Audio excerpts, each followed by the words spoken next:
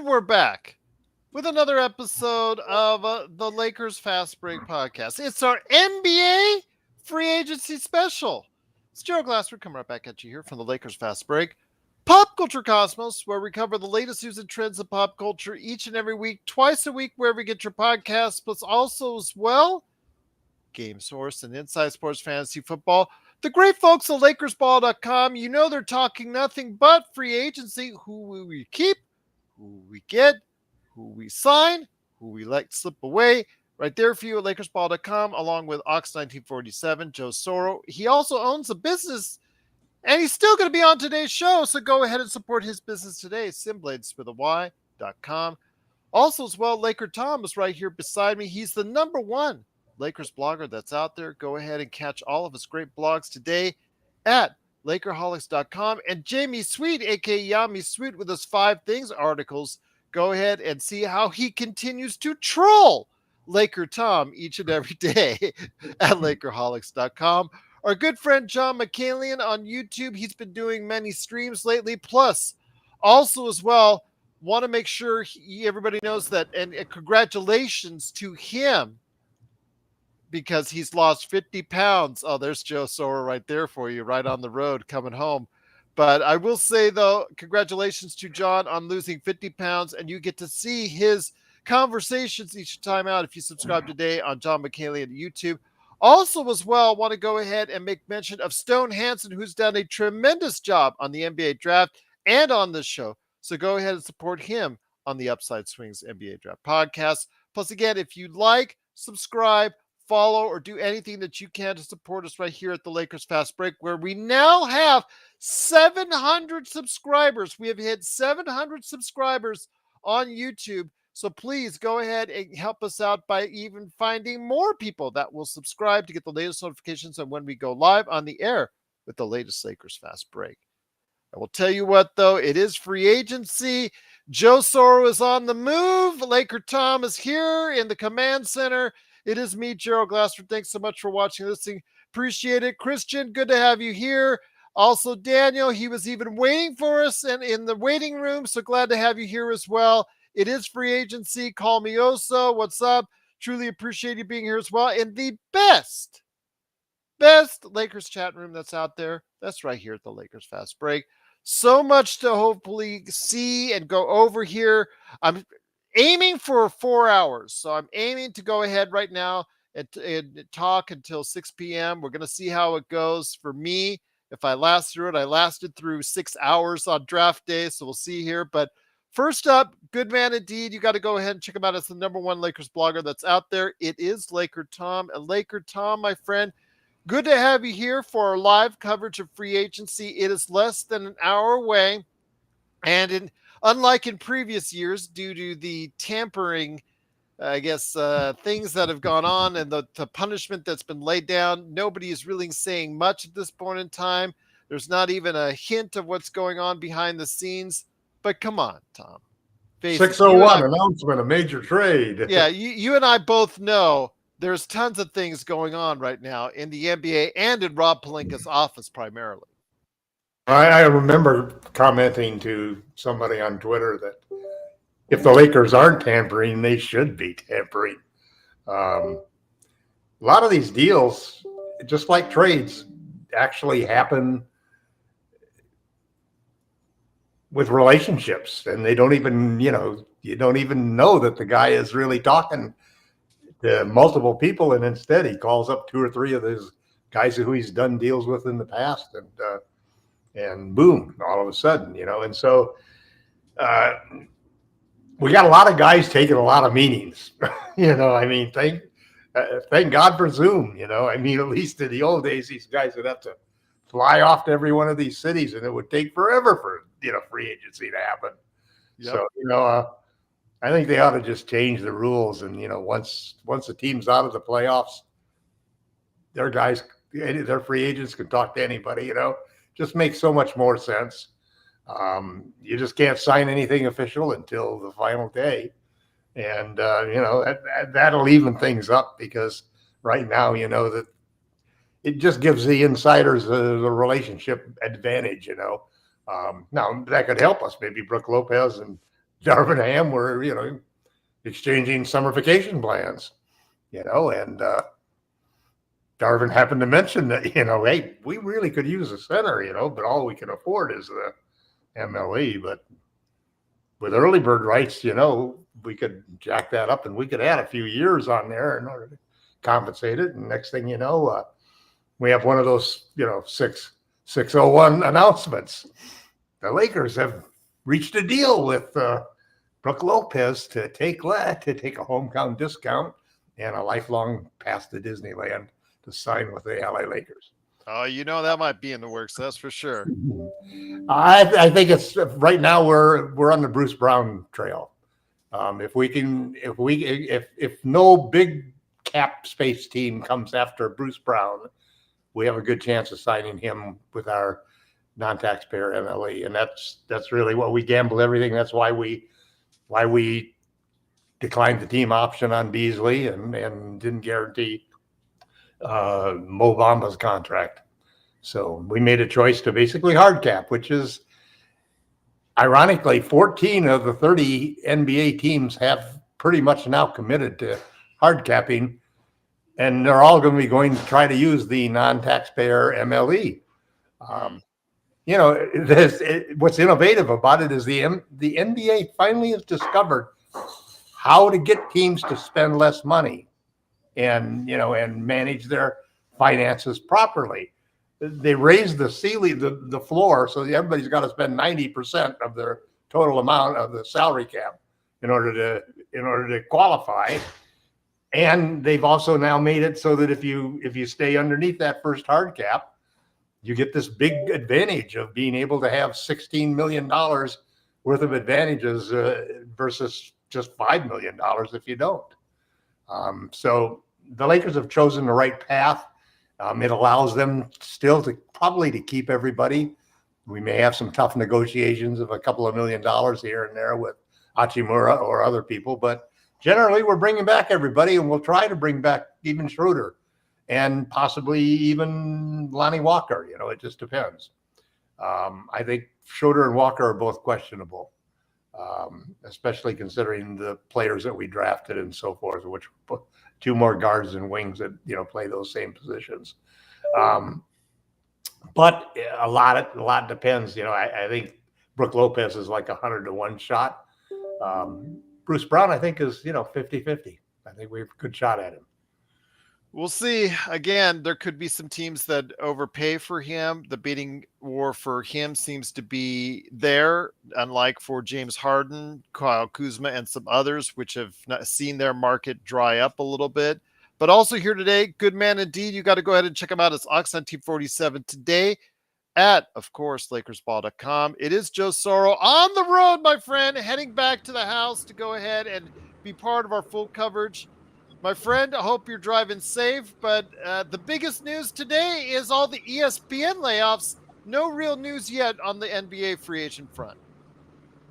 No, and I think guys like Bruce Brown and Brook Lopez are – I know Bruce Brown has been the flavor of the last couple of days, but I'm starting to get a feeling that someone's going to give him at least $18 million, I think so. at least for a couple of years.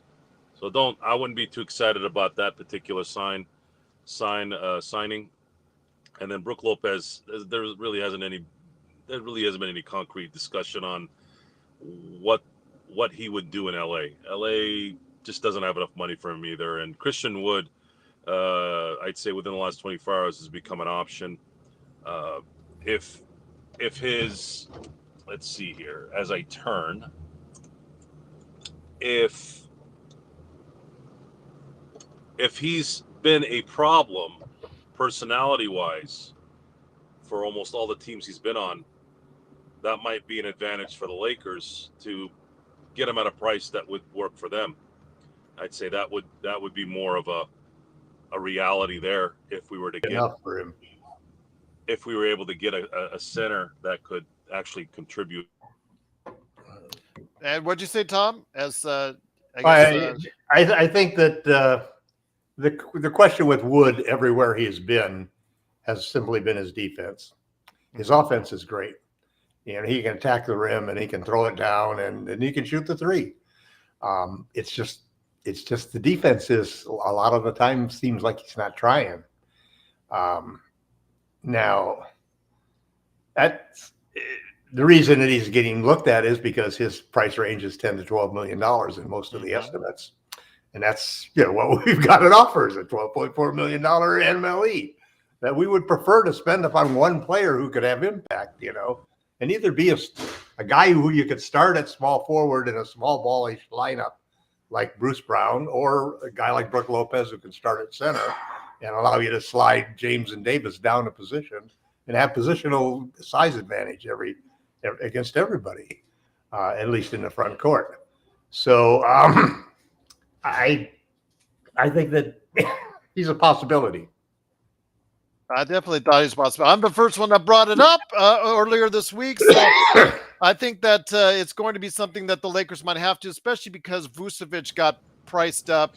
Really just very discouraging to see that kind of overpay for Vucevic. And now you're going to have to overpay for Brook Lopez. Yeah, it's just going to be a trickle-down effect. I think Wood is kind of player. And Bruce Brown, he's going to be priced up as well. So I think at this point in time, it's going to be something where Christian Wood might be the alternative for us. Joe? Yes, I agree, because of the advantage of the malcontent, right? He's considered a problem child. Use that as the what happened with Dwight Howard in 2020. Remember 2020? It's almost exactly what was going on then. We're like, well, I remember I didn't want Dwight Howard. I was like, screw this guy. He's a disease everywhere he goes. And of course he ended up going to LA and helping us win a championship. So this could be a good risk versus reward. This could be the correct guy at the correct time that could help us with some depth at the front line, and we wouldn't have to bargain against really anyone other than ourselves. So I'm going to be looking into that. Now, that to me seems a little bit more realistic than anyone else that's hitting free agency that would be of any quality to this team.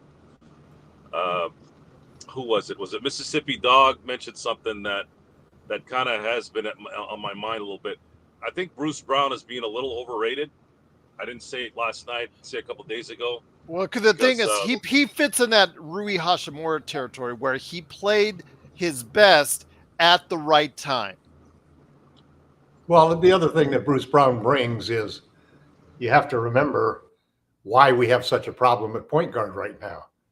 Yeah. He shut down and took D'Angelo Russell's heart right out of him for the entire series. That was the matchup that really carried the series. And his rep has always been defense. He's got a 6'9" wingspan, and he plays very aggressively. It's exactly what we need. He's not really a shooting guard. The last 2 years, he's played 70% of the time as a small forward. And he's a handful to handle for other small forwards to keep off the boards and to keep from getting to the rim just because he's much quicker. Because he's really a guard playing small forward who's just has that ability, like PJ Tucker, PJ Tucker and other guys to play bigger than they are. And that's really the big appeal for him, because you could start him in the type of three-guy small balls on steroids lineup, and he really reinforces it because he can handle the small forward position, and he can even defend fours. He played a lot of power forward in situations and in certain matchups. So he's never started, okay? And he's only making like $6 million on his last contract. But he's only 24 years old too.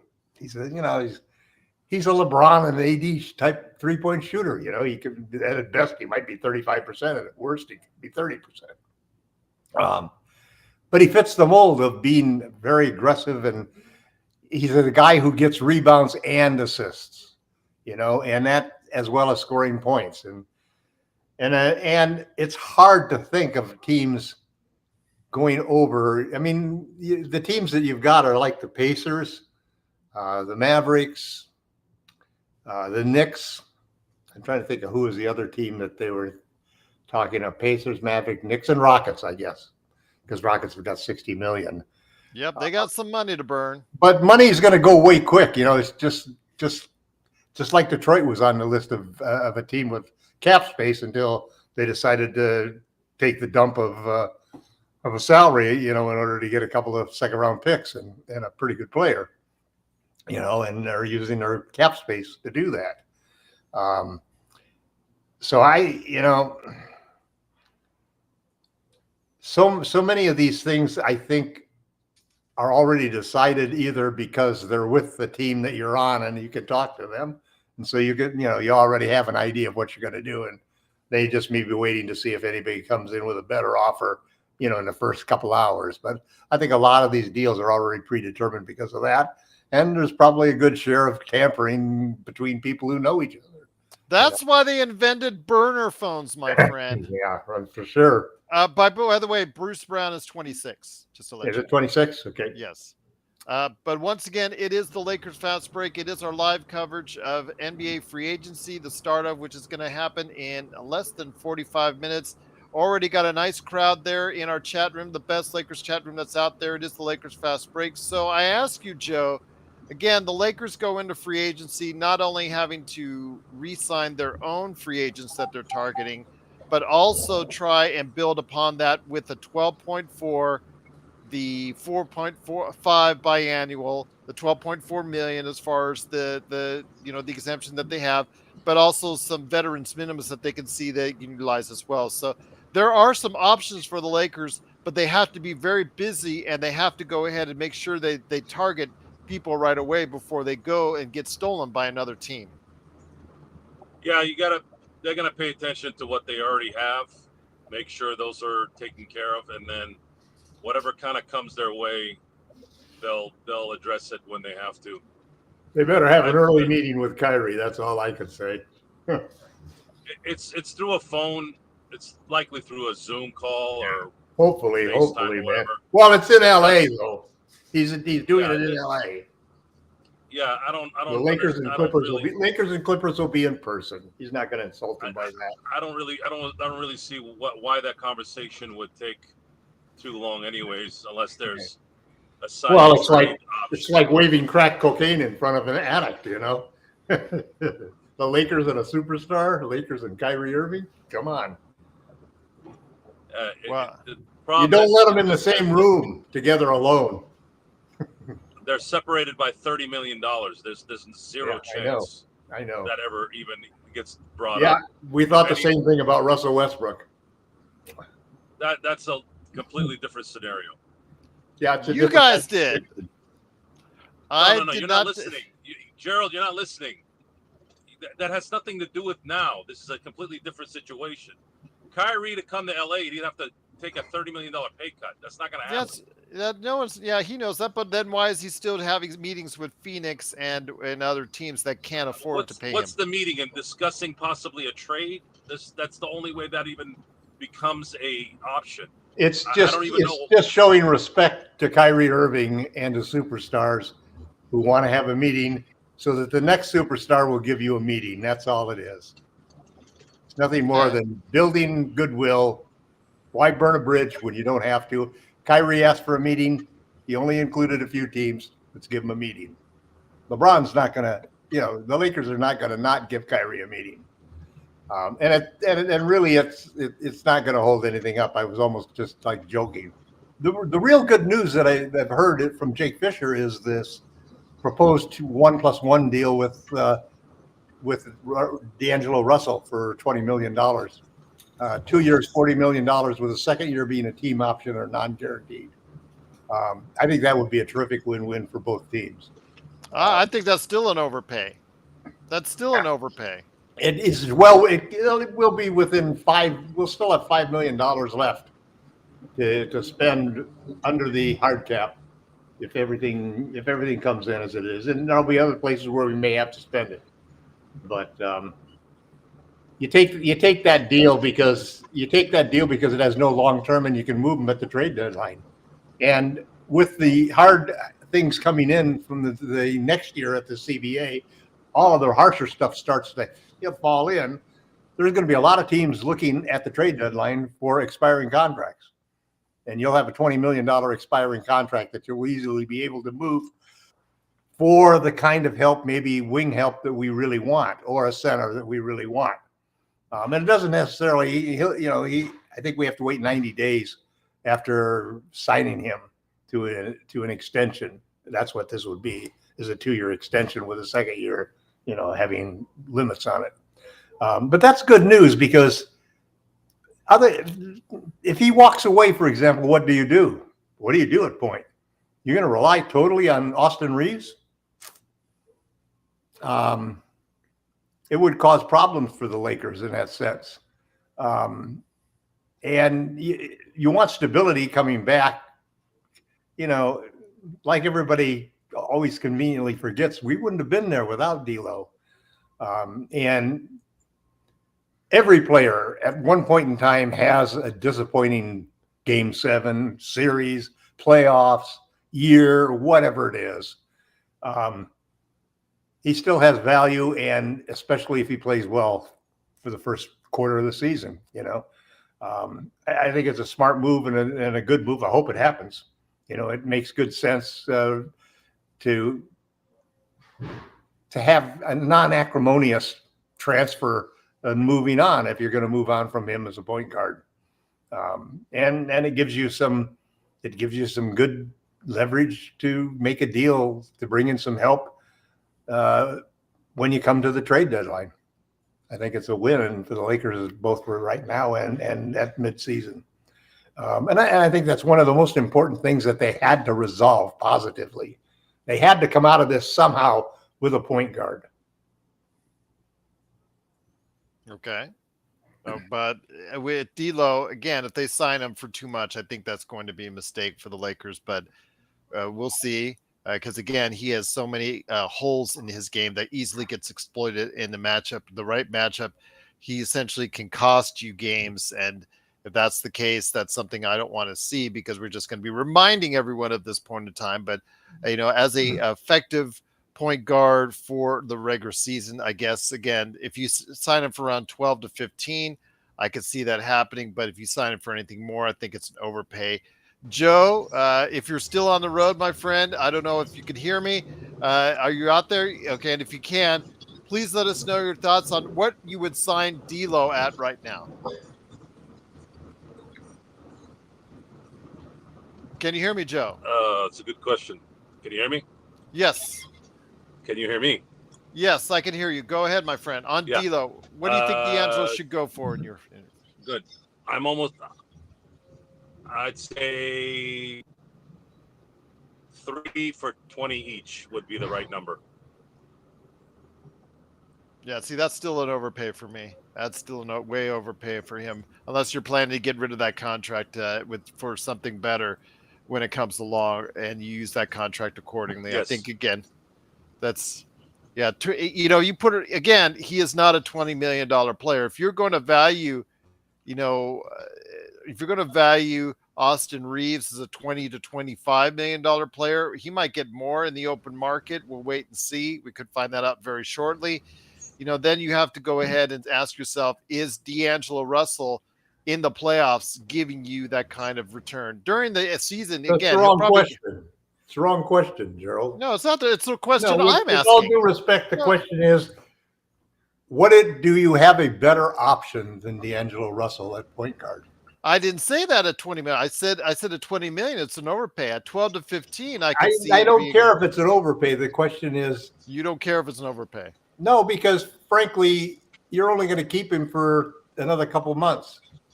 You're going to trade him at the deadline. That's what the whole thing is set up to do. You better find a trading partner for him, and you better find something else for him. He's essentially an expiring contract. And we don't need to. We're under the cap, so we don't need to. We don't need to trade him. But this is a goodbye contract.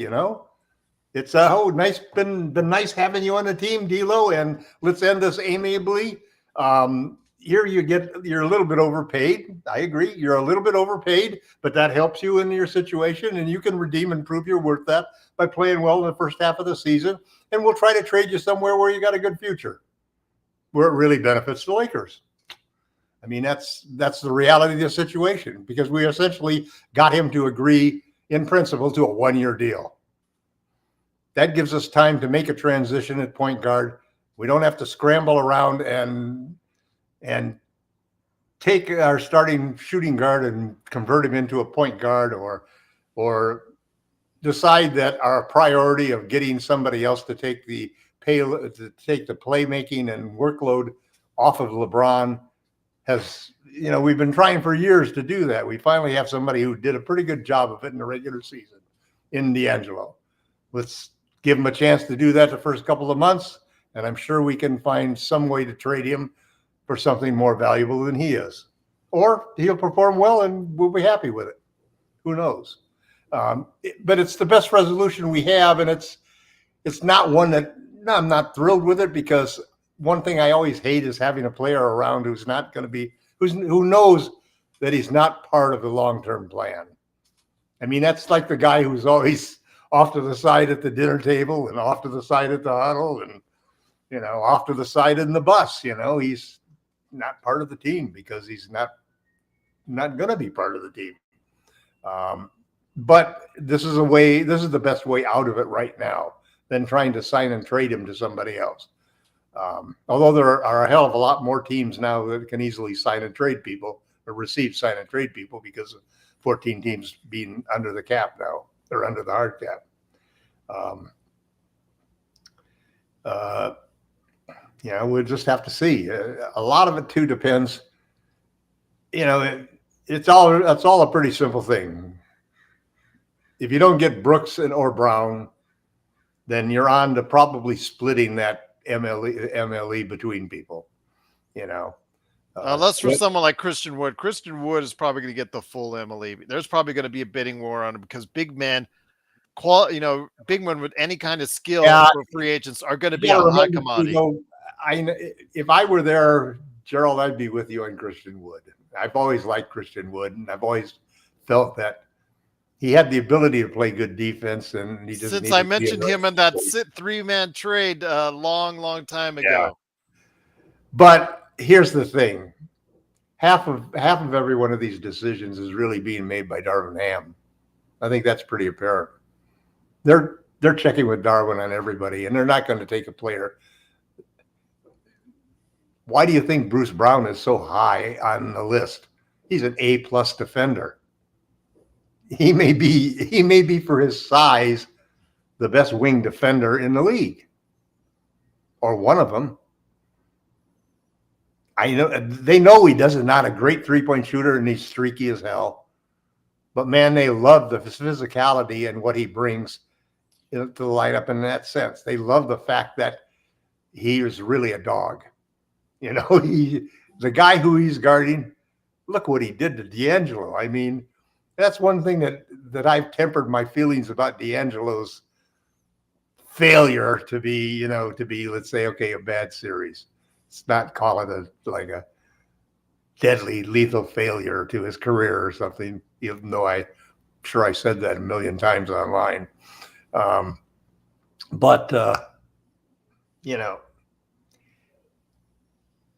Second chances are great, and sometimes players really embrace them and do well, and at least the Lakers have found a graceful and efficient way to make a transition from D'Angelo Russell.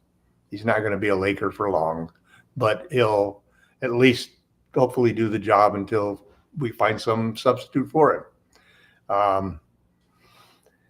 Will that change anything that we're doing today? I think that we probably wouldn't mind having a really good point guard to back him up.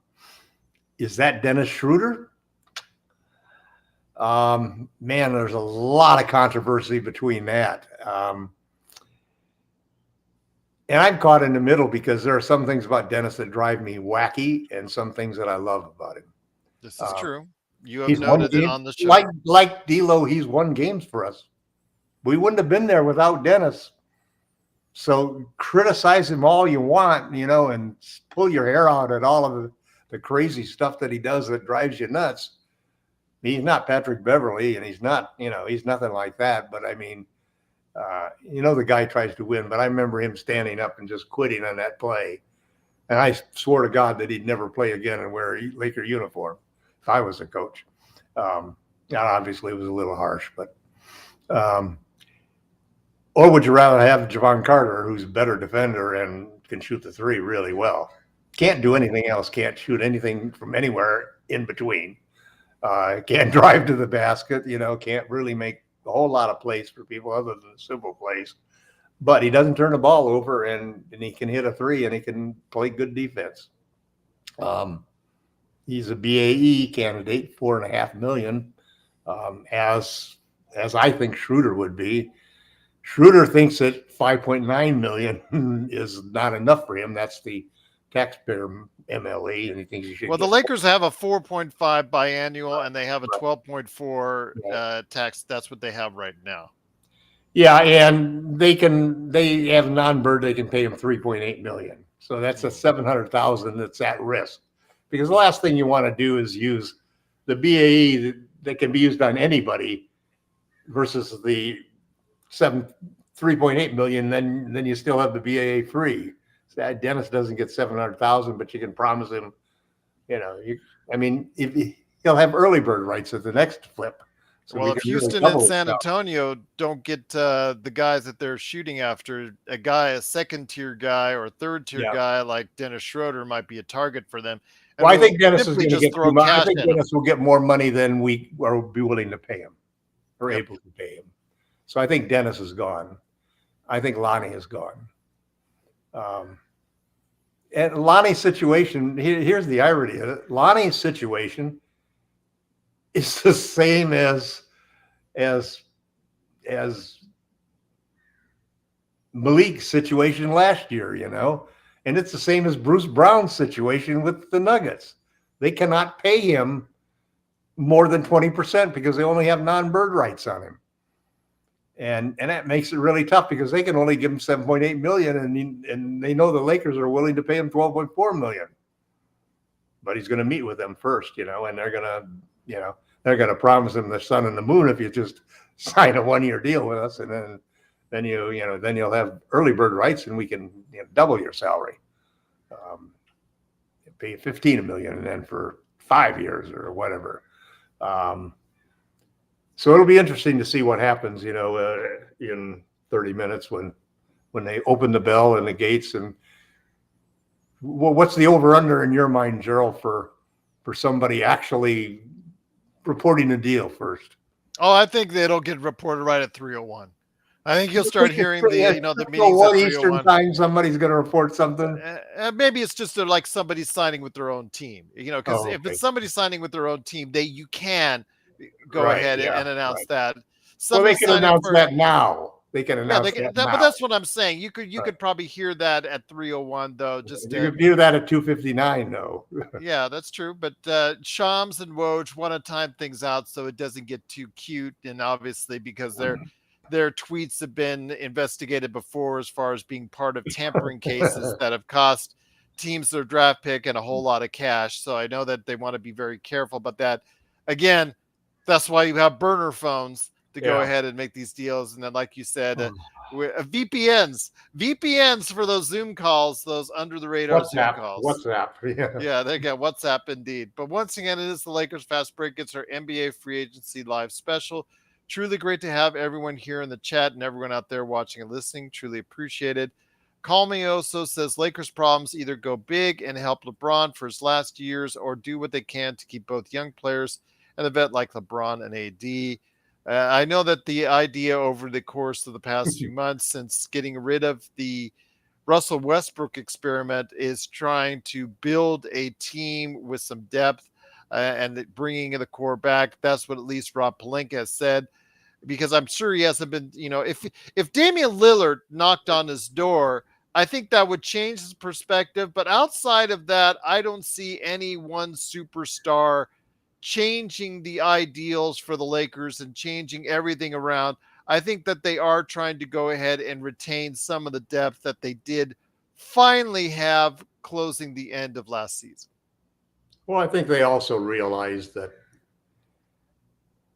they don't really have the draft capital or the available star talent to trade that they want to trade.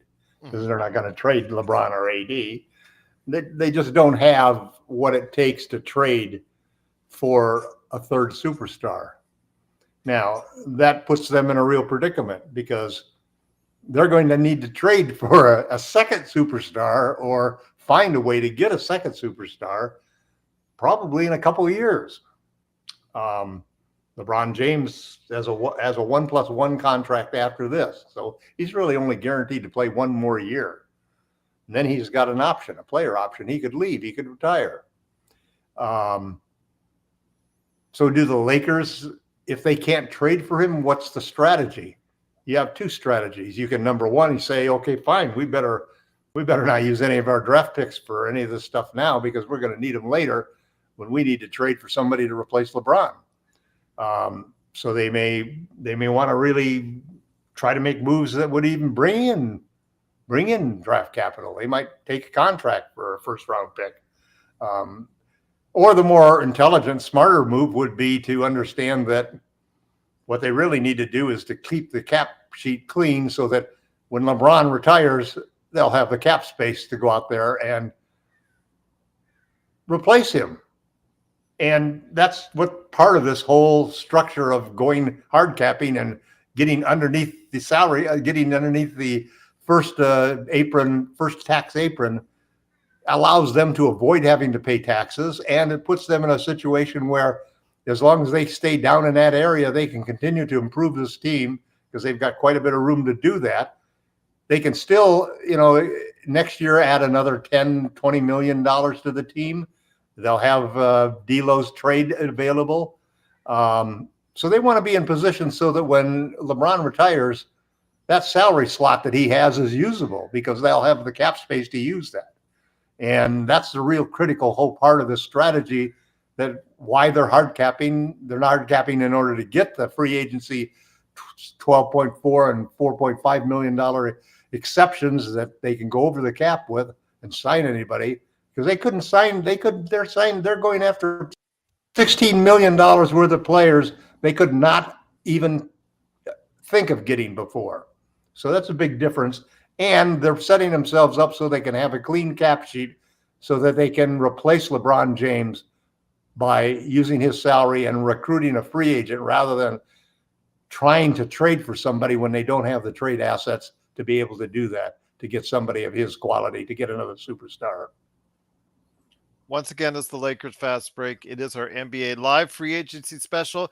And look who joined us right now. A good man indeed. You got to go ahead and check him out today at UpsideSwings.com and the Upside Swings NBA Draft Podcast. It is Stone Hansen.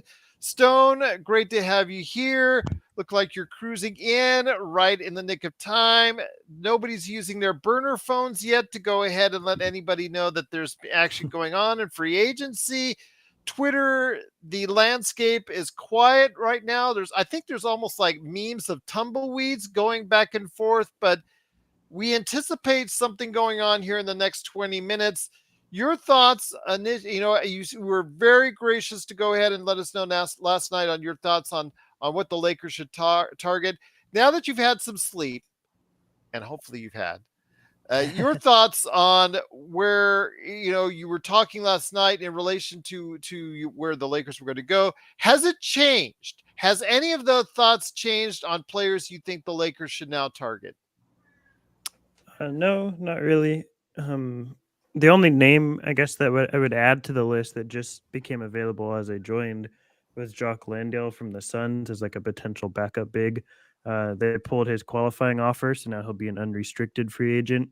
He's somebody I'd be interested in as a backup big on a bargain type deal, like a vet min type deal. But outside of that, everything I said last night, I think still holds true from my perspective on players, I'd be looking at and prioritizing bringing back. I think all of that is, for the most part, pretty much the same. Okay, because again, there wasn't much talked about earlier today. The one, I guess, outside of all the ESPN layoffs, wanted to ask you this, though. Tyrese Maxey is not going to be tendered an extension offer this summer. Are they playing a little bit with fire over there in Philly, or would you be worried at all if you're a Philly fan? I think that I wouldn't be I wouldn't be scared because I feel like there's some sort of plan. There's a reason they're doing it.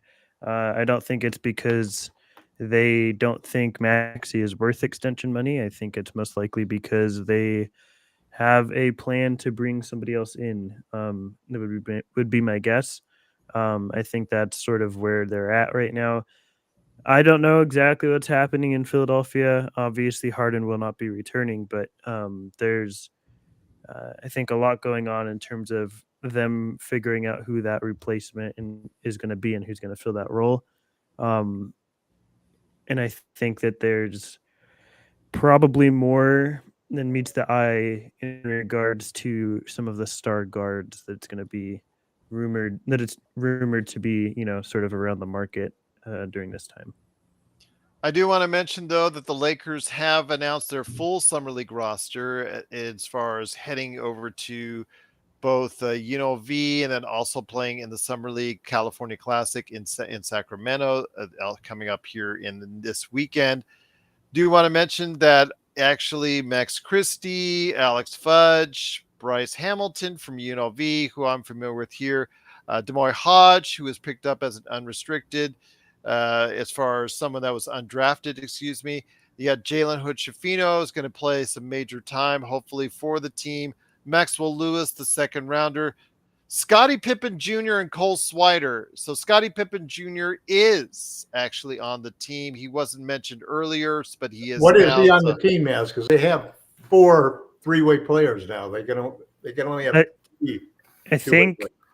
Yeah, I don't think that Cole and Scottie Pippen Jr. are officially two-way guys right now. I don't think that their contract doesn't carry over for the second year. So I think that the Lakers would have Cole had a 2-year contract. His a 2-year two-way. Yeah, but Pippen. The other guy, Pippen Jr. wouldn't, because there's only 3 slots. So Pippen Right. Jr. would be off. Yeah, because I've heard now that, and I've seen several roster listings that had Swider and those other 2 guys listed. Yeah, Swider and Pippen Jr. I'm actually, if I could get Cole's opinion, I'd love to ask you a couple of questions. I haven't. Gerald's become so prolific now that I cannot keep up with the product that he's putting out. I mean, it's just incredible. There is so much product. I know it's a compliment, Gerald, that you've choreographed such a amazing group of people that are I mean, it's no doubt that we'll hit 1,000 subscribers before very soon, and I hope so. You deserve a great deal of credit for that. Well, thank you.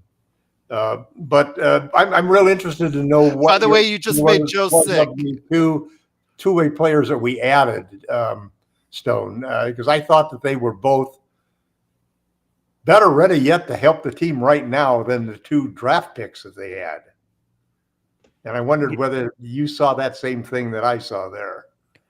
Yeah. I mean, they both were on my big board, like in the tier of guys I wanted to prioritize as undrafted free agents. And that's exactly how the Lakers got them. So I was happy with that. Castleton's been on the radar for a long time. He's obviously, I think he can maybe help as that 3rd string center. We'll see how it plays out this year with free agency, but I think that there's a real chance that. Do you think we're going to get a 2nd string center? I'm not sure. Hopefully. Yeah. I don't want to necessarily rely on a two-way rookie to provide those sort of minutes. Neither do I. But I think there's a chance he possibly could do it, though. Yeah, for sure. And Hodge is a really interesting shooter.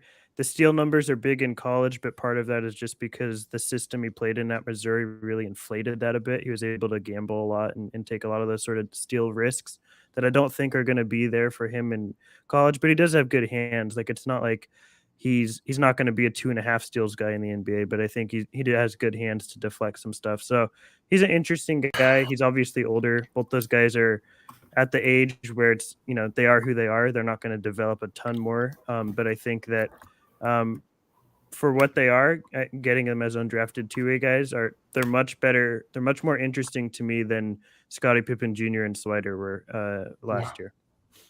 Thanks. Okay. I agree with you on Castleton. What I've seen of him, I actually watched full games because you don't just look at highlights with these guys.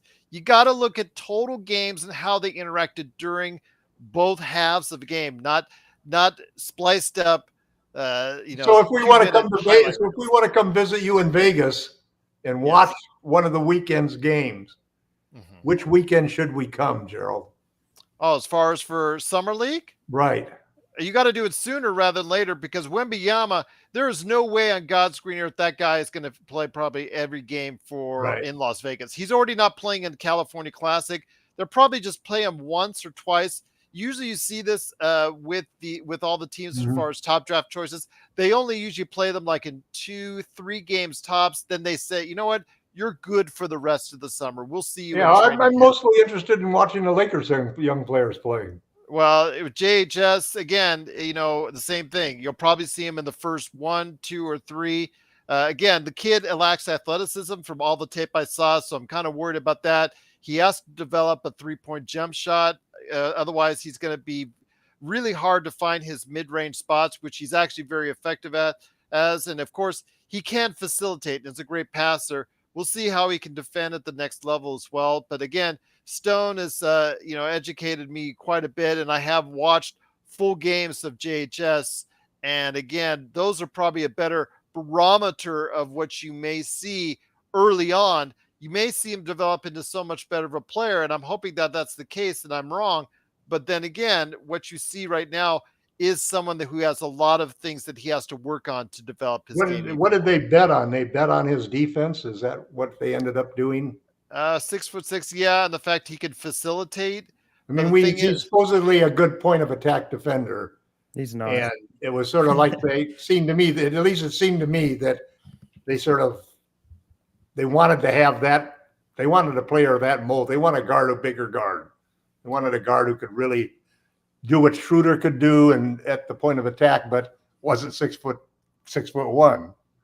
Yeah, I just don't think he's quick enough. I think Indiana, Mike Woodson would never play him at the point of attack in college because of that reason. Anytime he was at the point of attack, he got blown by like every time.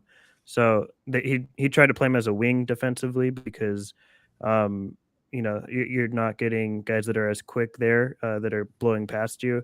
Against other guards, though, he generally was just getting dusted. So he could be traded, 30 days? Do we have to wait? Until we sign him. He's not signed right now, so we can trade him whenever we want currently. Oh, okay. But once he signs that contract, I think we have to wait for it might be 30 days. I don't remember exactly what the time period is. I'm hoping he gets to the point where JHS can actually be a rotation player early on as a backup, initially to, I'm assuming, D'Lo. He'll have to be a lot better or we'll have to be a lot worse.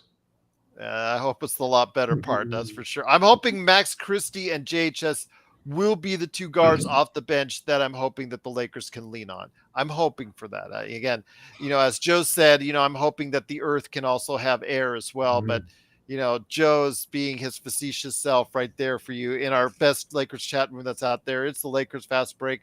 We have about 10 minutes left before the start of free agency. That post is confusing. I'm saying that, Joe, you are a very uncaring person is pretty much what I was trying to get at. But again, that's you, and that's why we love you, Joe. But it is the Lakers person. We love uncaring. Him. Joe is an uncaring person. Yes, he's unfeeling. Yes, where I hope and I think positively about the world around me, and I try to. Joe is quite the opposite. Well, I don't think uncaring is a proper description of a man. I mean, uncaring means somebody who doesn't care. That's Joe on a lot of occasions. He has said that quite a bit on this show. I don't care about dumb stuff, not don't care about stuff. That's a big differentiator. Okay. See, Gerald, you just got slapped by LakerTom. Joe. Virtually. I don't care. Yeah, you do. No, I don't. Don't tell me care. Don't tell me what I care about. You care. You do care. Don't tell me what I care about. You can tell by the volume of your voice. It goes up when you care more. No, I don't. I only care when I'm shouting at you. So that's what I care about is shouting at you, and I enjoy shouting at you. But it is the Lakers Fast Break. We have got 10 minutes left. Gerald. So what's our prediction? What's to get everybody's prediction then? What's going to happen for the I Lakers? have a feeling. What'll happen today? Well, What will happen today? Well, D'Lo's not going to find a market. He might find one buyer out there, but if it is Houston or San Antonio that'll throw him a ton of cash, we may lose him. But otherwise, it could be 17 to 20 million if that's the case. And then I think that Rui's going to go for around 15. I also think that the Lakers will still have money left over to sign Christian Wood is what I'm looking for, because as Joe,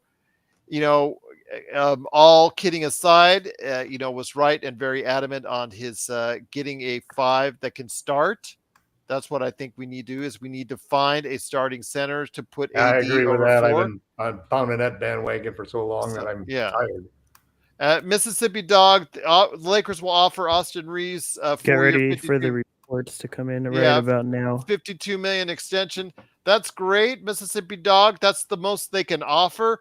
Then again, San Antonio or Houston can offer him much more, and then the Lakers still have the right to match, and that's probably what we'll do from there. That's probably how it will end up. Guys, do you see anything differently, guys, outside that? Because I think let's just look through the floor. I think everybody here agrees that Reeves and Hachimura are going to be matched and brought back regardless of whatever. Yeah. Okay. Word is that Russell's going to sign a 2-year deal basically that allows to trade him at the trade deadline. 2 years, $40 million, the second year team option. Everybody in agreement that that's a good deal for the Lakers right now, or not a good deal? I think it's a good deal. I think you want that control in that second year, and I think you want that $20 million is, I think, a very tradable salary for the player he is. So yeah, I do that too. What about you two?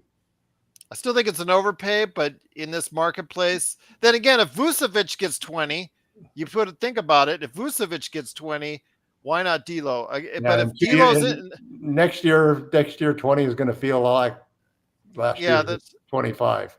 But the thing is, though, you got to figure out a way he could be better, more consistent in the playoffs. If you have him as your starting point guard before then, I think you move on from him. I hope so, Tom.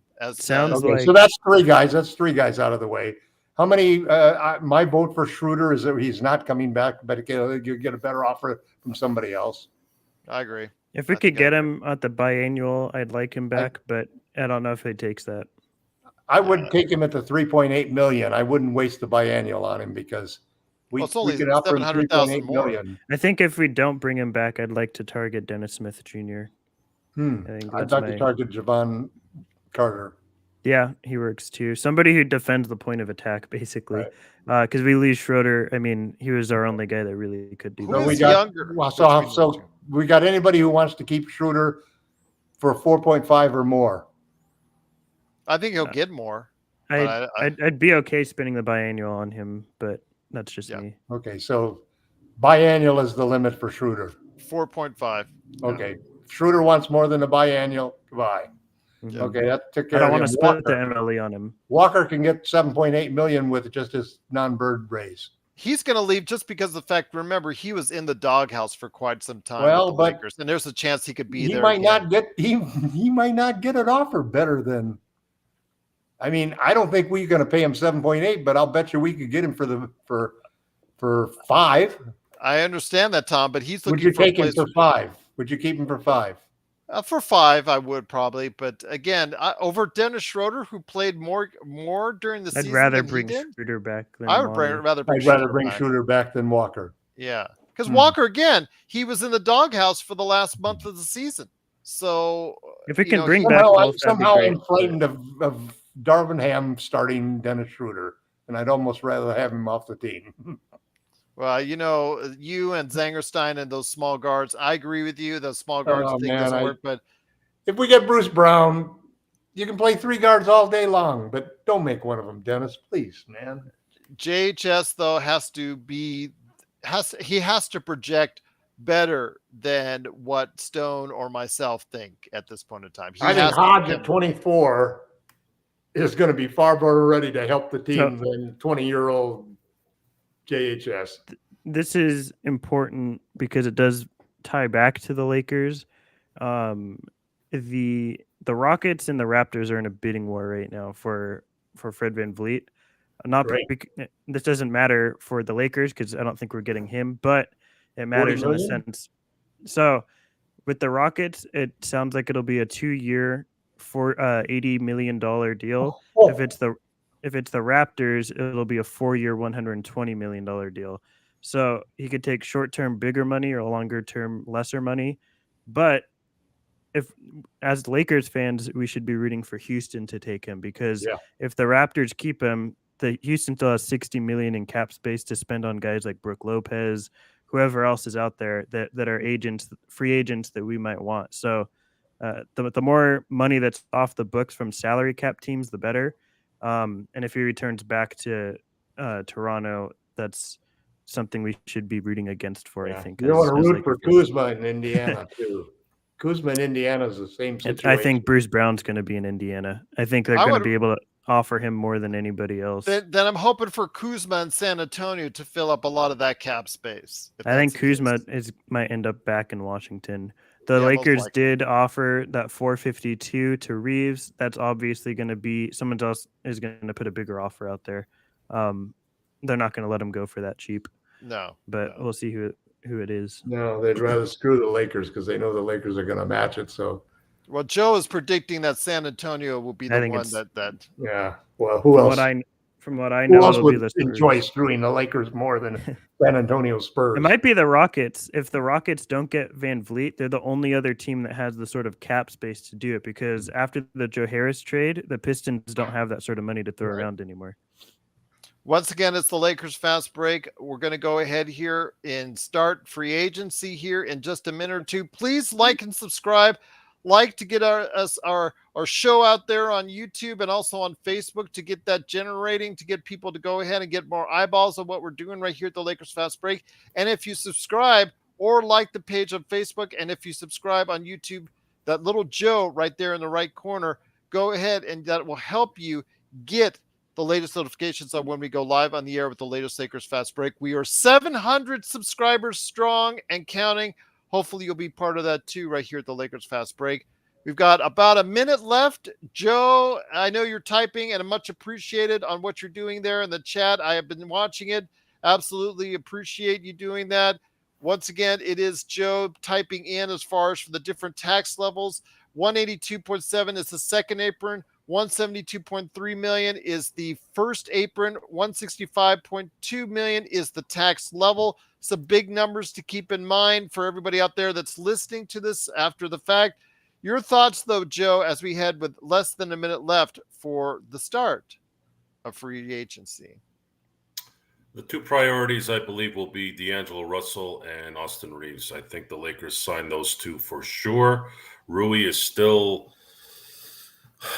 likely, but I'm still holding out on that one until I see it.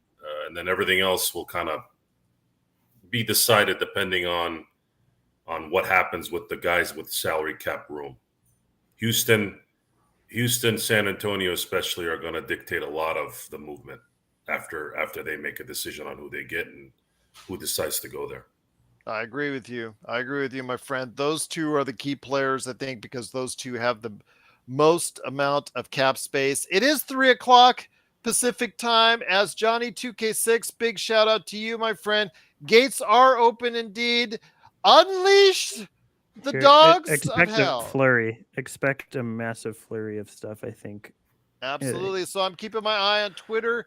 First notifications I still see as far as just the levels, as far as the different cap notices that Joe has already put in the chat that I've already sounded off.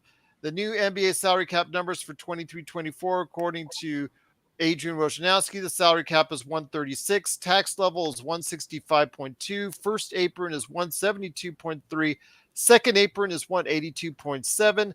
Non-tax mid-level exception is 12.4. The salary cap and tax levels will rise at 10%.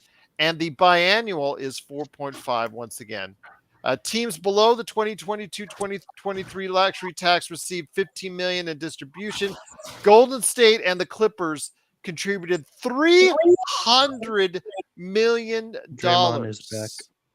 Absolutely. So you know what? How they celebrate contributing $300 million in luxury tax? They go ahead and, like you said, they're going to, looks like, well, I don't see any confirmation yet. Who is that from? As far as the confirmation on the story on that with Draymond Green, who was in Las Vegas yesterday, by the Shams. way. It's a Shams. By Shams? Okay. $100 million. Contains a Okay. player option in year 4. It's coming up right Sarge now. Okay. Sarge will likely be a Warrior, as Joe put in the chat. Bruce Brown sounds like it's going to be a Pacer. Struess, I had heard, is probably going to be a Cavalier.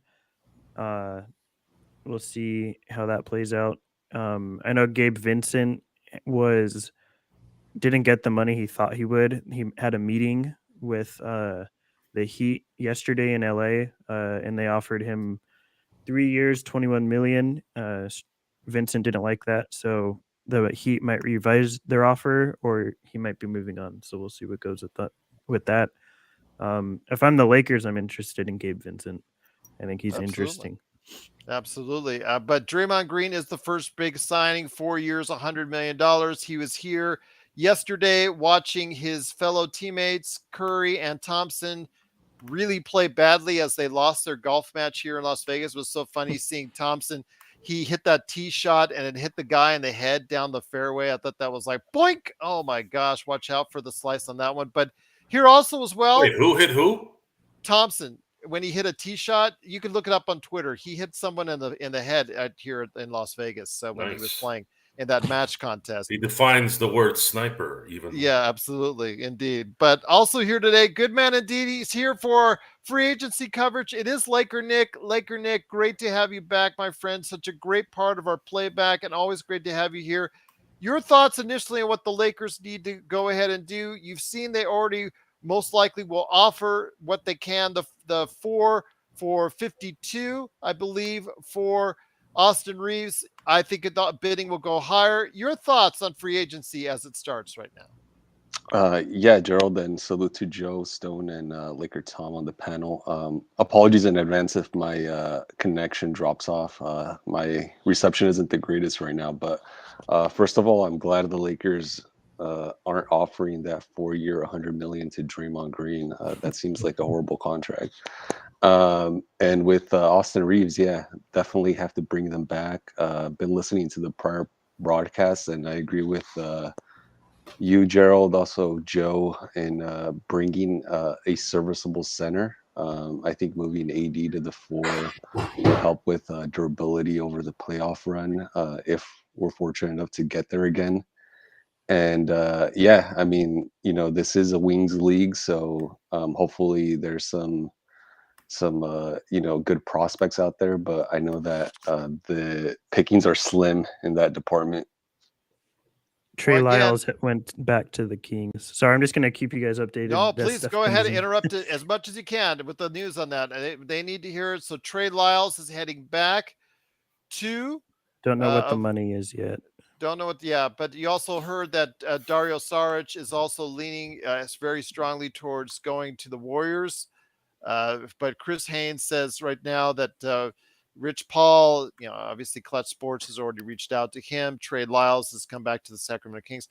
I'm actually, it's a good story when you see Trey Lyles, who's been cut, I think, twice, if memory serves, by other teams. He found a home, found an offense that could suit his talents. He was very good for him in that one round against the Golden State Warriors, and he's going to get paid for it. So looks like he's going back to the Sacramento Kings. Someone the Lakers could have been very interested in had he gone out into free agency, but that looks like it's not going to happen. Yeah. So who goes back to the Cavs? LeVert on a 2-year, $32 million deal. Oh, wow. Drew Eubanks went to the Suns. Mm-hmm. Yeah, let's see. The LeVert signing, do you think that's an overpay? Because we were not talking about LeVert in such high numbers. Sorry, I'm just going through. I do think that is. I think that's about right. I expected him to get less because I thought that his value just would decrease by playing there. But he is back. I think they couldn't find a small forward, so that worked for them, I guess, for now. It's a short-term deal. Better than nothing, I guess. Didn't expect him going back, though. So Drew Eubanks has agreed to a 2-year deal with the Phoenix Suns. Torian Prince to the Lakers. Torian Prince is going to the Lakers, okay? Kobe White has agreed to a 3-year, $33 million deal for the Chicago Bulls, I like returning there. But Torian Prince, who was waived by Minnesota, they did not pick up his $10 million salary. You don't know the numbers yet, do you, Stone, on that as far as Torian Prince? Do not. I'm hoping it's not part of the MLE. Hopefully it's the BAE or less. We'll see if they what split happens. the MLE on him, I'm going to be pretty upset. Well, we'll see what happens because, again, it is something he did get turned down by Minnesota on his final year of his $10 million contract. LakerNic, you're seeing things flying by right now on social media, but Torian Prince seems to be the first move that's been made by the Lakers. Your thoughts, my friend? Yeah, I'm not mad at that if it's at the right price. But yeah, he's an effective shooter. Kuzma to the Wizards. Sorry. Who did you say? Kuzma to the Wizards on a 4-year, $102 million deal. Kuzma got paid, Joe. Too much money. He was looking for 30.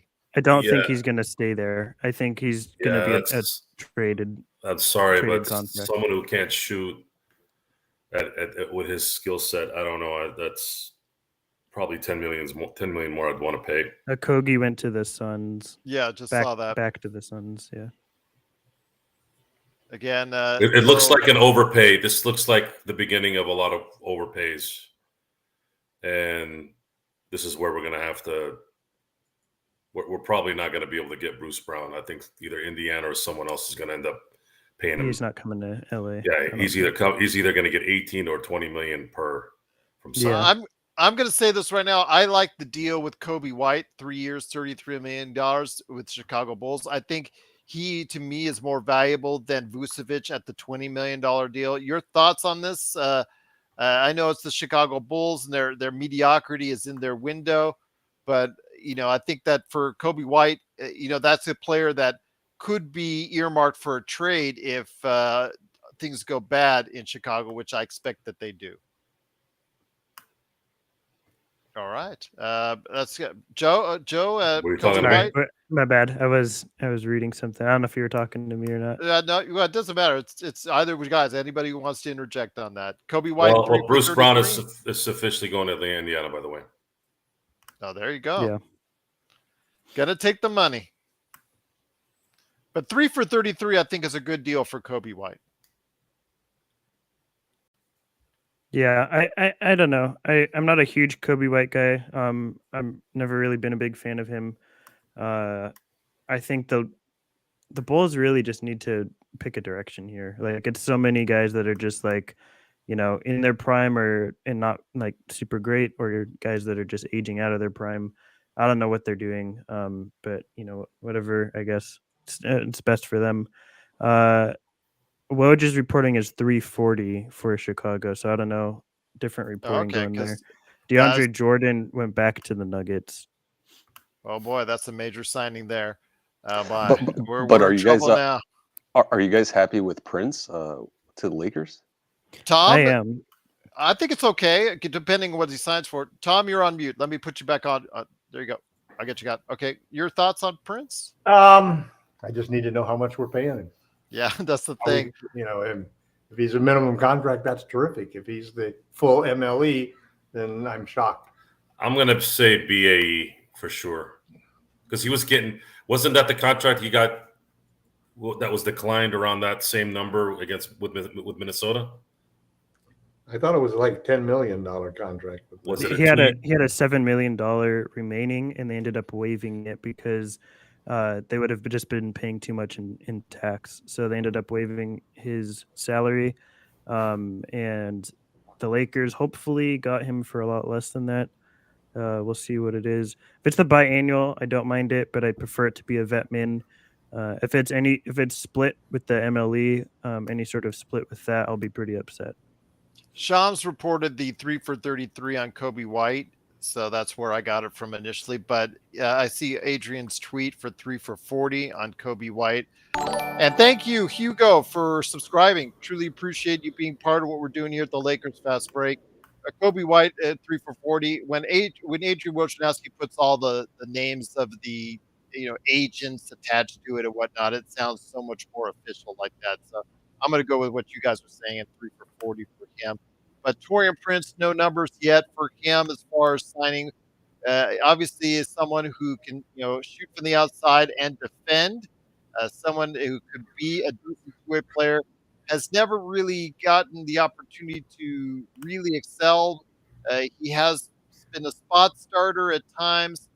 Someone that I think can play some minutes and play some games for the Lakers because we're not going to have LeBron and AD for 82 games in the season. So we got to make sure we fill out the roster with decent players. So again, I think it's all about how much we signed him for, which seems to be the missing piece of this puzzle.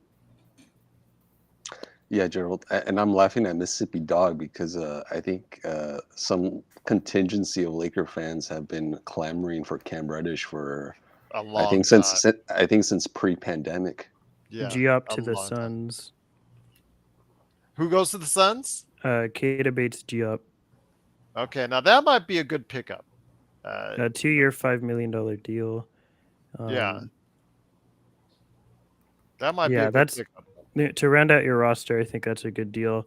I think the Lakers also, as I don't think we discussed it last night, but they do have a bunch of these tiny trade exception deals. So if we have like a couple $2 million ones, a couple $1 million ones. If there's a team looking to just dip right under the tax apron, and they needed a small contract off their books, the Lakers could theoretically take that back without sending anything back to them. So that's just something to keep in mind for end of the roster type guys.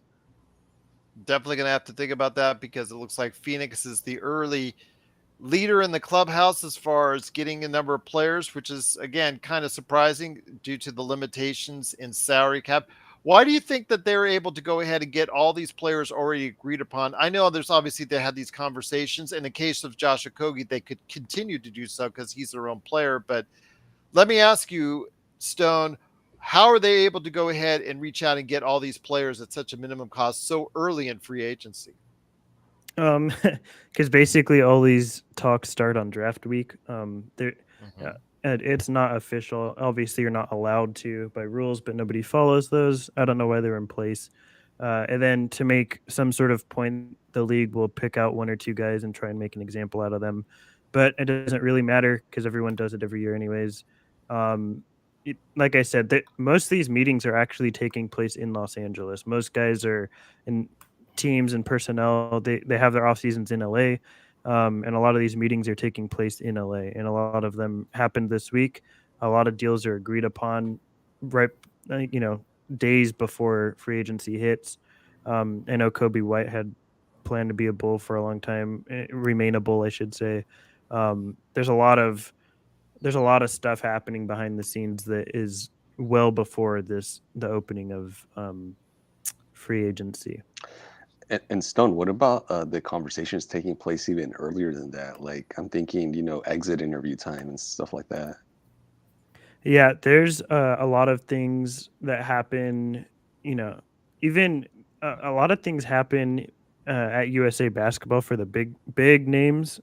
Most stuff is happening already at USA Basketball training camps, and then throughout the season at All-Star games or whenever guys play each other, even there's a lot of conversations that are had.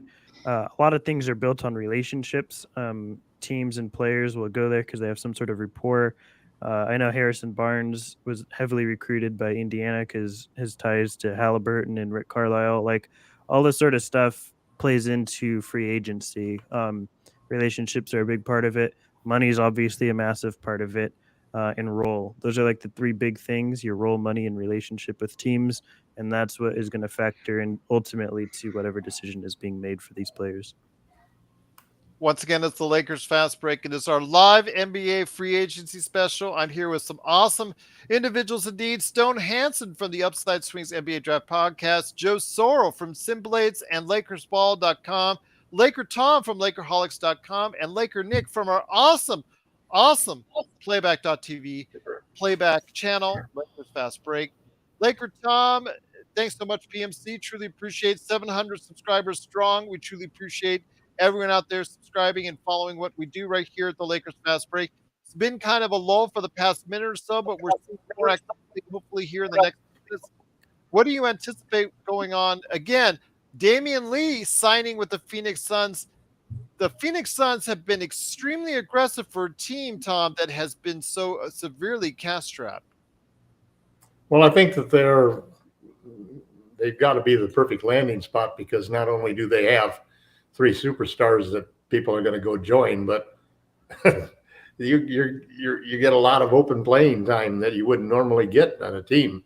The guys that are going to sign, they're signing not only for the opportunity to win a ring, but for an opportunity to actually play and actually have a spot on the roster that they might not have been able to get on another team that wasn't so top heavy.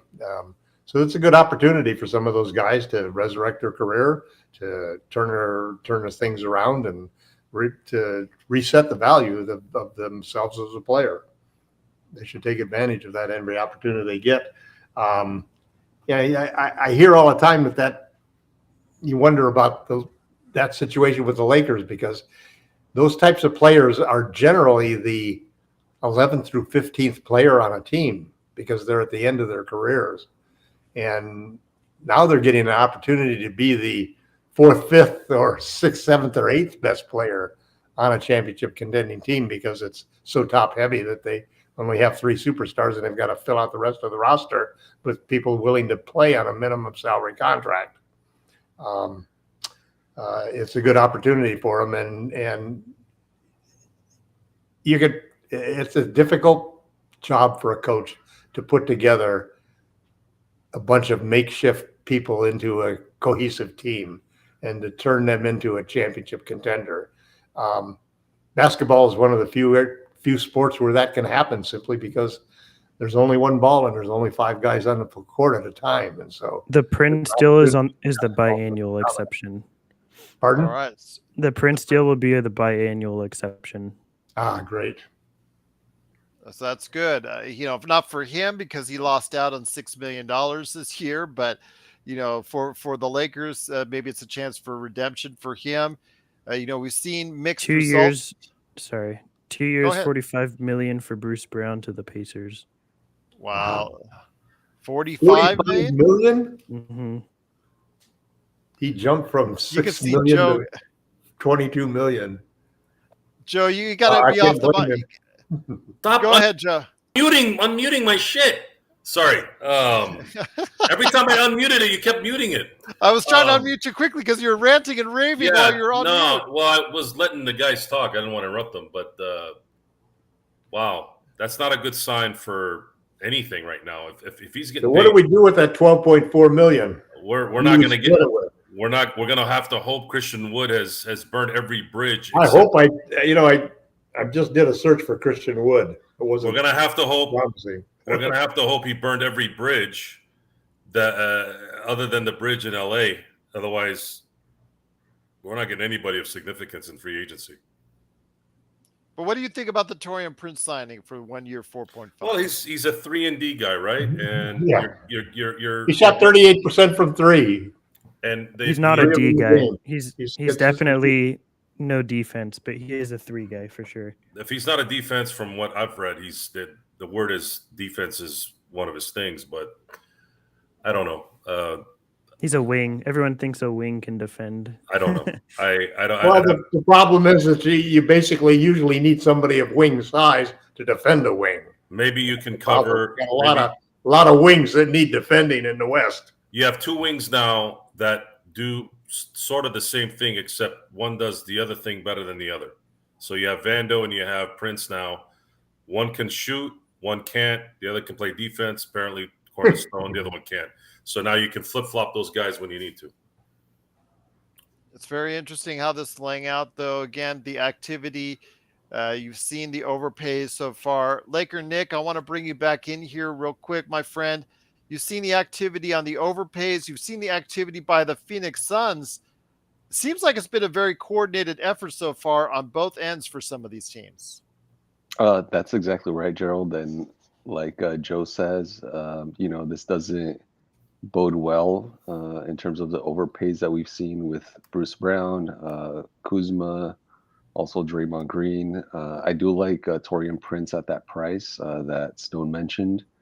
And, he's a shooter. And, I think that, LeBron thrives in that environment when he's surrounded by snipers. And so overall, I think it's a decent signing.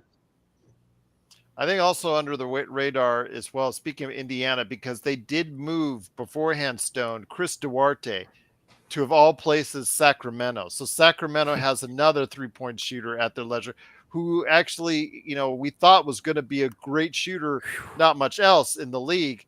Your thoughts on, Bruce Brown getting so much of a big contract in Indiana and what that does? Because I think the under radar move here was also Chris Duarte, adding on as a shooter. Now they got tons of shooters in Sacramento. Yeah.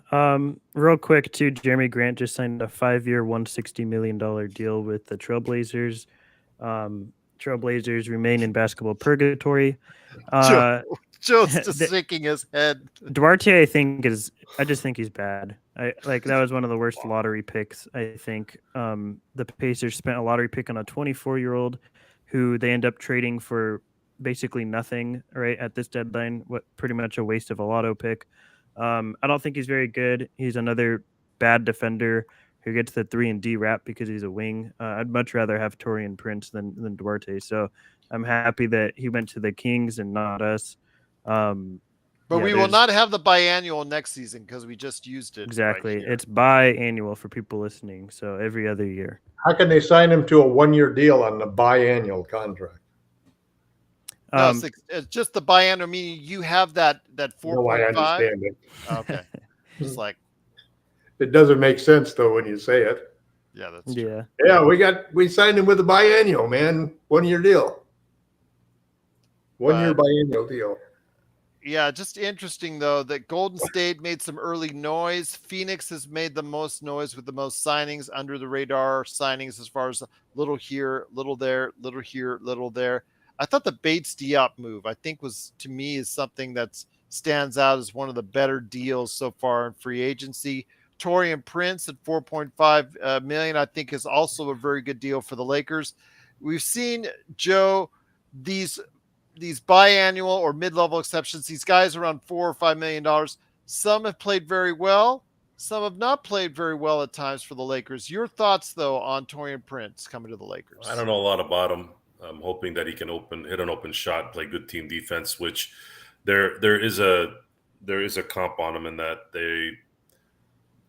he is good in a system. So if Darvin Ham can put him in the right place and the Lakers can set up consistent, good, tight defense throughout the season, he'll definitely play a really good part in that, even if he's not a good defender or an average defender.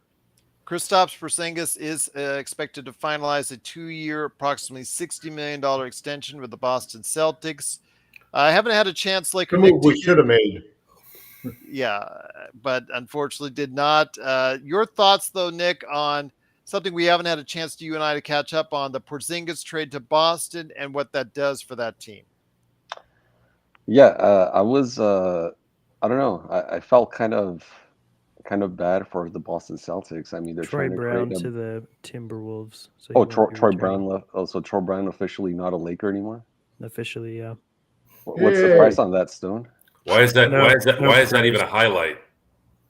It's a highlight because it takes the frustration out of every single Laker game. Watching Troy Brown be a second late on blocking a shot or a second late on doing anything. But we'll find someone else to get your ire. I'm pretty sure. I assume the D'Lo situation will be sorted out today, right? I hope so. I would imagine, yeah. The Reeves thing probably won't be because another team will swoop in and give him an offer probably. Rui too, I don't know how that plays out, but I would imagine D'Lo. I don't know, actually. It depends how the Lakers do it because now there's order of operations for certain things. So the Lakers might have to figure out their restricted free agents before they can give D'Lo his money. I'm not a cap wizard, but I know there's an order of operations to how things need to be done. But D'Lo's got a $38 million cap hold, So you probably want to do his deal up front because that wipes out that cap hold. Yeah. It's crazy. I don't know how they calculate. I guess they took his number of 31 and they added 25% or 33%. But Yeah, I'm not a cap guy, but I know the basics. Yeah. But I'm still in shock that Portland paid Jeremy Grant $32 million for 5 years. yeah, it's not as bad as Bradley Beal's deal, but it's pretty bad. God, that is by far the worst. That just became the worst contract in the NBA. I don't know. No, I think Beals is awful. still worse. Yeah, because he's got 4 years on it. I mean, Jeremy Grant. His is like 50 something. Jeremy Grant is a mid-level player making max money. Those numbers are going to look small when the next contract comes out, and we go through 2 or 3 years of 10% increases of the salary. I don't think 30 million will ever be a small number, no matter how bad inflation is. And Gerald, I assume that that Beal's no trade clause is still in effect. Like right? Yeah. Yep. They're still in effect, still gets to do what he wants to do with that contract. But I wanted to ask you this, Nick, while I've got you on the line. The two teams I have not heard from yet, which I'm very fearful of, are San Antonio and Houston. We've not heard a peep from them, and they have the most money. So your thoughts on this, my friend? You think they're going to be able to go ahead and start offering people, players for big deals? Or do you think that maybe there's a tendency for them to wait to see how it plays out? Because they have until the start of the NBA season to get to that 90% tax of the salary cap line. Yeah, I'm not too concerned about them, Gerald. I mean, they're not contenders. Obviously, there's a rumor that Harden might go back to Houston. We'll see if that pans out. I don't think we've heard any news relating to the Clippers either, right? No, we haven't heard Street's the Clippers going to the Cavaliers for 64 million. 4 years, 64 million. He's a streaky shooter, but I do like his energy that he brings. He's played well at times for Miami, so he's bringing that to the Cavaliers. Cavaliers obviously sensing the need to go ahead and build more depth around that big four that they have. So we'll see what happens with them right there. But yes, Max Strus is now in the land, Cleveland. So I ask you guys, though, when it comes to the Lakers, we've only heard that the one transaction so far is Taurean Prince, 4.5. Do you think that, there's going to be another move made here very shortly when it comes to the Lakers? Is there, Tom, do you have any feeling that the sense that the urgency is now for Rob Pelinka? Yeah, I do think that there's an urgency to not be the last person left in a game of musical chairs. And the Lakers are looking probably now, if we're to follow what the original strategy was purported by everybody to be, that if they didn't get Brook or Bruce, that they would then split the MLE between one or two or three players rather. And so I think what they're doing now is lining up who those 2 or 3 players are going to be. Reggie Jackson going back to the Nuggets on a 2-year, $10.25 million deal. So sounds like their biannual exception, or if I don't know if they had one, but no, I think they had like a $7 million, million, and it's their.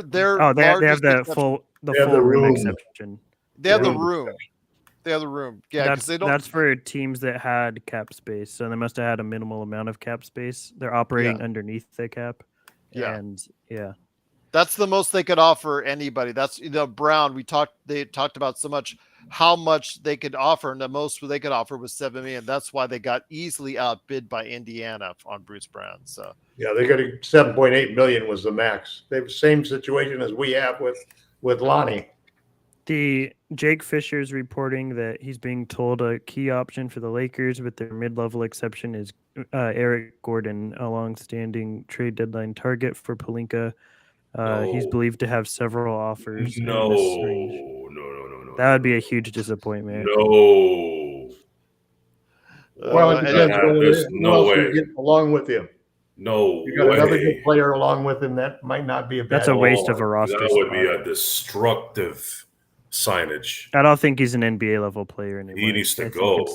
Veteran number was even questioned at that point. I wouldn't give him a roster spot. I think if you're spending any part of the full mid-level exception, you're wasting money and a roster spot. I just don't think he's going to They be. say we're giving him part of the MLE. No. He's just being told that he's not coming over necessarily, but Jake Fisher was reporting that he's being told he's a key target for the Lakers. That's all that was said. Let's hope that target misses.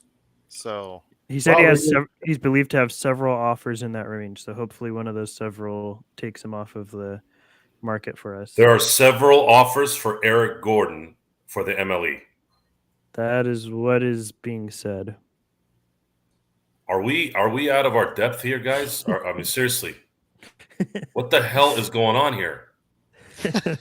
Someone just prayed Bruce Brown, who had one half of a good series in the playoffs, to all of a sudden $22.5 million, and you're paying Jeremy Grant $32 million for what? To lose? Max Strus got $16 million. Let me see. So much for the new CBA. You better get ready, guys. You better get ready for overpays. Sorry. There's big rants coming if Eric Gordon. I'm gonna take a guess that this is a scam move by. Check marks don't matter anymore because you can just pay for them. So yeah, this has got to be a Fisher's reliable. Yeah. Yeah. It's they better hope that we don't get Eric Gordon. I'd be so pissed. Now I'm wondering what Brooke Lopez is going to command. Oh, he'll go for 25. I think he's going back. That all he can get is from the Marvin Ham Rockets. is going to meet with Brooke Lopez at Disneyland tonight. Brooke Lopez loves Disney. Is that what's happening? No, I'm yeah, sure he'll agree to a deal on the Matterhorn. Yeah. He's either going to get paid from the Rockets a massive amount if Fred VanVleet doesn't come, or he's going to just go back to the Bucks. I'd be shocked if he came to Lakers. I'd be happy, but I'd be shocked if he took a mid-level exception. I think he can get 20+ million from the Bucks or Rockets. And I don't think the Lakers can wait because, as you see, these players are signing very quickly and agreeing to things. I'd love for him. He'd be my top 1A target, but I don't see him taking less than 20 million from a team. I agree. Once again, it's the Lakers Fast Break. It is Joe Soro, Stone Hansen, LakerTom, LakerNic, and myself, Gerald Glassford. Thanks so much for watching and listening. If you've not already subscribed, please subscribe today to get the latest notifications on when we go live on the air with the latest Lakers Fast Break. We are here for live coverage of NBA free agency. We're still going strong, waiting for more Carter news. To the Bulls, so he will not be a Laker. Yep. That was one that Zangerstein had really looked forward to seeing on the Lakers, but he went for around 7 Dennis minutes. is coming back. That's probably what we're going to do. Dennis and Gordon for the MLE. Well, we'll see. I have not seen any official signing, but Karis LeVert going for 213, 2 for 32, and then again, Nickeil Javon Alexander Carter, Walker back to the Timberwolves. Sorry. Go ahead, Nick. I think you wanted to interject in. I'm sorry. Yeah, no, I was actually Castleton's going to be our backup center, man. Yeah, I was going to mention a different Walker. I was Monty Walker. I guess he's going to walk as well, right?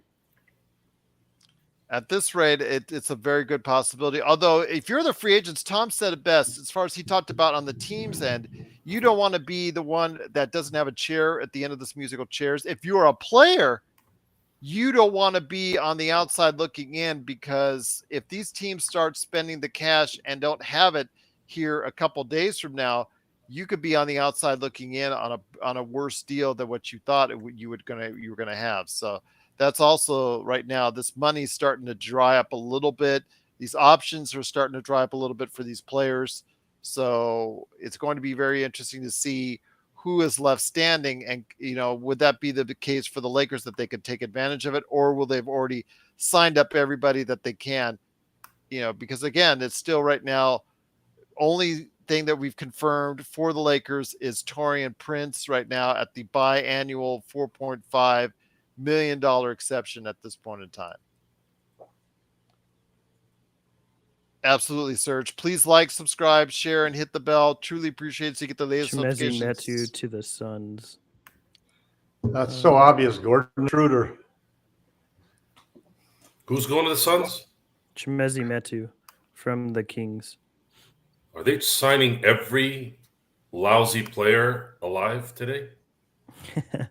They can't afford much. They have 2 roster spots remaining.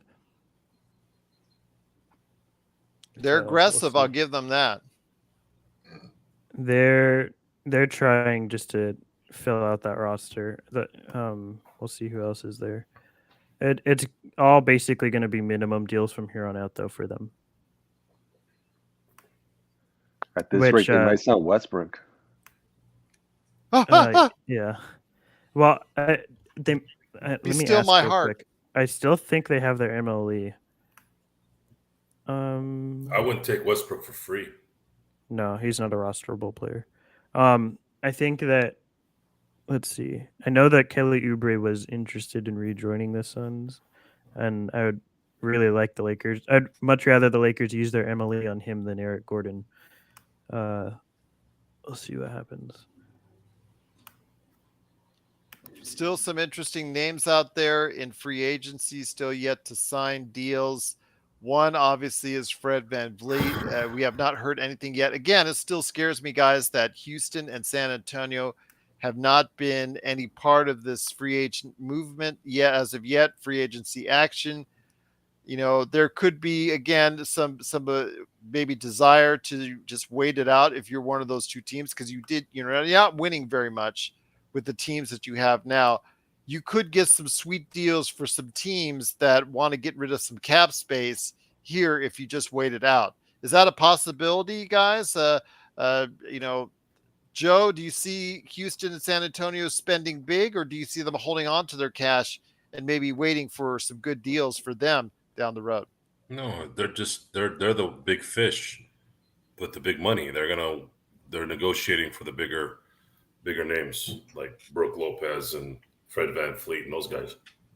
I would expect the bigger names like Fred VanVleet and Brooke Lopez to maybe wait for the dust to settle on where some of the big names are going, such as Harden and maybe Kyrie. And I say loose, or I should say big names. None of these guys are really big names except for maybe Kyrie. Big in regards to who else is in the free agent market. But Kyrie Irving isn't even big either, because that guy's not leaving Dallas. I don't give a damn what you say. You could tell me all the stories you want. He's not leaving Dallas. It's just a matter of what Dallas is going to pay him. Dallas can pay him the most money, obviously, but I want to see what Dallas will pay him first. Are they going to give him the full max? Interesting. That's the only question. That's the only question right now. Will Dallas give him the full I don't max? think so. If they It's did, 2 I'd be years. stunned. Question is, will he give him more than 2 years? He only wants to sign for 4 or 5 years, which at that price, I don't think he can afford to give him a max. But we'll see. We'll see what happens. That's so funny. The one of the biggest trending words on Twitter right now is overpay. So, Well, the Lakers haven't really. The Lakers still could trade Beasley. They have The until Lakers are midnight, hard right? capped with the Well, Lakers are hard capped after spending the BAE. They haven't, not until they turn the papers in that they're really using the BAE. Because if they switched it around, they could still probably generate $30 million in cap space. Yeah, they would have to renounce the cap holds on Rui and D'Lo. Yeah. But now they're hard capped after spending the biannual exception. Well, they're not hard capped unless they could put him in the $5 million taxpayer MLE, for example. They still none of these deals get done until July 1st or July 4th or 3rd or 5th, whatever it is. I'd be pretty And upset. I don't think they would, but they've always had the capacity to go both ways. A lot of that disappeared when they made the moves the other day, so that they really are a under the cap team at this point. But yeah, So let me ask you this: Javon Carter, 3 years, $20 million. Do you think that's a good deal for the Bulls? I mean, obviously they have some point guard issues that they need to address with the possible retirement in the future of Lonzo Ball. Do you think He's a good point guard. He's really solid? He actually does nothing but 3 and D. He plays That's good true. defense and he shoots threes, and that's He's it. not even really a point guard. He's just he's he's not setting anything up. He's out there for catch and he's like shoot. 3 assists per game type of guy. Yeah.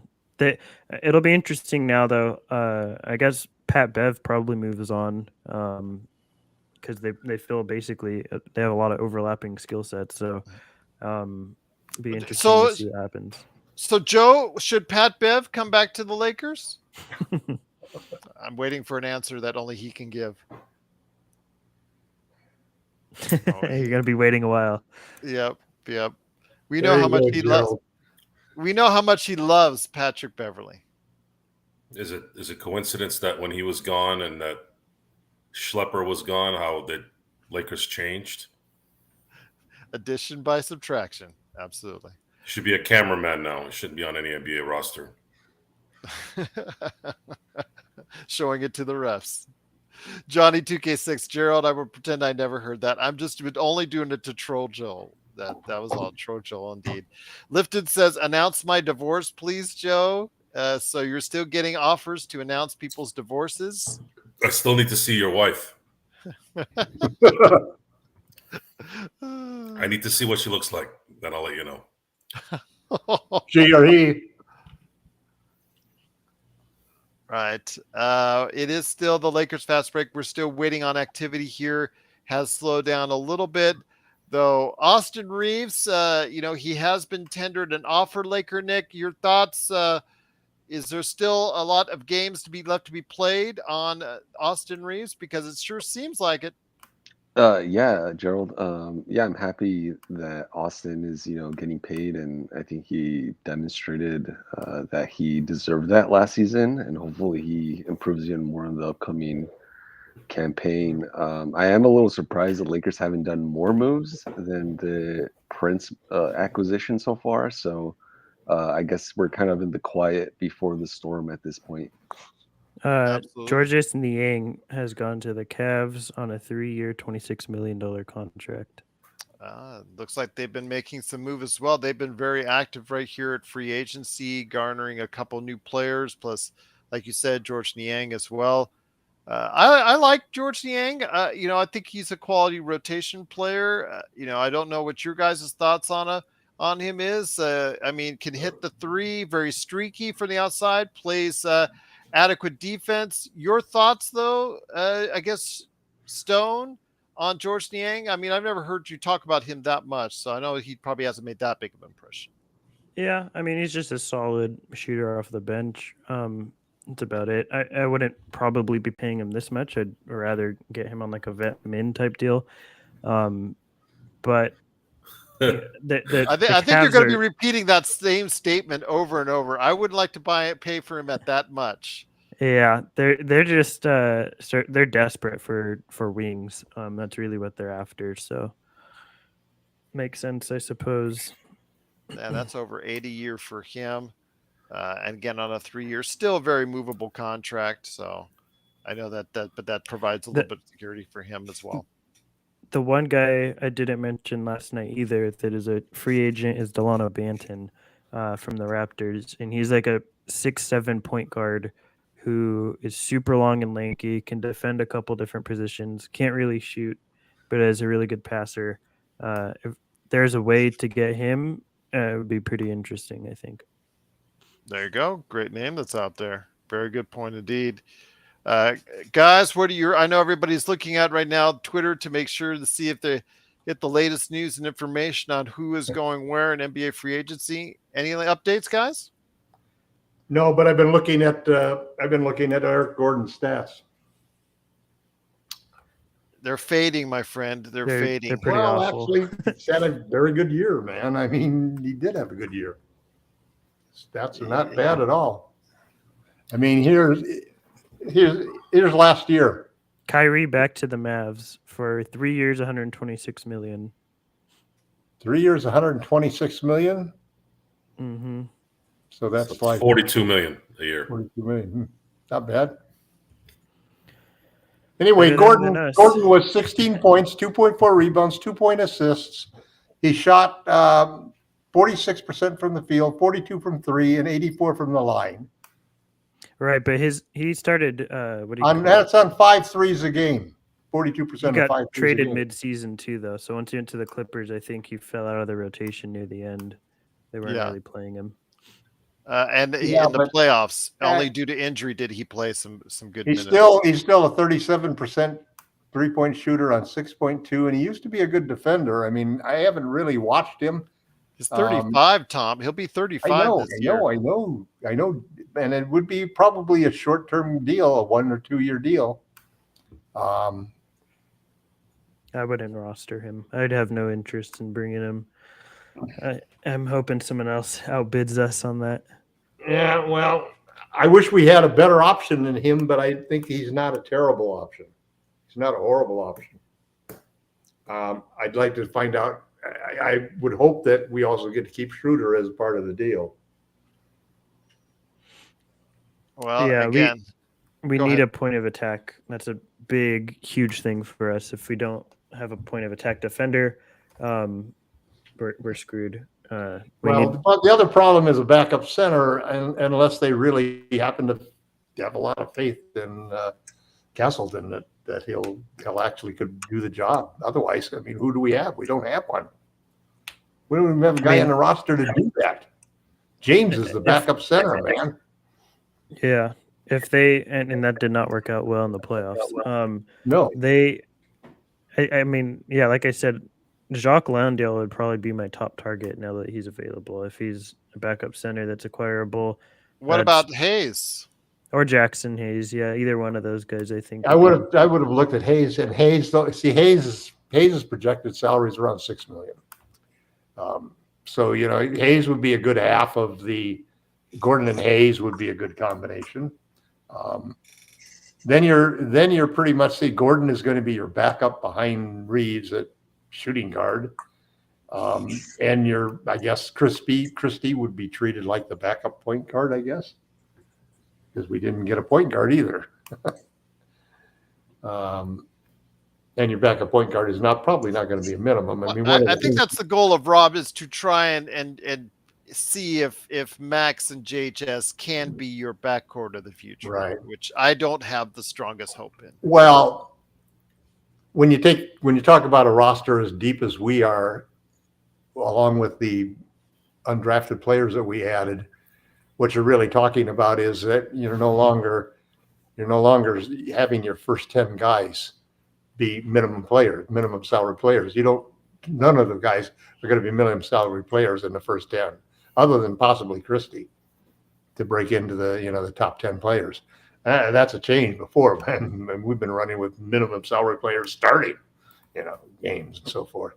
So at least now we're going to have a good representation and a lot of tradable pieces when we come to the trade deadline. And hopefully we get off to a great start this year rather than a horrible start.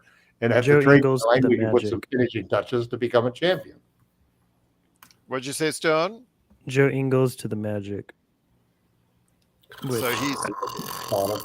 Yeah, I don't know why. I don't really know why they're targeting him. But what are the Pacers going to do with Bruce Brown Jr. starting for $22.5 a year, so that they can go 41 and 41? Yeah, good decision. What? That's one of the teams that. Chris Middleton, 3 years, 102 to stay with the Bucks. So he opted out of a 40 for his final year. 40 for 100. Yeah, I'll give you about 10 this year in order to pick up. He wanted longer-term security and also gives him a discount to re-sign Brooke a little bit. Right. Oh, nice. See, at this point, if I'm at him at his age, I would not take any discounts. Yeah, because he's a team guy for sure.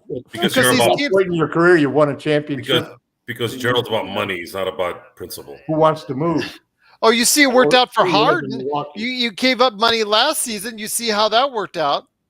You see how so they could sign PJ Tucker and whatnot, and see how that worked out. You know, the NBA teams. Well, if he played better, it would have been worth it. It was not the team's fault. It was his fault. You can't close a 3-2 series lead. You know, that's your problem. Yeah, but he's never going to Jakob recoup that money Poeltl back. back to the Raptors, 4 years, $80 million. Poeltl. Oh, that's a good deal. For a That guy means- who can't shoot free throws. That likely means Fred VanVleet's leaving Toronto. Yeah. Unless they want to overpay, which they probably will. They offered him. Fred has the offers. It's just a matter of which he's deciding to take. But I do know that there's like a 4-120 on the table from the Raptors and a 284 from the Rockets. So it's just a matter of what he prefers. Cam Johnson has agreed to a 4-year, $108 million deal to stay with the Nets. Wow, I thought he was going to be leaning towards. Did you say stay with the Nuts? Nets, sorry. Nets. You had it right the first time. So 4 for 108 for Cam Johnson. I feel like I'm underpaid right now. Whatever I'm doing and whatever I'm paid, I'm underpaid. That's about what I expected for him, about 26 million or so ish. Yeah. I said so that. The CBA did Maybe nothing. The CBA did nothing to curtail this overpayment of trash, has it? You're telling me that D'Lo's going to get 25 million now? That's 20 million. I hope not. 20 million's the hope. So if the Rockets don't get Fred VanVleet, they're not going to throw 25 at D'Lo. I think that'll be at Reeves. Go ahead. Yeah, but they know Reeves is going to get matched. They can outbid the Lakers for D'Angelo and get him. They have the money to do both if they wanted. Really, I mean, they can offer big money to both those guys if they wanted. So, LakerNic, let me ask you this: some of the latest signings, including Cam Johnson and Jakob Poeltl. Your thoughts, my friend, on some of these signings? Man, they're just going for like monopoly money. Yeah, Gerald. I mean, a lot of these signings are bordering on malpractice, especially the Jeremy Grant signing. Also, the Draymond signing is coming to mind. And it's just they're throwing money at players that I'm not sure merit that number. We're talking about at the end of the day when we talk about who got the best and the worst deals, it's going to be hard to come up with the worst deals. You got a long list, guys, on exactly who got the bad end of these deals. So yeah, it's Ingles on to Orlando. Ingles is going to get paid a lot because Orlando's just trying to burn their money. Teams have to spend that 90%. The Cleveland is working on a sign-in trade for Max Drew, so they'll be sending something back. But it's not an outright signing. So at the sign-in trade, Miami will be receiving something.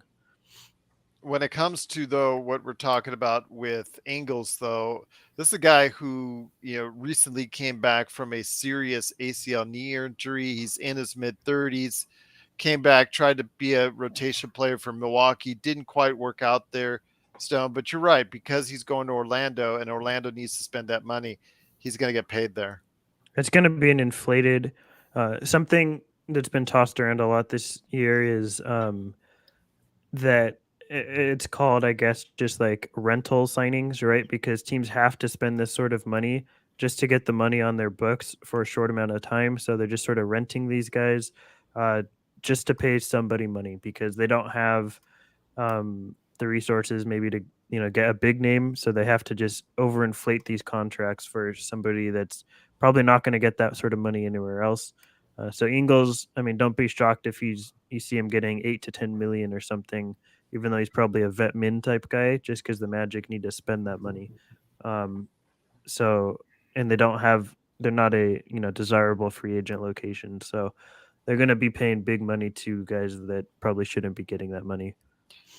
Your thoughts, though, Stone, on 3 years, 126 for Kyrie Irving, despite all the things that he said and done, he's still a very much desirable player in the league, with a certain right fit that we'll see what happens. It didn't exactly click between him and Luka because they couldn't play any defense, and you saw them tail off and basically tank at the very end. Your thoughts, though, on that kind of deal for Kyrie? I would want for sure a team option in that third year. It's a player option in the third year. Oh boy. But, yeah, I don't love that, but also at the same time, you have to look at it like they just lost Brunson, and then they traded to recoup Brunson by trading 2 valuable assets in Dinwiddie and Finney Smith and a first. And if you lost Irving for nothing, you've now lost, a lot of your rotation for nothing, and got nothing back to show for it. So they're in a position where they had to pay Kyrie, but I don't feel comfortable having Kyrie on more than a single year basis, on a year-to-year basis. I think that's they have to do that. That's what Kyrie wanted, but I mean, I'd be shocked if Kyrie, plays that whole contract out. I think that he's just too risky from a year-to-year basis to put on long-term money, but they had to, so it's a catch-22. So it looks more and more like the writing is against the wall, guys. I think D'Angelo Russell will probably be retained you're probably talking about somewhere in the 20s now. It's looking more and more like it. Joe, it just seems like I said, the writing's on the wall. D'Angelo Russell probably will be coming back because I don't think they're in the market for Fred VanVleet. Again, you're talking about $30 to $40 million. Fred VanVleet can be paid here very shortly. I got a feeling he's going to stay in Toronto. I might be wrong on that. I think he would be more comfortable. But then again,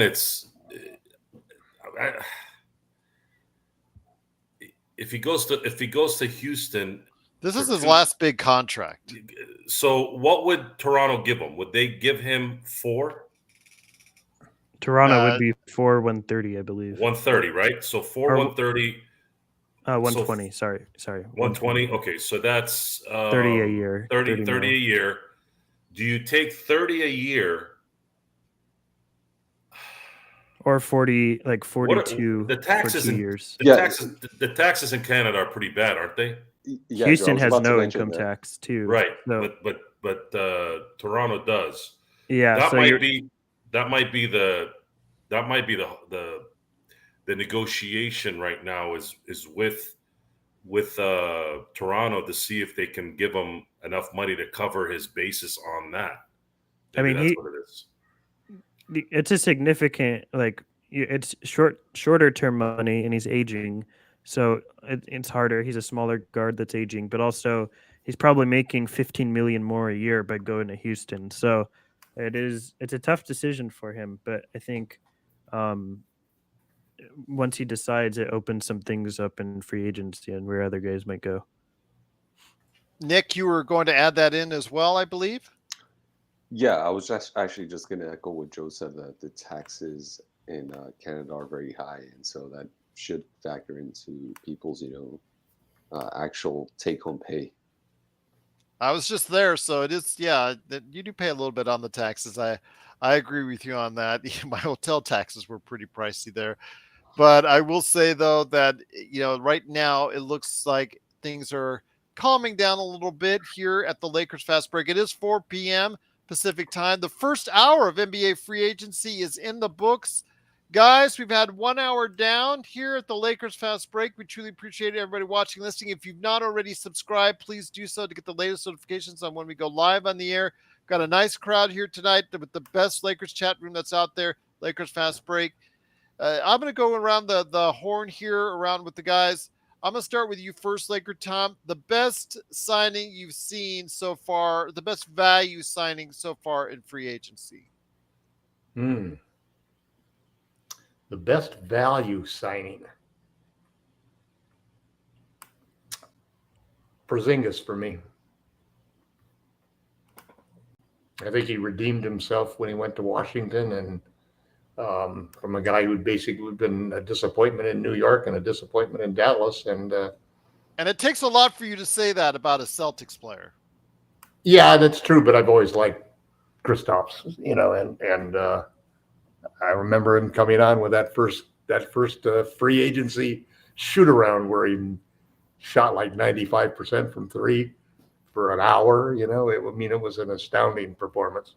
I was here in But I think Vegas when he was he's right at the cusp where he could still get a really respectful contract, but a player that is just a perfect fit for Boston. I mean, I don't think anybody has done a better job than Danny Ainge has done, in trading and building the way that every time he seems to make a big trade in Utah, it turns out to be a miraculous trade. You end up, it's just amazing what they've done in that situation. So, but I like the Celtics move for Kristaps. I think it makes them favorites to compete and win the East. Now, I asked you about the best. What is the worst value signing you've seen so Trey far? Jones back to San Antonio for $20 million for 2 years. Okay. I don't know. Are we talking about the value of it or the fit? The one that makes you. The one that makes you just like. The one that makes you goes ballistic, almost like Joe. I think Indiana's crazy for paying Brown $22.5, man. I mean, this is a guy who is basically a $12 million player. He doesn't shoot threes. He's a defense first player. It's sort of like all they really care about in Indianapolis is selling tickets. They're not going to do anything dramatic to try to be a champion, but they're also just don't want to tank. They don't want to. They have a formula. Their formula is, let's put a good team on the court. Let's put a good team on the court, and we'll compete. That's the style of the coach they hired and rehired. They're just a strange franchise. Nobody's been able to peg whether they're rebuilding or tanking, and the truth of the matter is that they're doing neither. They're embracing the middle. They're middle America, and they're embracing the middle of the NBA. I gotta go with Tom on that. Indiana makes moves that make no. There's absolutely no point in trying to win championships at all. They just make moves to make moves. It almost looks like they're trying to make moves to spite the Lakers still. To get into the play-in tournament. Maybe they'll finally trade Turner and Hield to the Lakers. They won't because they don't know what the hell they're doing. They're trolls, Joe. They're trolls. Making a commitment, and they got a couple of good guys on the team right now. The truth of the matter is they had a lineup that you would have thought could have competed for a championship, and then man, they got hit with injuries just left and right. Starting with Oladipo and just go back to guys on that team from Paul George. It's a cursed team, man. So I ask you this, Joe. I asked the same questions. You think, first off, you're already saying and admitting, I think that Bruce Brown is the worst contract that you've seen so far. Probably. I think Jeremy Grant, I think Portland might be a 1A on that. I'd say the Jeremy Grant for me is probably it's worse. Really bad. But not by much. It's longer term is the problem too. It's 3 more years than Bruce. These guys are not. They're not even splitting Eric Gordon and how about splitting Eric Gordon and Christian Wood? I don't think the Lakers can afford to bring depth into this team that is just as injury plagued as LeBron and AD. If you're going to bring in someone, you need to bring in youth and someone who can handle an 82-game season. And Eric Gordon making $6-7 million is terrible. even at the veteran minimum. They're talking about making $12.5 million. No, you can't. No, you look. Just Eric Gordon. The Lakers are interested in signing Eric Gordon with their $12.5 million. Eric, it's a lie. It's a lie. His agent probably put that out there just to do, create some buzz. No, there's no freaking way they're even looking at that guy. There's no way.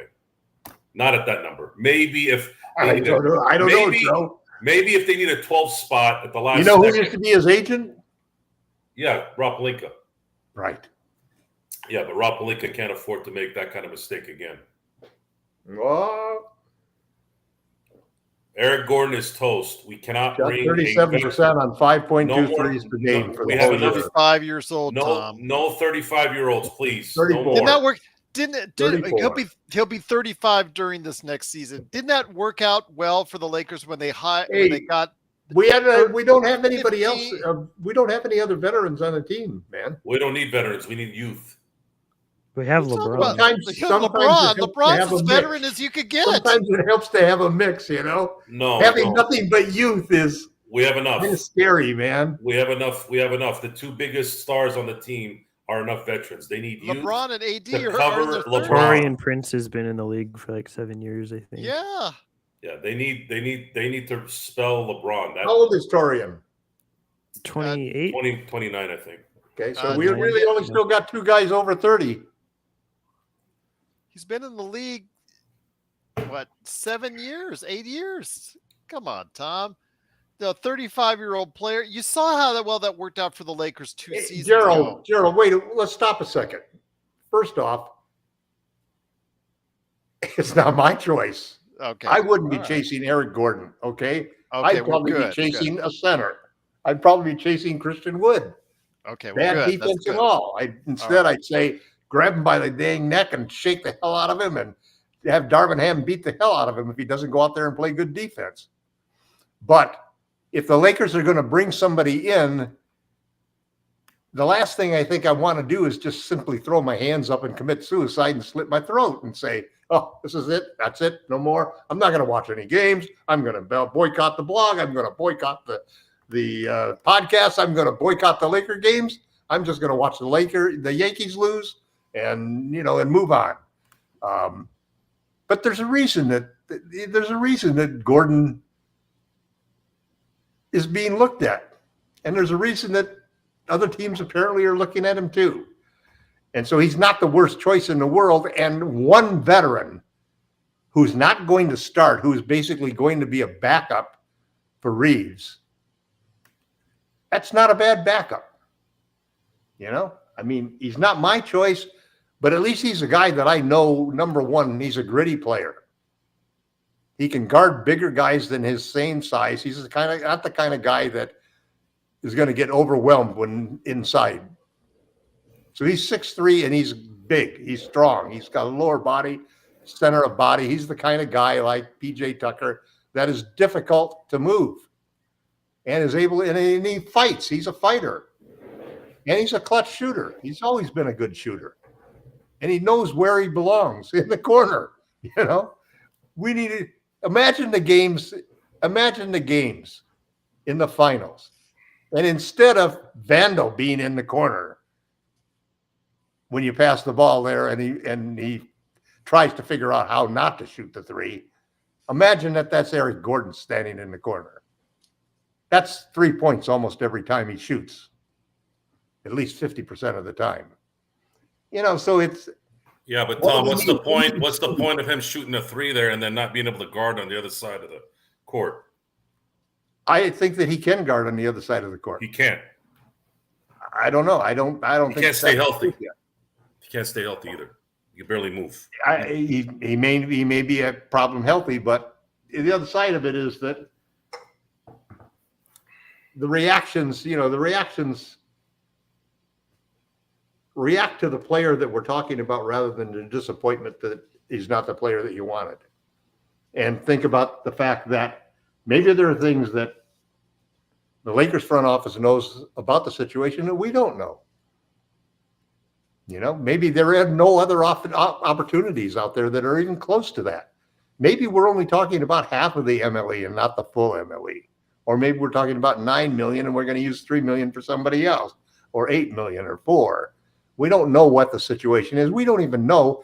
It may be that you'll be sitting here 30 minutes from now ruining the fact that somebody else signed him for the full $12.4 million and we didn't. And we end up with a couple of guys who ain't going to have an impact at all. And we run into a team with Eric Gordon nailing threes from the corner and shutting down weak, unaggressive players trying to play in the playoffs. Because experience and toughness do count. I'll say if we're going after a shooter, I'd rather go after someone like Shake Milton. I think would be my preferred like shooting type of prospect from the Sixers. I think that he's Feast probably or famine with him. definitely a streaky guy, but he's a bit bigger than Eric. I think he's like 6'6", and Eric's like 6'4", and then Milton is. I think he's better at just creating his own shot at this point in their career. I think Eric is a lot more of a Defender too. probably, but I think Eric's also just a lot more of like an off-ball type guard, catch and shoot type, and I think Shake can create his shot a bit better than Eric can. So I'd be more interested in Shake if the market's there for him.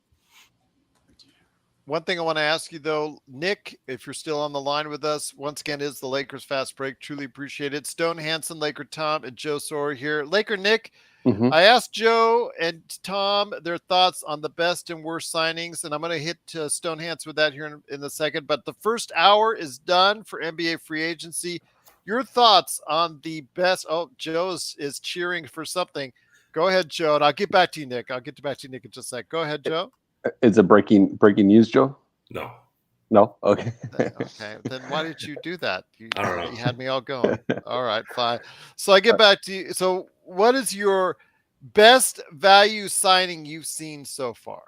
Yeah, Gerald. And actually, since I've had a chance to think about it over the last hour or so, and I am biased, I'm liking this Prince signing more and more. 1 year, $4.5 million. The guy could shoot. I know Stone said that his defense is questionable, but at the end of the day, if you have a shooter that's 6'7" that could play the wing at $4.5 million for just a year, I think that's a good value signing. As far as the worst signing, that Jeremy Grant deal is excessive. But there have been others, right? Like Bruce Brown, Kyle Kuzma, Draymond Green. Even the Bradley Beal contract still remains awful because of the, no trade clause that he has in there. So, a lot of players that have gotten a lot of money today. And I'm curious to see what money is actually out there still for some bigger signings. Looking forward to hearing more thoughts as we go on with the Lakers Fast Break free agency special. Want to go ahead and thank everybody for watching and listening. If you've not yet subscribed, please go ahead and do so today to get the latest notifications on when we go live on the air right here at the Lakers Fast Break. Stone, I turn it over to you, my friend. Stone Hansen of the Upside Swings NBA Draft Podcast. Please go ahead and follow him today, upsideswings.com. Okay, my friend. You've seen the first hour. You've gone back and forth. You provided some excellent insight so far. You've seen the damage and the dollars thrown. Again, it's like Monopoly money. You take some. You take 10 million. You take 10 million. You take 10 million. That's Oprah. Well, that's 10 million going everywhere else. But that has nothing to do with Monopoly. It's Monopoly. Just shut up, Joe. Sometimes just gotta right there. But Stone, I ask you your thoughts on the best value signing so far.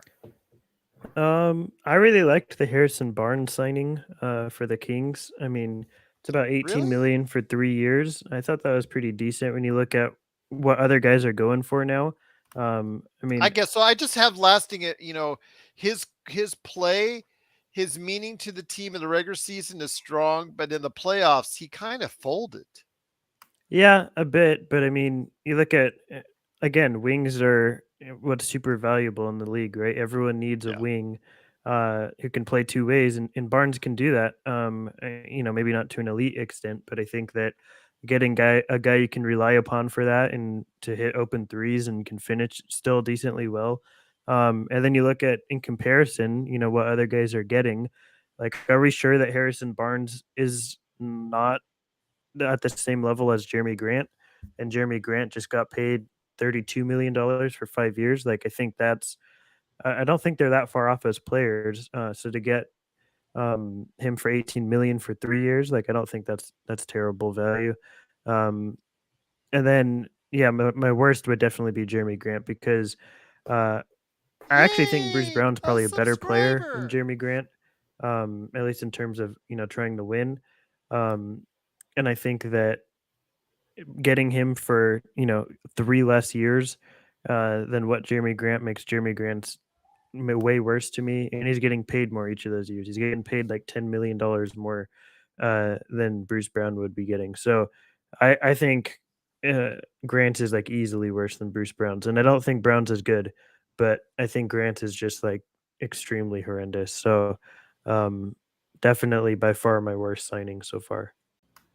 I do want to say, though, I think the evaluation of centers, because it's a kind of like a small center market, and the fact that Jacopoto and Vucevic both got 20 million per year, I think that's driven up the price range. I thought unnecessarily, but it looks like they're going to both get paid very well, which will mean Brook Lopez is going to probably get paid more, I think, because I think he's more valuable right now as an asset than either Jacopoto or Nikola Vucevic. But again, we'll see what happens. It is the Lakers fast break. Raphael's asking, is Dennis returning to the Lakers? We've heard nothing yet.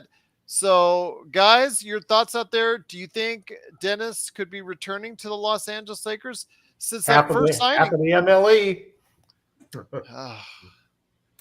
Knew you were going to say that. Bruce Brown's contract has a team option too in year 2, which makes it a little bit better. His head's just spitting with all this money going around. It's not even that. It's just Indiana's a mess. A 1-year deal like that, basically. It's a 1-year deal. You know what that gives him? A $22.5 million expiring contract next summer or at the trade deadline. What a weird contract.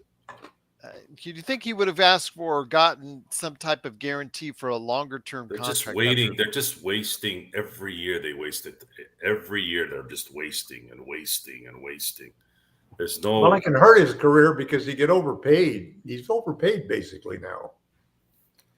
You tripled a contract for this guy, more than tripled it. For what? Quadrupled. Yeah, you quadrupled it for what? 22.5. For what? So that he can. So that in the first month he plays like crap, and you're like, oh my god, this was a bad signing. How many times are you going to make those signings before you learn your lesson? I think he'll play really well. That's a problem. Isn't what Bruce Brown got kind of sort of not? I'm not saying identical, but in the first couple of years when KCP first arrived at the Lakers, KCP was also massively overpaid, if I remember right. He was overpaid based off the contract he said no to, and then after that, it was 1-year contracts. What was it, $18 million? Breaking news for the Lakers. It was tweeted and then deleted, but Sham said that Gabe Vincent has agreed on a 3-year, $33 million deal with the Lakers. Oh, it's back up now. 3 years, $33 million. That would be great. That's great news. It is. Of course, what he did he was like 3 for 14 and from 3 in the last series. A real D-Lo performance. Gabe Vincent goes 3 years, $33 million for the Los Angeles Lakers. Again, it looks like that. What does that say for D'Angelo? That's the MLE. That's going to be the MLE. Yeah, it is the MLE. But does that mean D'Lo is gone, or no? I think they can still bring him back because they have his bird rights. You just got your backup point guard. Yeah, okay. That's so just for JHS. Basically, that's all the moves outside of veteran minimum moves and keeping the guys we have. Yeah, there's no more Christian Wood. There's no more any chance of Brook Lopez. It's game over, guys. So Gabe Vincent has signed once again. If you're listening, it is the Lakers Fast Break. Gabe Vincent, this is our highest ever. We're over 100 finally, Joe. Gabe Vincent, 3 years, $33 million with the Los Angeles Lakers. Great So move. he is Great now, move. well, again, though, that leaves, though, the problem. What are we going to do is finding a center, a backup center, a starting center. You're now going to be able to move AD over. We Kevin talked Love. about all that. They'll bring Kevin Love in, and they'll convert Castleton to a regular contract. Look at by you with already the start of plans season. There's still guys Jones. out there though, like Jock Landale. I think is really interesting on a veteran minimum deal as a backup center. So Jackson Hayes, you've talked about Jackson Hayes as well. yeah, we'll see what happens with $6 million him. projected income. I think so.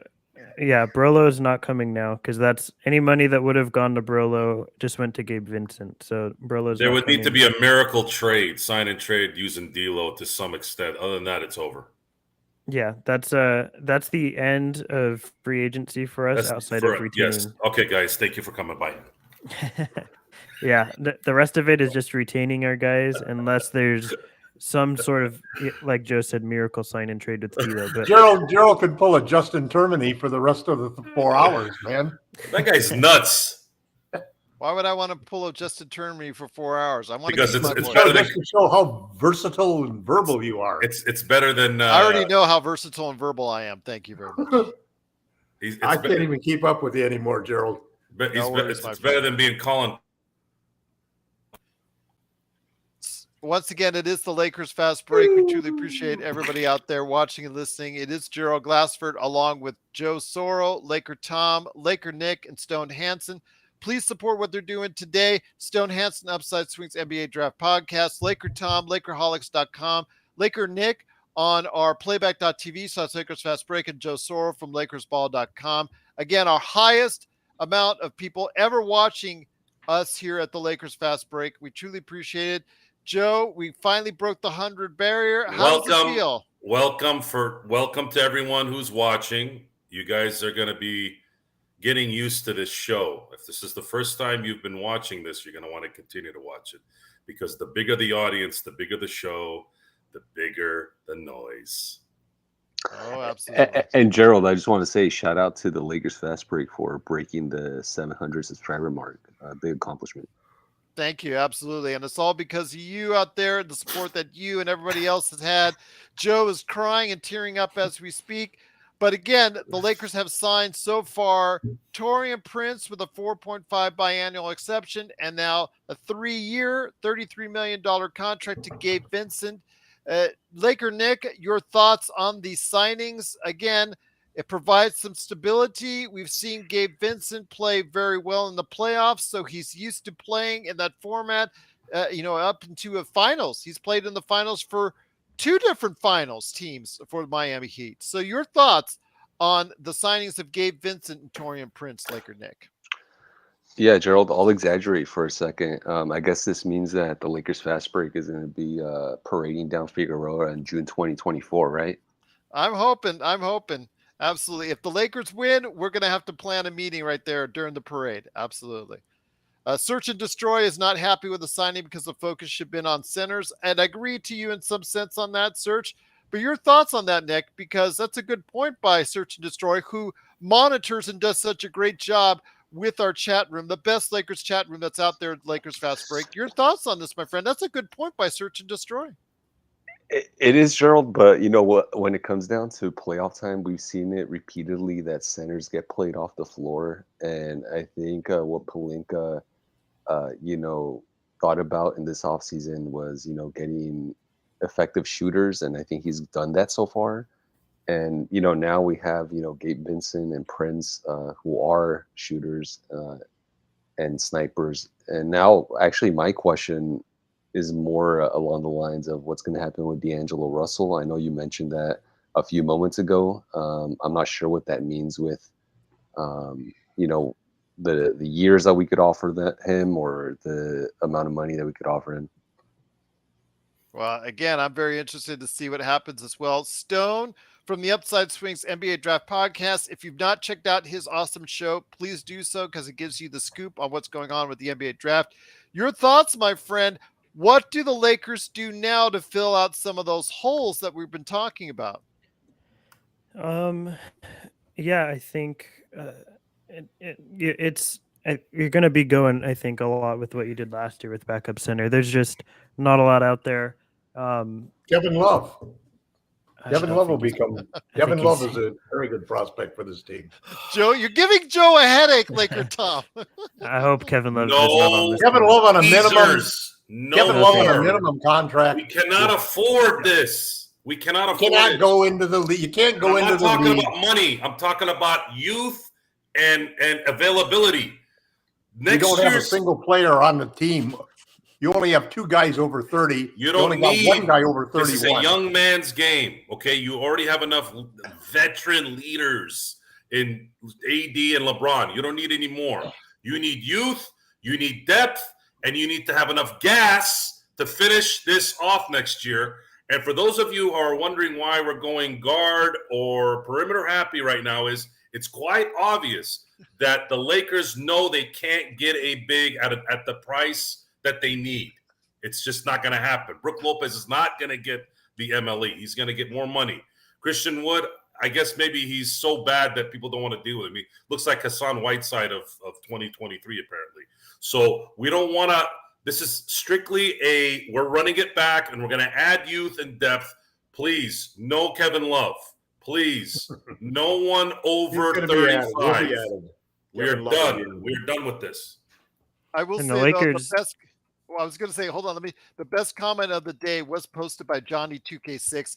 He said he would rather have Mike Love of the Beach Boys. I just wanted to go ahead and pass that along. That was funny. Go ahead, Stone.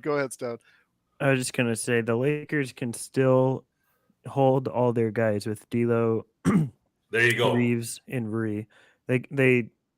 This signing doesn't change anything in terms of who they can keep on this roster. As long we can't sign anybody outside of those guys with any sort of significant money, but Maybe we Lonnie. still. Well, we don't. It would be a vet minimum, right? There'd be. No, Is he about bird rights? we got non-bird rights with him. 20% raise, he could get 7.8 million. I don't want to spend that on him. No, you don't have to spend that on him. You could spend any number you want on him because you have rights to do that as long as you don't go over the 172.3. I got a question for you, Stone. I asked this when we were doing the draft. Same with Dennis. Dennis could get the same non-bird, which is 3.8 million. He might take that. I think. Hey, Dennis is you know gone what's now. funny? I'm sorry to interrupt, guys. I wouldn't if I was Dennis, but You know what's funny about you guys asking if I'm going to announce your divorces? This look, this is kind of a somber discussion. I'm going to try. We're close to 200, Joe. I'm going to try to pepper it up a little bit, right?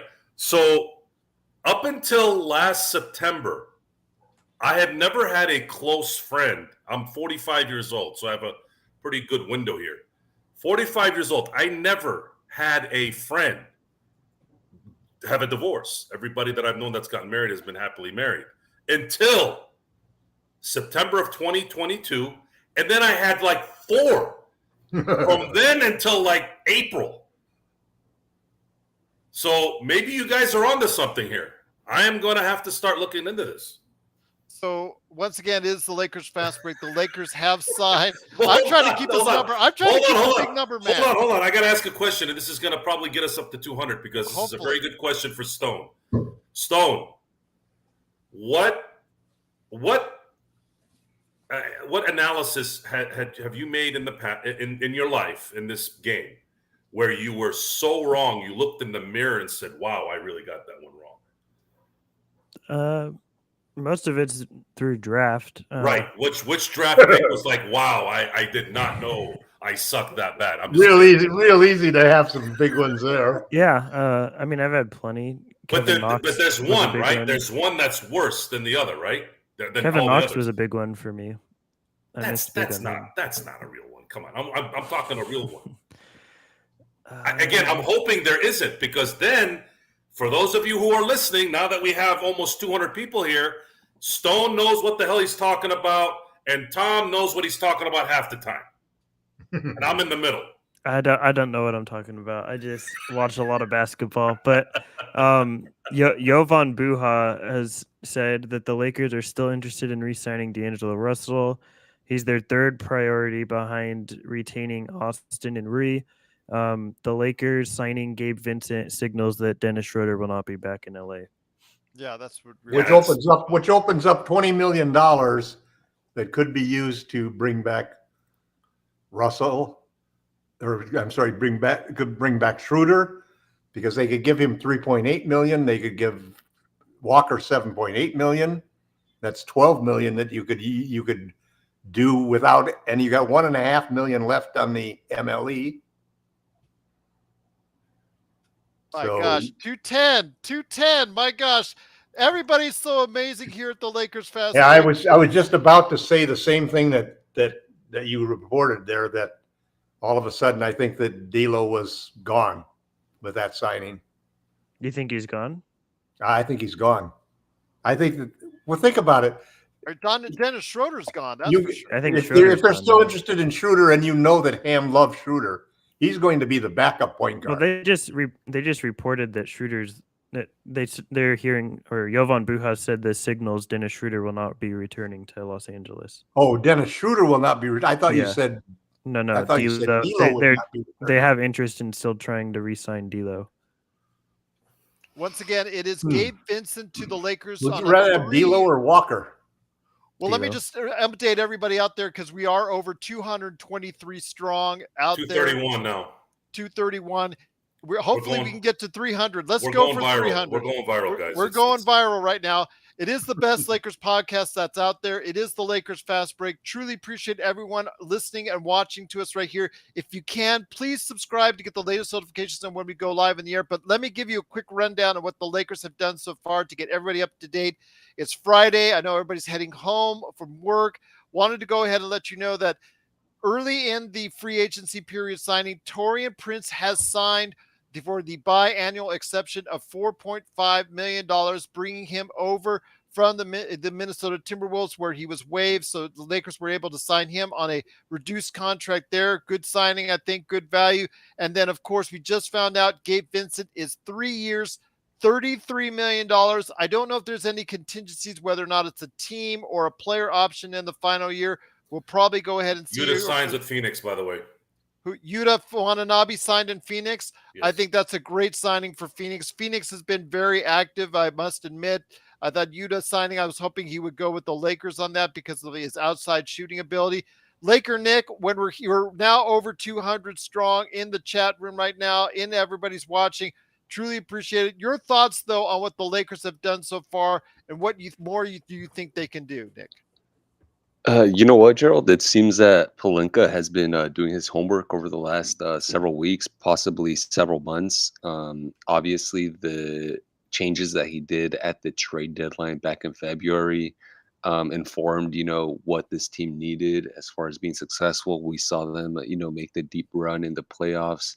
Unfortunately, we got swept by Denver, so that exposed some weaknesses on our end. But it's encouraging to see the move so far.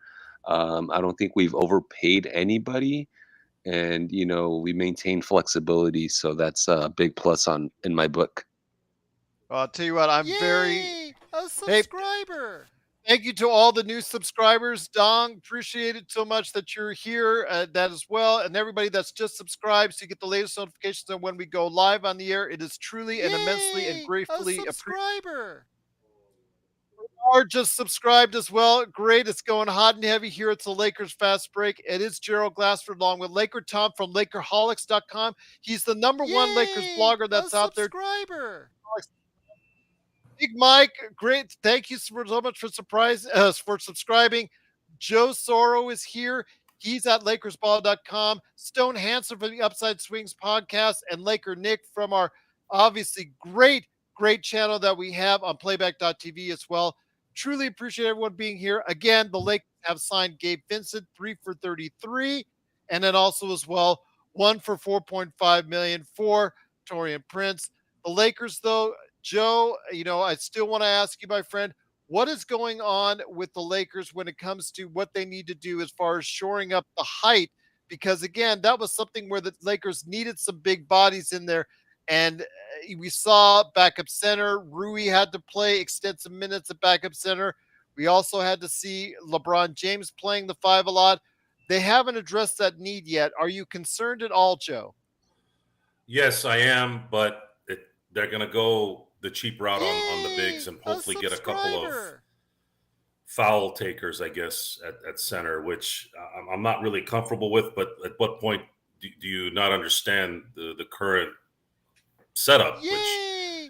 Which they probably tried it, and just they don't have enough. They don't have enough money to offer some of the bigs that could be available. That would be valuable for this team. So they're gonna, piece it together there at the center position and hope that that they can hold the fort down for AD long enough so that when the playoffs starts, AD's fresh and can maybe play a little bit better in the playoffs, even if they do make a deep run and not have them burn out.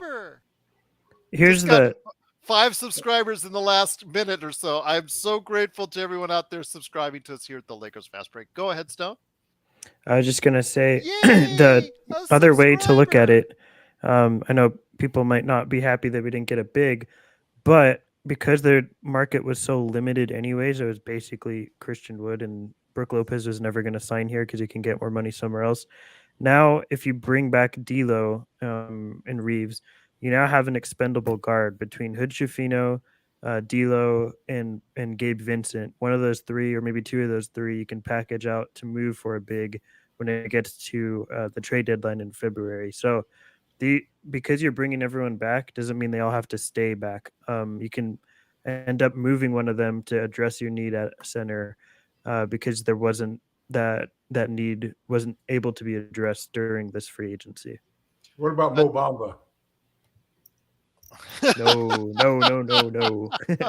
No, I mean, seriously, there's a possibility that on a minimum. How about that? On a minimum. Sure. I'm absolutely against it. You can't teach 7 feet and a guy who can sort of shoot. I take him for the minimum. Not interested. Well, Jake Milton one of the has things gone that, to one of the Minnesota. things that they did when they made these deals is they basically declined the team option for Beasley and did not guarantee the salary for Bamba. But he's still, both of them were possibly going to be brought back.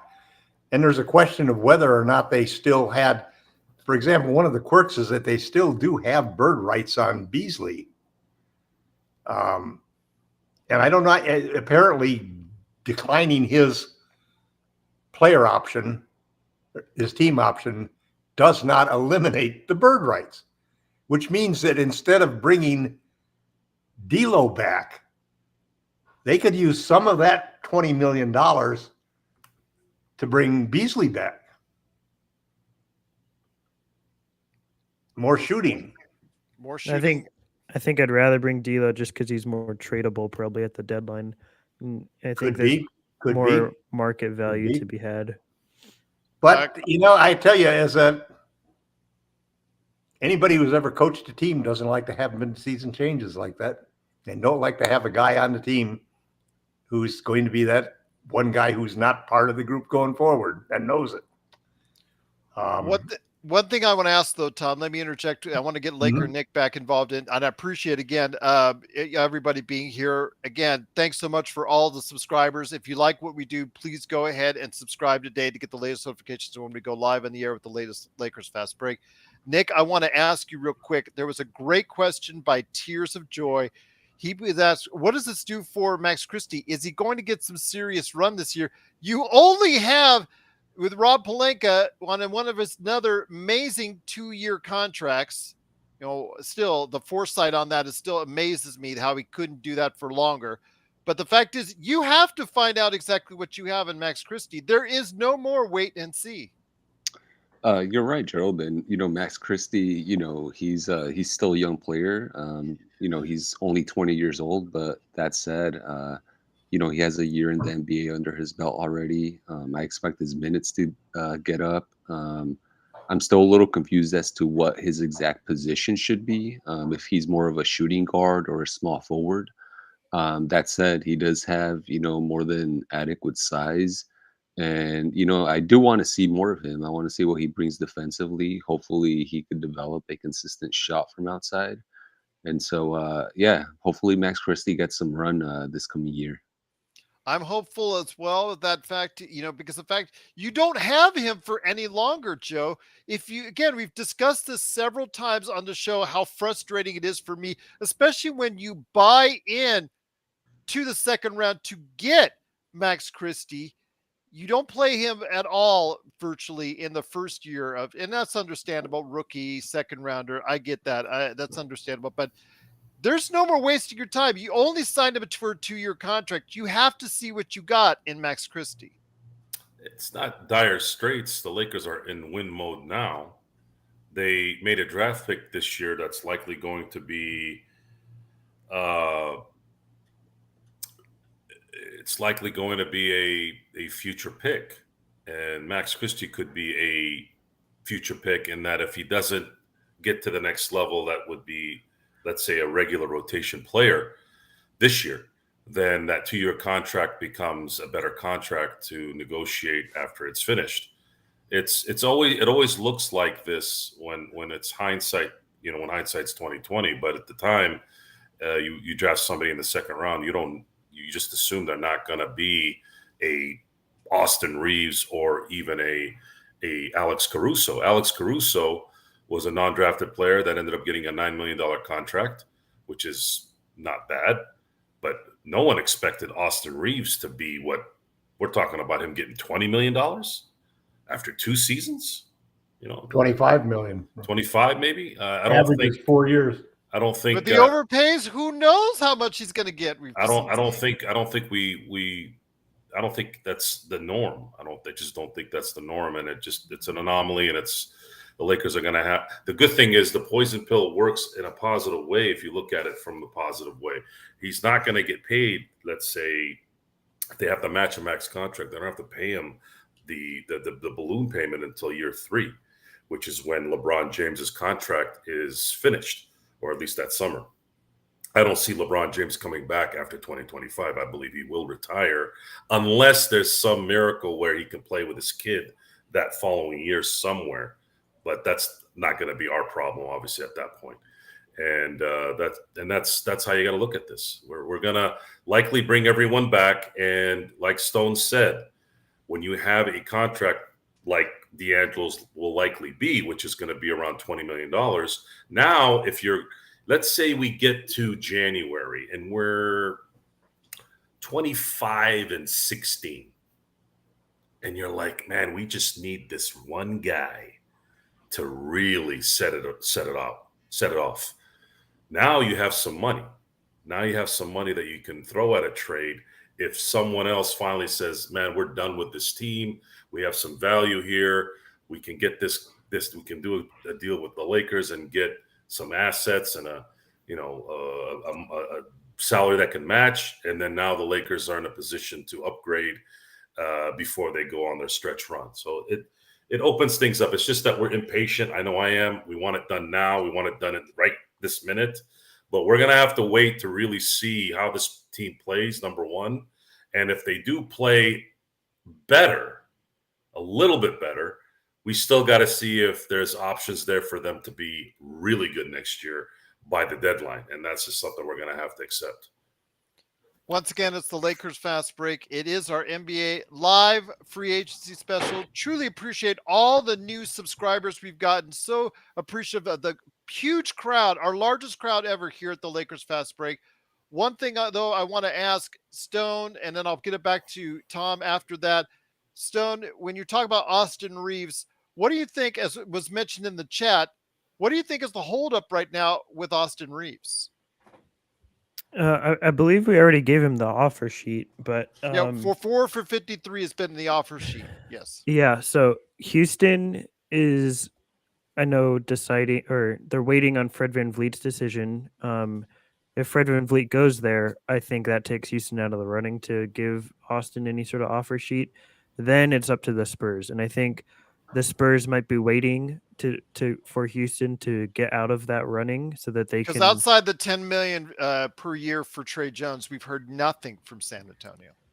Yeah, I think the Spurs are waiting on Houston to know if Fred VanVleet is going there or not. And then once that decision is made, if Fred does end up in Houston, San Antonio can make a pretty aggressive offer for Austin, and hopefully, the Lakers will do what's right and keep him here. But the Spurs have a lot of money still to blow, and they could spend, they could give Austin like $30 million a year, and I think Laker fans need to be prepared that might be what it takes to keep Austin around. I want to go ahead and ask you, Tom. I don't think they match. If I had to take a guess, but can they offer him 30? Isn't the max amount? The max they can offer him is the MLE for the first 2 years, and then the max for the last 2 years, which comes out to like 4 years for $103 million. But they can match an offer. Let's say Houston goes that route, 4 years, $103 million. Let's say it gets adjusted when it comes back because of the Arenas rule. Yeah, that's true. But the first 2 years are skewed to like 12 million a pop. Yeah, they can't go. The first 2 years are equal to the MLE. But what I'm asking, their MLE. But I want to clear this up. The Lakers have tendered an offer 4 years, $53 million. But if Houston comes walking in and says, "Oh, Austin, we kind of like you. We're going to offer you 4 years, $100 million," putting the last 2 years around the back end, really jacking up the price. Well, they don't have to do that for themselves. They could do it $25 million a year. But the Lakers, and if the Lakers match it automatically because of they the have to do that. Okay. Yes. Yeah. Thank you for clarifying. There's what do you call it? I forgot what I was even going to say already. I lost my train of thought. But yeah, in regards to Austin Reeves. Yeah, I think this isn't what I was going to say, but I do think that the Lakers need to match Austin Reeves.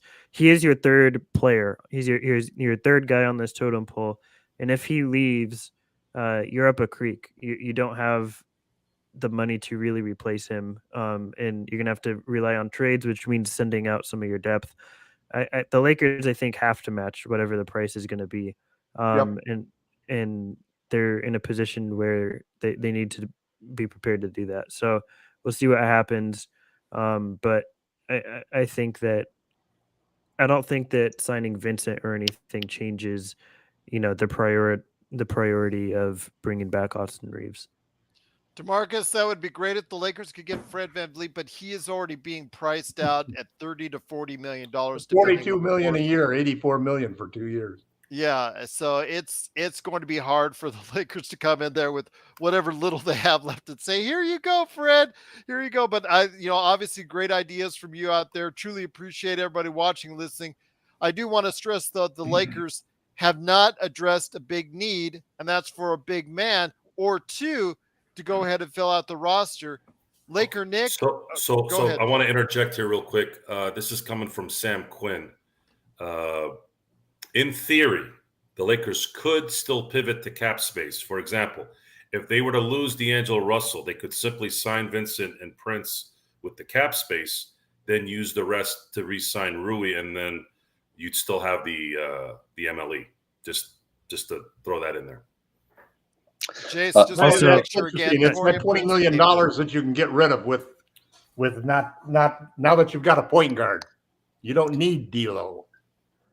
Go ahead. Get rid of him. You can use that $20. You can get back the MLE basically.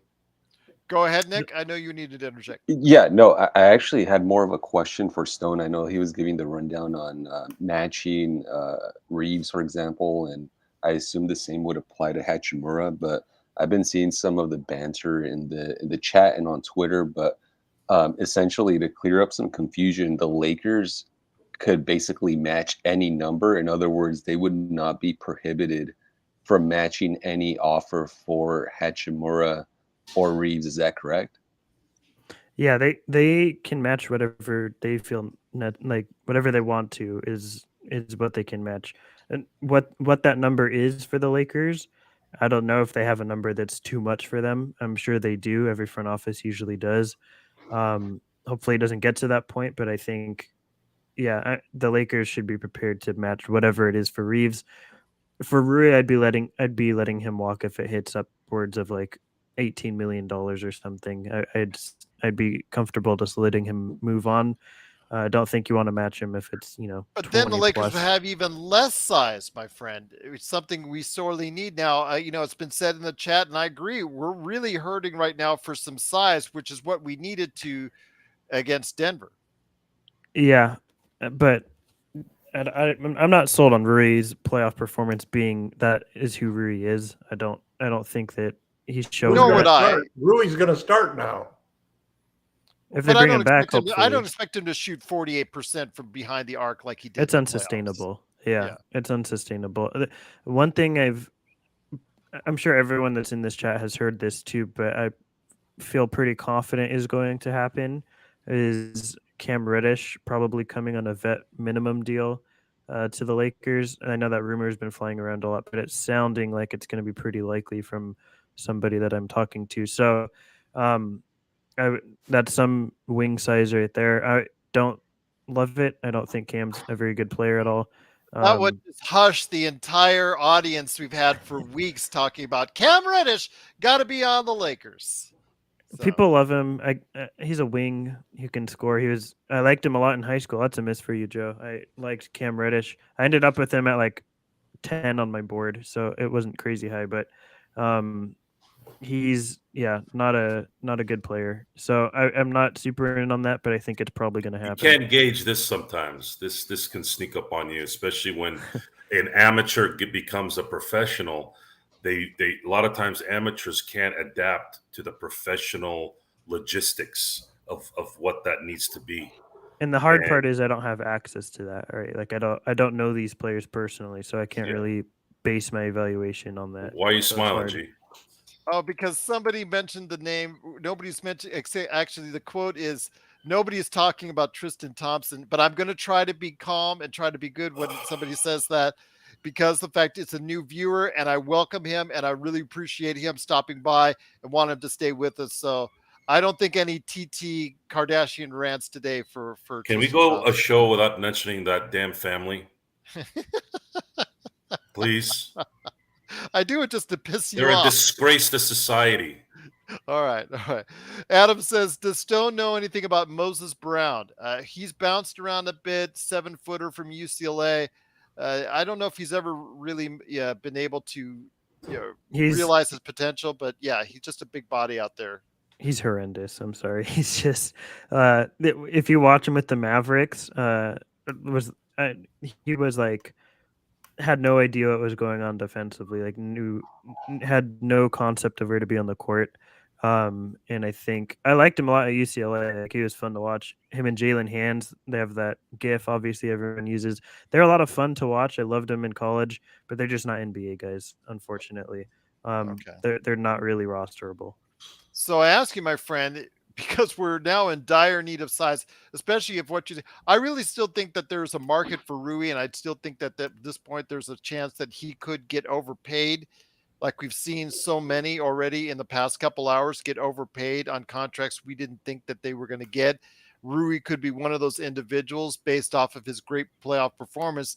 If we lose him, we are in desperate need of size, Stone. And where do we turn from there? I don't know, but you're also pushing up into that tax apron if you go, as you hear my dog bark in the background. There's the male's probably here. The wings, it's hard to replace, but also you're going into that tax apron, and I just don't see the Lakers doing that. I think when they're going to be butting right up against it, retaining the guys as it is, and if you're paying Rui 18, 20 plus million, you're going to be over that. And I think that 14 million. That's the hope. I think if you want to bring Rui back, I think that's the market. You're going to have to slightly go above whatever MLE teams can offer. But everybody knows that. Everybody knows that he's that he can't repeat those playoff numbers. But he's still. I think he's going to garner MLE. He's shown a lot in the playoffs that he could get to the rim and he could defend. Yeah. I just want to mention. Oh well, hold on. I want to mention this too. But LakerNic called this overpay for Joe Ingles, 2 years, $22 million for someone who is 36 right now, coming off a major ACL injury. Wow, that's got to be a bad signing, in my opinion, for Orlando. They had to pay it though, because they have to get to that 90% mark for the cap Yes. space, which it's not a good signing, but Well, they you have wait to the do end it. of the year and give it to one player like the Indiana Pacers did last year. Yeah, at least it's for 11, not 22, right? It's by the Ga- start of the season. You have to do the 90%. It's by the start of the Yeah. season. By the start of the season? By Start opening night. of the season. Yes. Gabe Vincent, his deal, by the way, is fully guaranteed and no options throughout any of the 3 years. Okay, wanted to make sure on that. LakerNic, let me bring you back in here real quick on this. Your thoughts on some of the signings that you're seeing outside. Phoenix has been very active. I actually want to compliment them. I'm not exactly thrilled to see a fellow Western Conference team like Phoenix actually make so many moves with such little cap space, but they've been signing some pretty decent guys that may build out a decent rotation for those three high volume shooters that they're already going to have already on that team. Yeah, Gerald. I mean, Phoenix just had to do it. As we know, they basically had to vacate their entire roster to get people like Durant and Beal to join. But actually, one player that I think we haven't really mentioned that's currently a Laker and is going to be a Laker next season, and I think we just haven't thought too much about him, at least in this broadcast, is Vando. And I think that, he's obviously a defender, but I just hope that he's literally in the gym right now shooting like 1,000 threes. 800 to 900 a day is what he said. Yeah, he should be hitting 1,000. He's about 200 short, Tom. But other than that, he could contribute. I'm not expecting him to be a prime time Klay Thompson or Steph Curry, but he became even an average 3-point shooter. I mean, it would just pay dividends for him and for the Lakers. He also has to stop being Ben Simmons when he's underneath the basket. The guy is afraid to go up and dunk the ball on people. And he passes the ball out every time he gets it underneath the basket. Every single time. That needs to change. And if I was an assistant coach for the Lakers, I would have a drill where I would pad right around the hoop and start letting these guys, you need to make 10 layups getting your ass whooped to the layup. Quickness can get a shot up before the shot blocker can block it. It's just a combination of knowing how to use your hips to nudge a guy to get him off balance and get a shot off. Look, and he doesn't do any of those things. If Austin Reeves can handle contact and Yep. get the ball in from a 2 or 3 foot distance, you can do that under the rim. Yeah, Especially with I'd that have kind of Phil Handy athleticism. work with that guy all summer long, except Phil is running around the world. There's the Schroeder is not expected to return. The Bucks, Heat, Knicks, Hornets, Suns, Pelicans, Mavs, and Rockets all have interest in him. So the entire NBA. Yeah, all teams with partial MLEs at least to get him more money than we can offer. So he's gone. They're probably trying to get D'Lo for a lot less than 20. Yeah, we'll see what happens. Now he's lost a lot of leverage now that they've got another point guard under the contract. Yeah, but we'll see. Because they could use that money for Walker, they could use that money for I don't want to bring Beasley. Walker They for could that still kind of money. Beasley a deal, Walker a deal. I'd rather bring D'Lo, but I think you have to look at what other teams are able to offer D'Lo something, and that's basically down to Houston and San Antonio, and those are the two teams that are also in the Reeves running too. So they're the teams that we'll see what happens, but both those teams could offer significant money for either or Reeves or D'Lo. Young MB is mentioning Cauley Stein and Alex Len. Alex Len played some maybe a couple minutes. Cauley Stein for 20 years. But Alex Len played a couple key minutes for He looked good. Sacramento on as far as the backup is concerned. He actually did fairly well late in the rotation, late in the season for Sacramento. Any thoughts on him as a backup big for the veteran minimum? Guys? Sorry, was that to me? Yeah, anybody out there. I'm sorry at this point. Oh, no worries. I'm not interested in any of them. I don't think any of them are playable. There's a reason they don't have any homes in the NBA.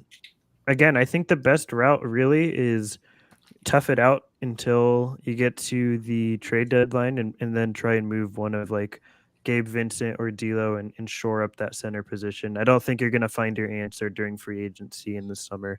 I think you're probably going to have to figure it out once you get to the trade deadline.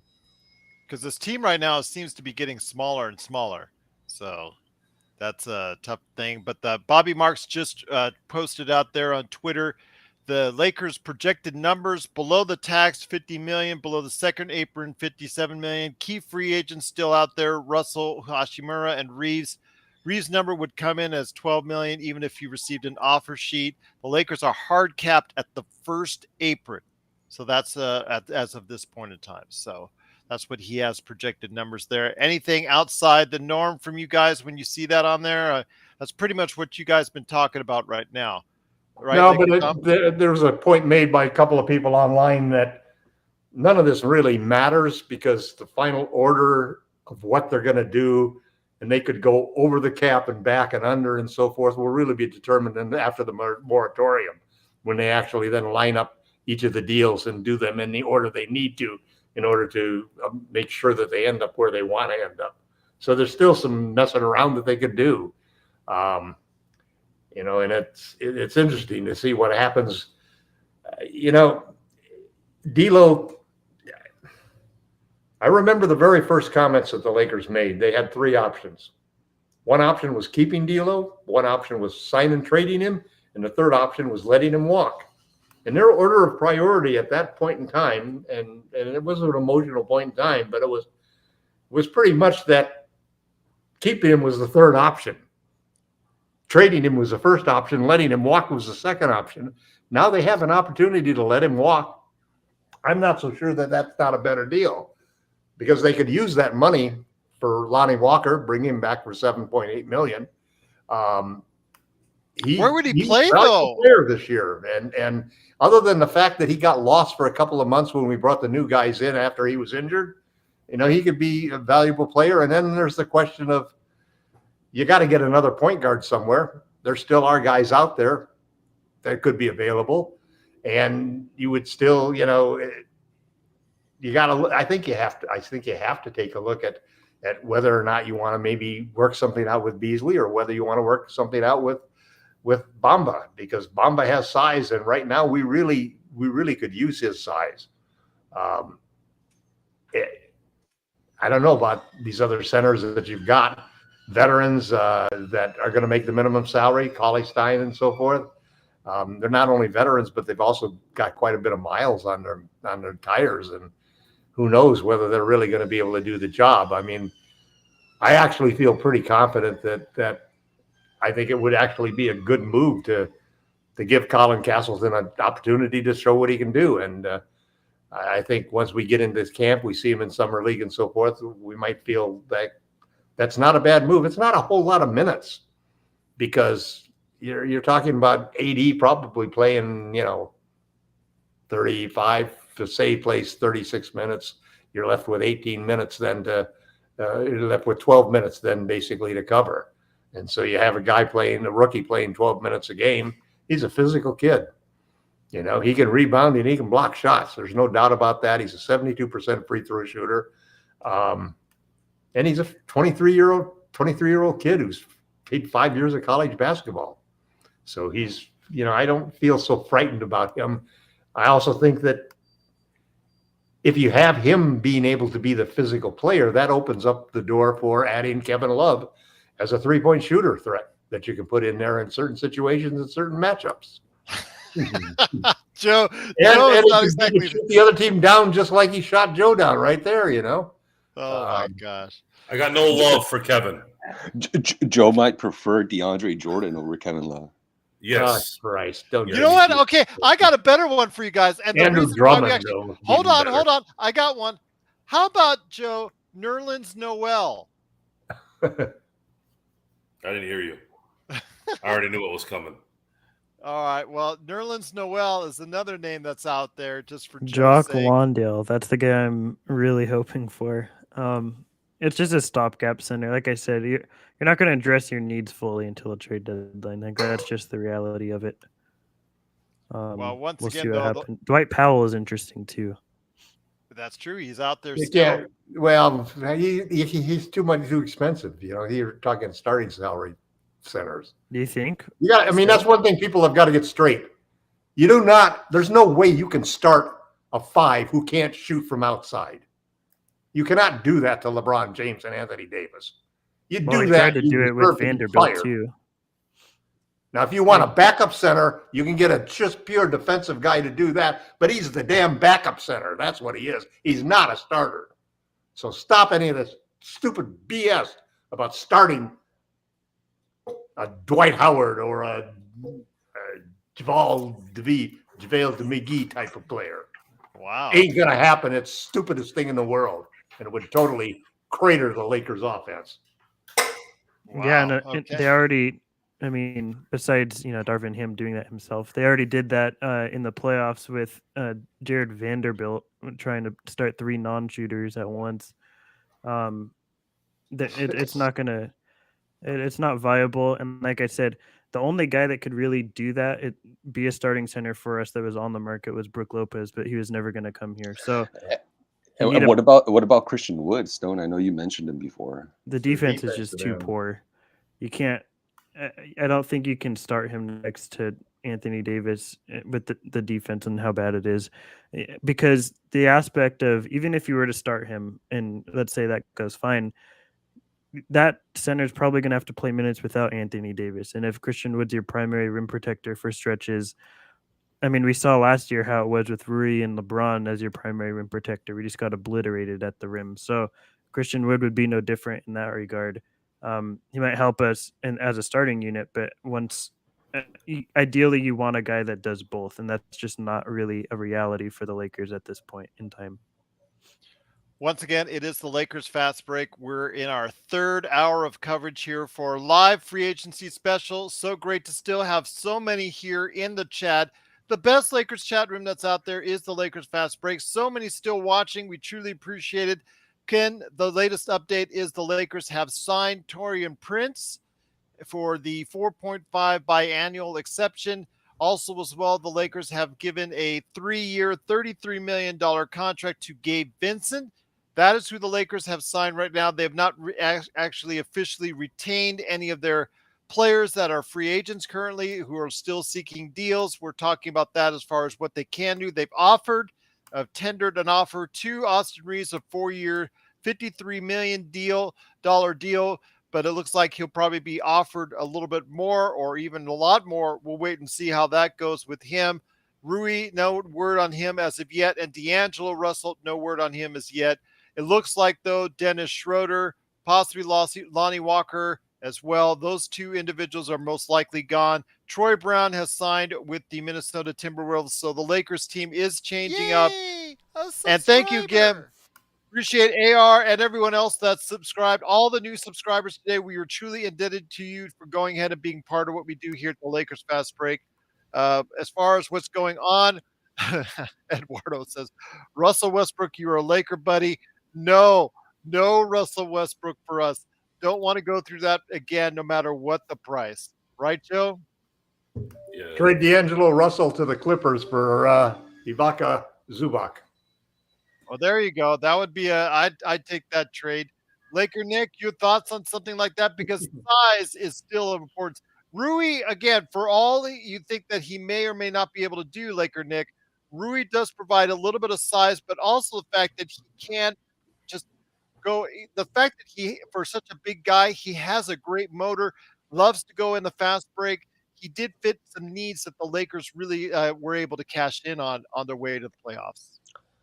Yeah, no, you're right, Gerald. I think that Hachimura, he brought some grit, some size, and he probably overplayed, his averages in the season, especially in the playoffs. So I would definitely welcome him back.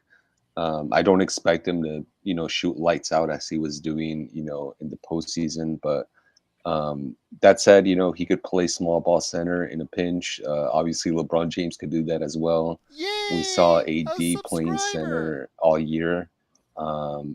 Obviously that leads to injury concerns, durability issues. So yeah, I do think that we need a serviceable big. I'm not sure if it's an urgency, so to speak, at this time. I think that's a pickup that could happen, later on in the season as it goes on, and maybe give some run to, I don't know, a center in the G League or a young prospect in the meantime.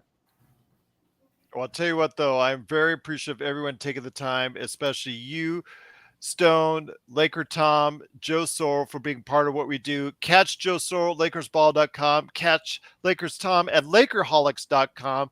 Stone Hansen right there at the Upside Swings NBA Draft Podcast. And LakerNic, it's always part of our great coverage on playback.tv. It is the Lakers Fast Break. My name is Gerald Glassford. Thanks so much again for watching, listening. We still have quite a huge crowd. We hit 200. What did we hit at one time, Joe? 250-ish? I believe the official number from what I saw was 223.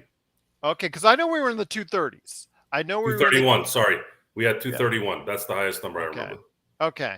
But just huge, absolutely huge numbers. Our biggest day ever, and it's just truly appreciative of whatever you're doing to help us out with that. Thanks so much for watching, listening. It is the Lakers Fast Break. We're still trying to wait on what the Lakers or others are doing. I do want to mention that the latest news and notes from the NBA is that Herb Jones has agreed to a 4-year, $54 million deal to stay with the Pelicans.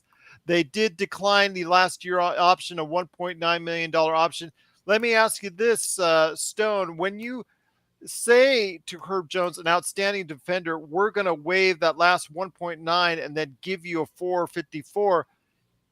I mean, obviously that's a great sign to the player and to the agent, but for the team factor, you're spending the money now instead of spending the money later.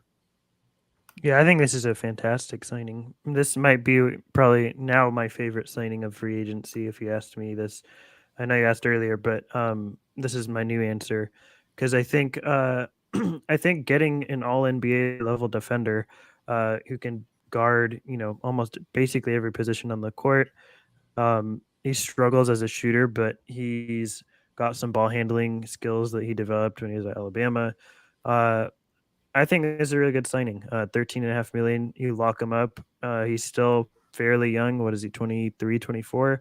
And you lock him up for another 4 years, and he's still in his prime even when it ends. So I like this signing quite a bit. I think you're going to struggle to find many better defenders that are for a lot cheaper than that. And I think that's a really solid signing. One name I wanted to throw out there too for the Lakers as a possible vet minimum center as a backup would be Olivier Sarr. He was a two-way most recently for the Thunder. He bounced around. I think he played for the Suns before that. He's super athletic, and I don't know really why he hasn't stuck, but I think he is somebody that's an interesting rim protector as a backup. Has some catch radius as like a lob threat. Very basic backup skills, but somebody that I think performs them probably better than most guys you're going to find at that sort of vet minimum range. So he's somebody that basically nobody talks about, but I think is worth exploring with one of those contracts. Big Mike, thank you for being here. Welcome to the Lakers Fast Break. Unfortunately, no, there's not a super chat button for us yet. We have to, I believe, achieve 1,000 subscribers. And after a day like today, we're on our way to doing so. We truly appreciate it. But if you've got a question to chat, I try to read and answer as best I can and post it out there for you. And we try to go ahead and cover it right here at the Lakers Fast Break. So we try to make every question right now and every type of comment that is necessary for the guys out there to answer as best we can. But yes, Big Mike, I wish for a super chat button, believe me, but that's not as of yet. I think YouTube kicks that in at 1,000. So we're looking forward to hitting that number sooner rather than later after a huge day today. But LakerNic, let me get you back into this conversation when it comes to what you're seeing now with a little bit of slowdown in the activity. Though I see that according to Dave McMenamin, he's talking about how Gabe Vincent is coming from an Exhibit 10 contract. all the way to what you see here. Your thoughts, though, they've really solidified the backcourt sort of, as far as that portion of the Lakers' depth. I think it's been really good, and even some wing depth with Prince. Your thoughts, though, on what they need to go ahead and do to shore up the back end as far as rebounding and size?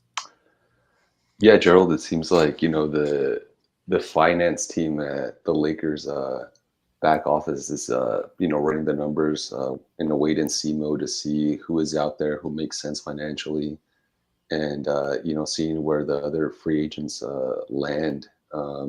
I am, a little surprised I haven't heard anything from D'Angelo Russell, I believe, to this point, or Rui Hachimura. I know that the Lakers have made an offer to Austin Reeves, but other than that, I am a little surprised I haven't heard something about Rui or D'Lo. Again, it's been kind of interesting. I agree with you up, but Joe, as you had predicted, there still could be something on the horizon where San Antonio or Houston, possibly San Antonio, was still plenty of cap space even after the trade zone signing, and Houston with a ton of cap space, who's done absolutely nothing, and they still have quite a bit to spend, still out there with a lot of money there left in store. It's just I don't see. I see one definite, and that's Lakers 99. I mean, they're gonna match. They're gonna match whatever Austin gets, and I'm still kind of gonna wait on the D'Lo thing. Maybe we don't. Maybe we re-sign him to trade him. I don't know.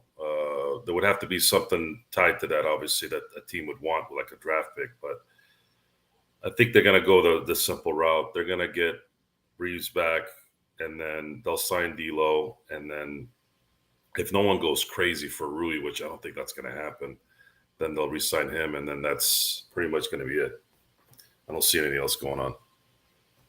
Josh Richardson just got signed to, I believe, to a 2-year deal with Miami. So he is going there on a 2-year deal. I don't know if it's a player option. It has not been announced, just a 2-year deal. Shams is always vague on his deals that he writes up, just a 2-year deal, though, for Miami for Josh Richardson. Your thoughts, though, Stone, as we head now well into our third hour of coverage on the free agency market. It's been wild and crazy, and then it's kind of died down. But I still think there are options left for the Lakers at this point. Don't you, Stone? Not really. I think our options left are bring back our own guys. I think that's basically our options. I think that bring back Rui, D'Lo, and Reeves, and then our options are basically just vet minimum guys. And that's basically just taking shots on guys that you hope can contribute to a rotation. You're not really expecting that out of them because you're paying them the minimum salary. But you hope that at some point during the season they can step up and be a part of the rotation. So I think that's basically what's left for the Lakers. Keep your guys, hopefully make some good minimum type swings. And that's probably going to close out the summer for us in regards to what happens. So LakerTom, let me ask you, who are those minimum type swings that are not named Kevin Love? Well, I think they will be looking at bigs. I guess you have to look at the Collie Steins and the Nerlens Noels and guys who used to have some veterans that basically are still in their early 30s and aren't over the hill completely. I think also too that I've been sort of listening to Sam Quinn, and he's been on a mission that he feels that because the Lakers can actually do several different approaches to this season, he actually is playing around right now with figuring out how they can make an offer to Brook Lopez. And there's actually thoughts that the Lakers might be negotiating something going on because they all of a sudden have $20 million that they can replace because they can move D'Lo. They don't need to have a second point guard at this point in time. They can go out and get a backup point guard. or they definitely have Reeves and actually if you put Reeves and Walker, both of them are guys who basically can get a guy on their hip and get somebody in jail and get into the key and play a little point guard. Or they could even turn back to Dennis because they got some money with Dennis that they've got some non-bird rights to give him $3.8 million. They could give him another $1.5 million from the MLE, which would give him 3.8, 4.8, 5.1. You're getting up there where maybe you can get Dennis. So I think there's still something happening with the Lakers, and they aren't done. And until you hear that the deal is done with D'Lo, or he walks, if you hear that D'Lo's walking and going somewhere else, then all of a sudden, the Lakers are looking at something else because they can switch this around and they can just get rid of D'Lo's $38 million cap hold. And all of a sudden they've got cap space. They can sign the two guys that they just signed with cap space and still have the taxpayer MLE left. So they've got a couple of routes to go that still give him some options. And so Pelinka's, if you have to look at it right now, the whole thing of getting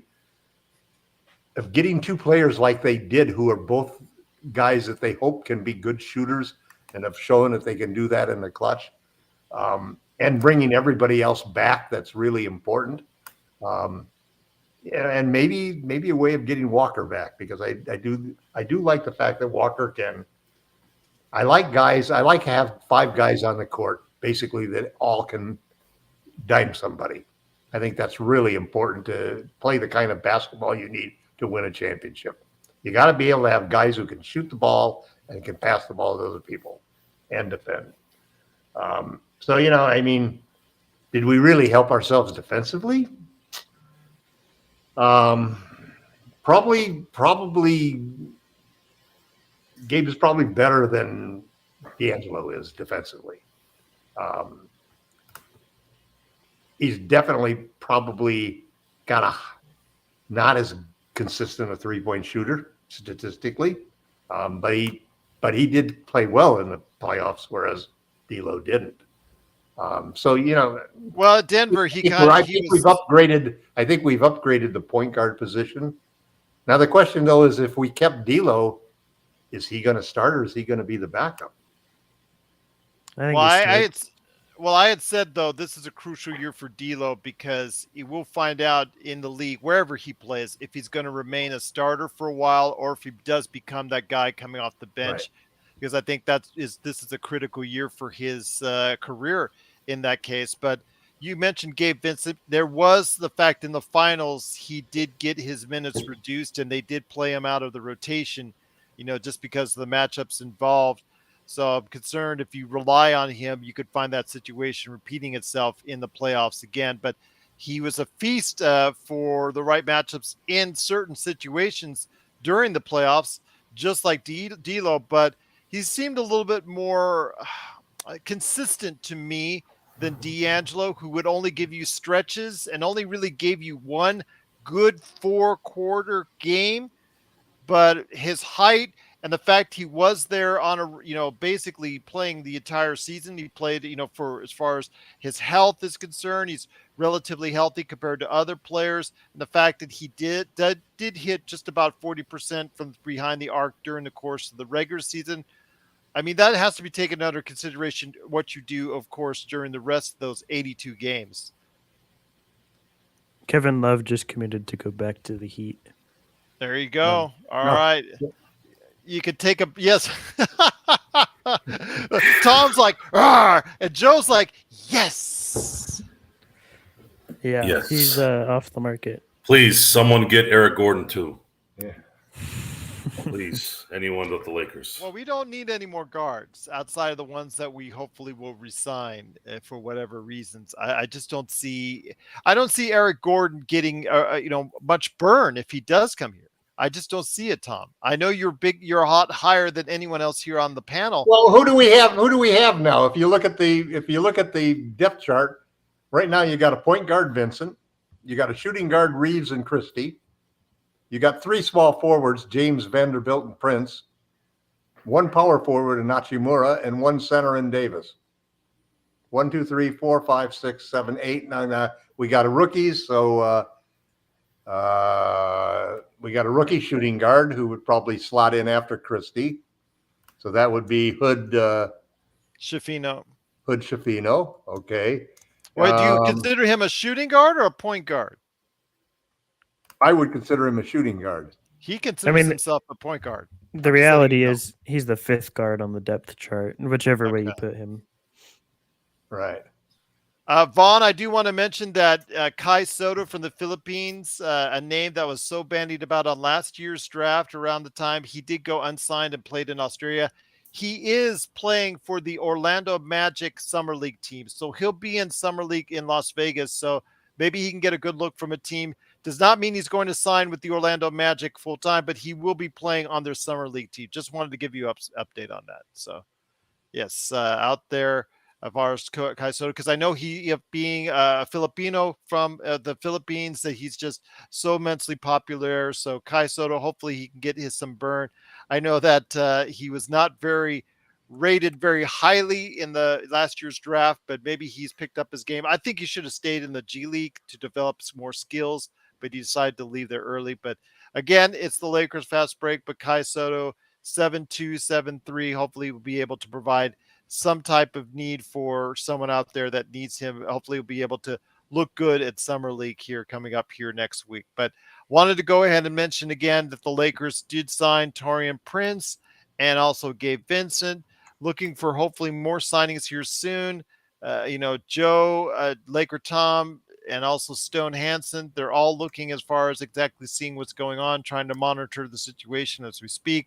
Truly appreciate all the new subscribers.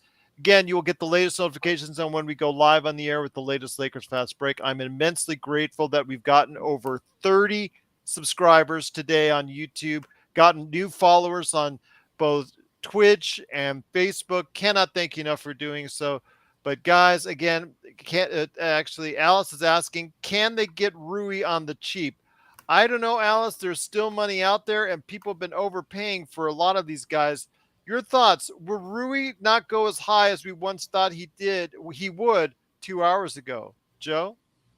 We're going to have to see how the big names I haven't heard of anybody chasing Rui. Have you? No. We might be overvaluing Rui. That happens a lot when you're a Laker fan.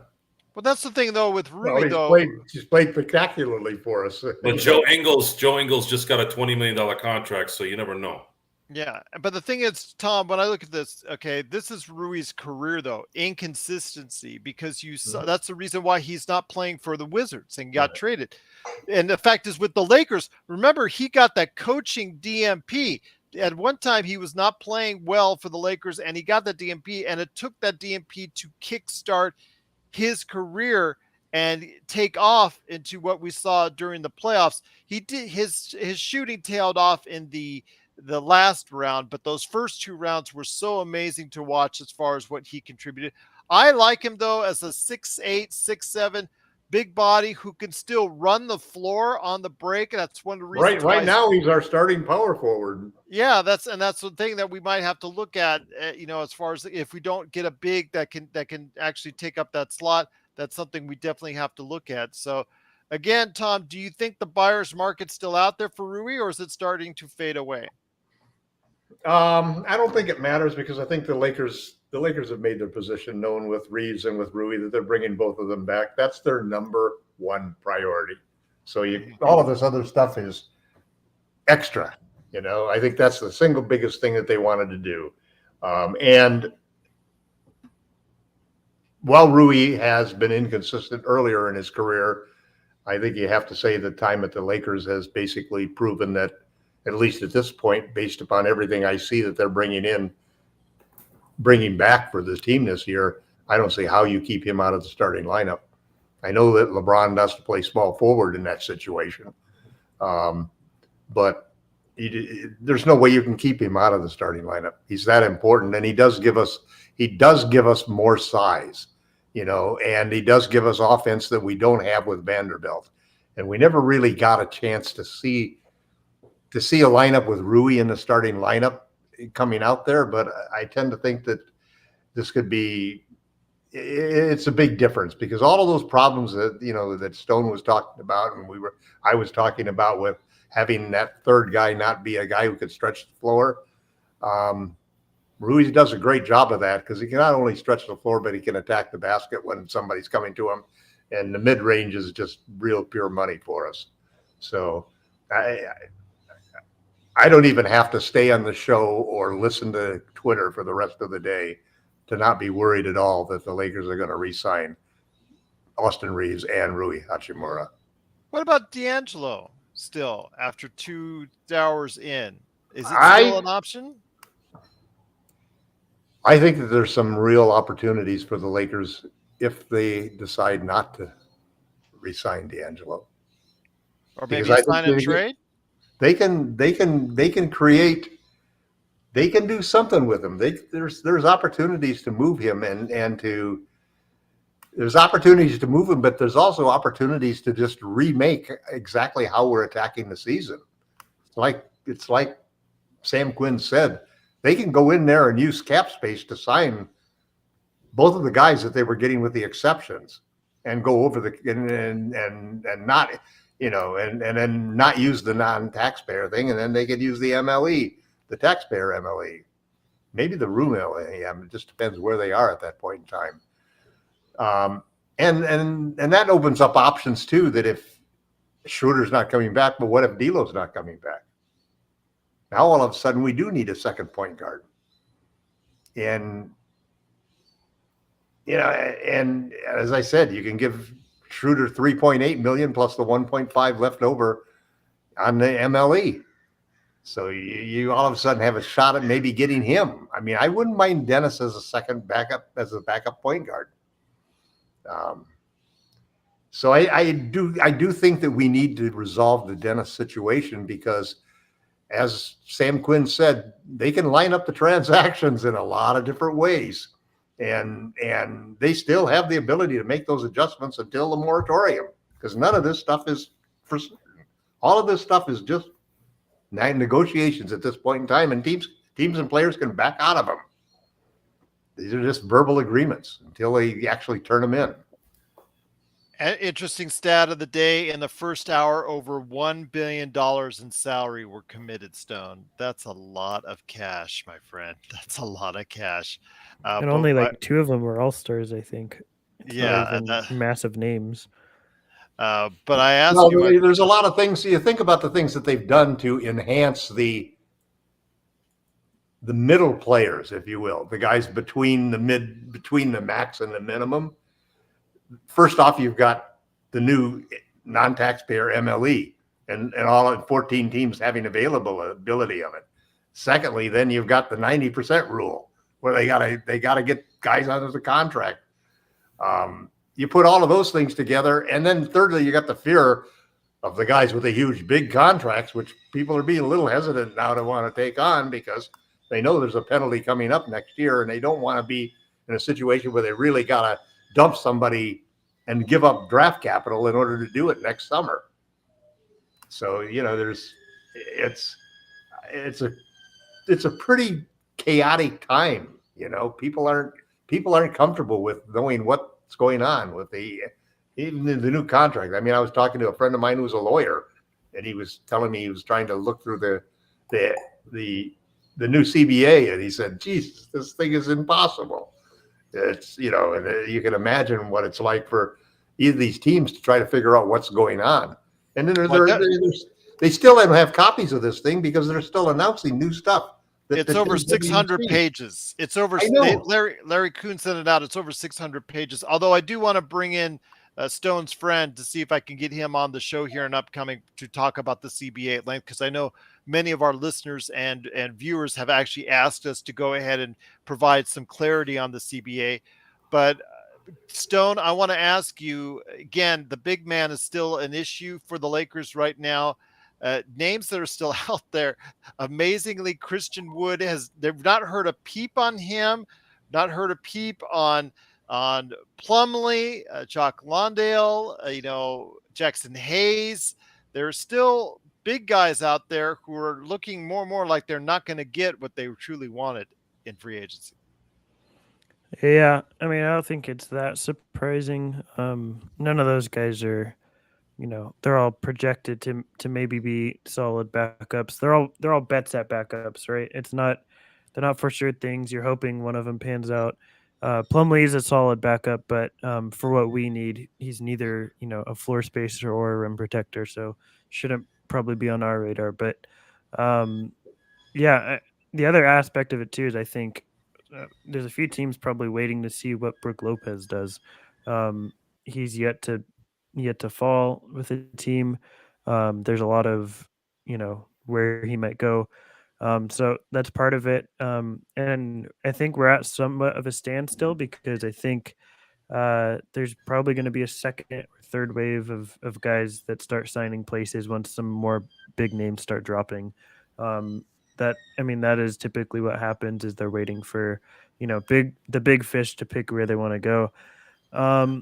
That said, though, I'm probably going to get going for now. I got to go grab some dinner and walk my dog, but enjoyed being on here, and I'll catch you guys later.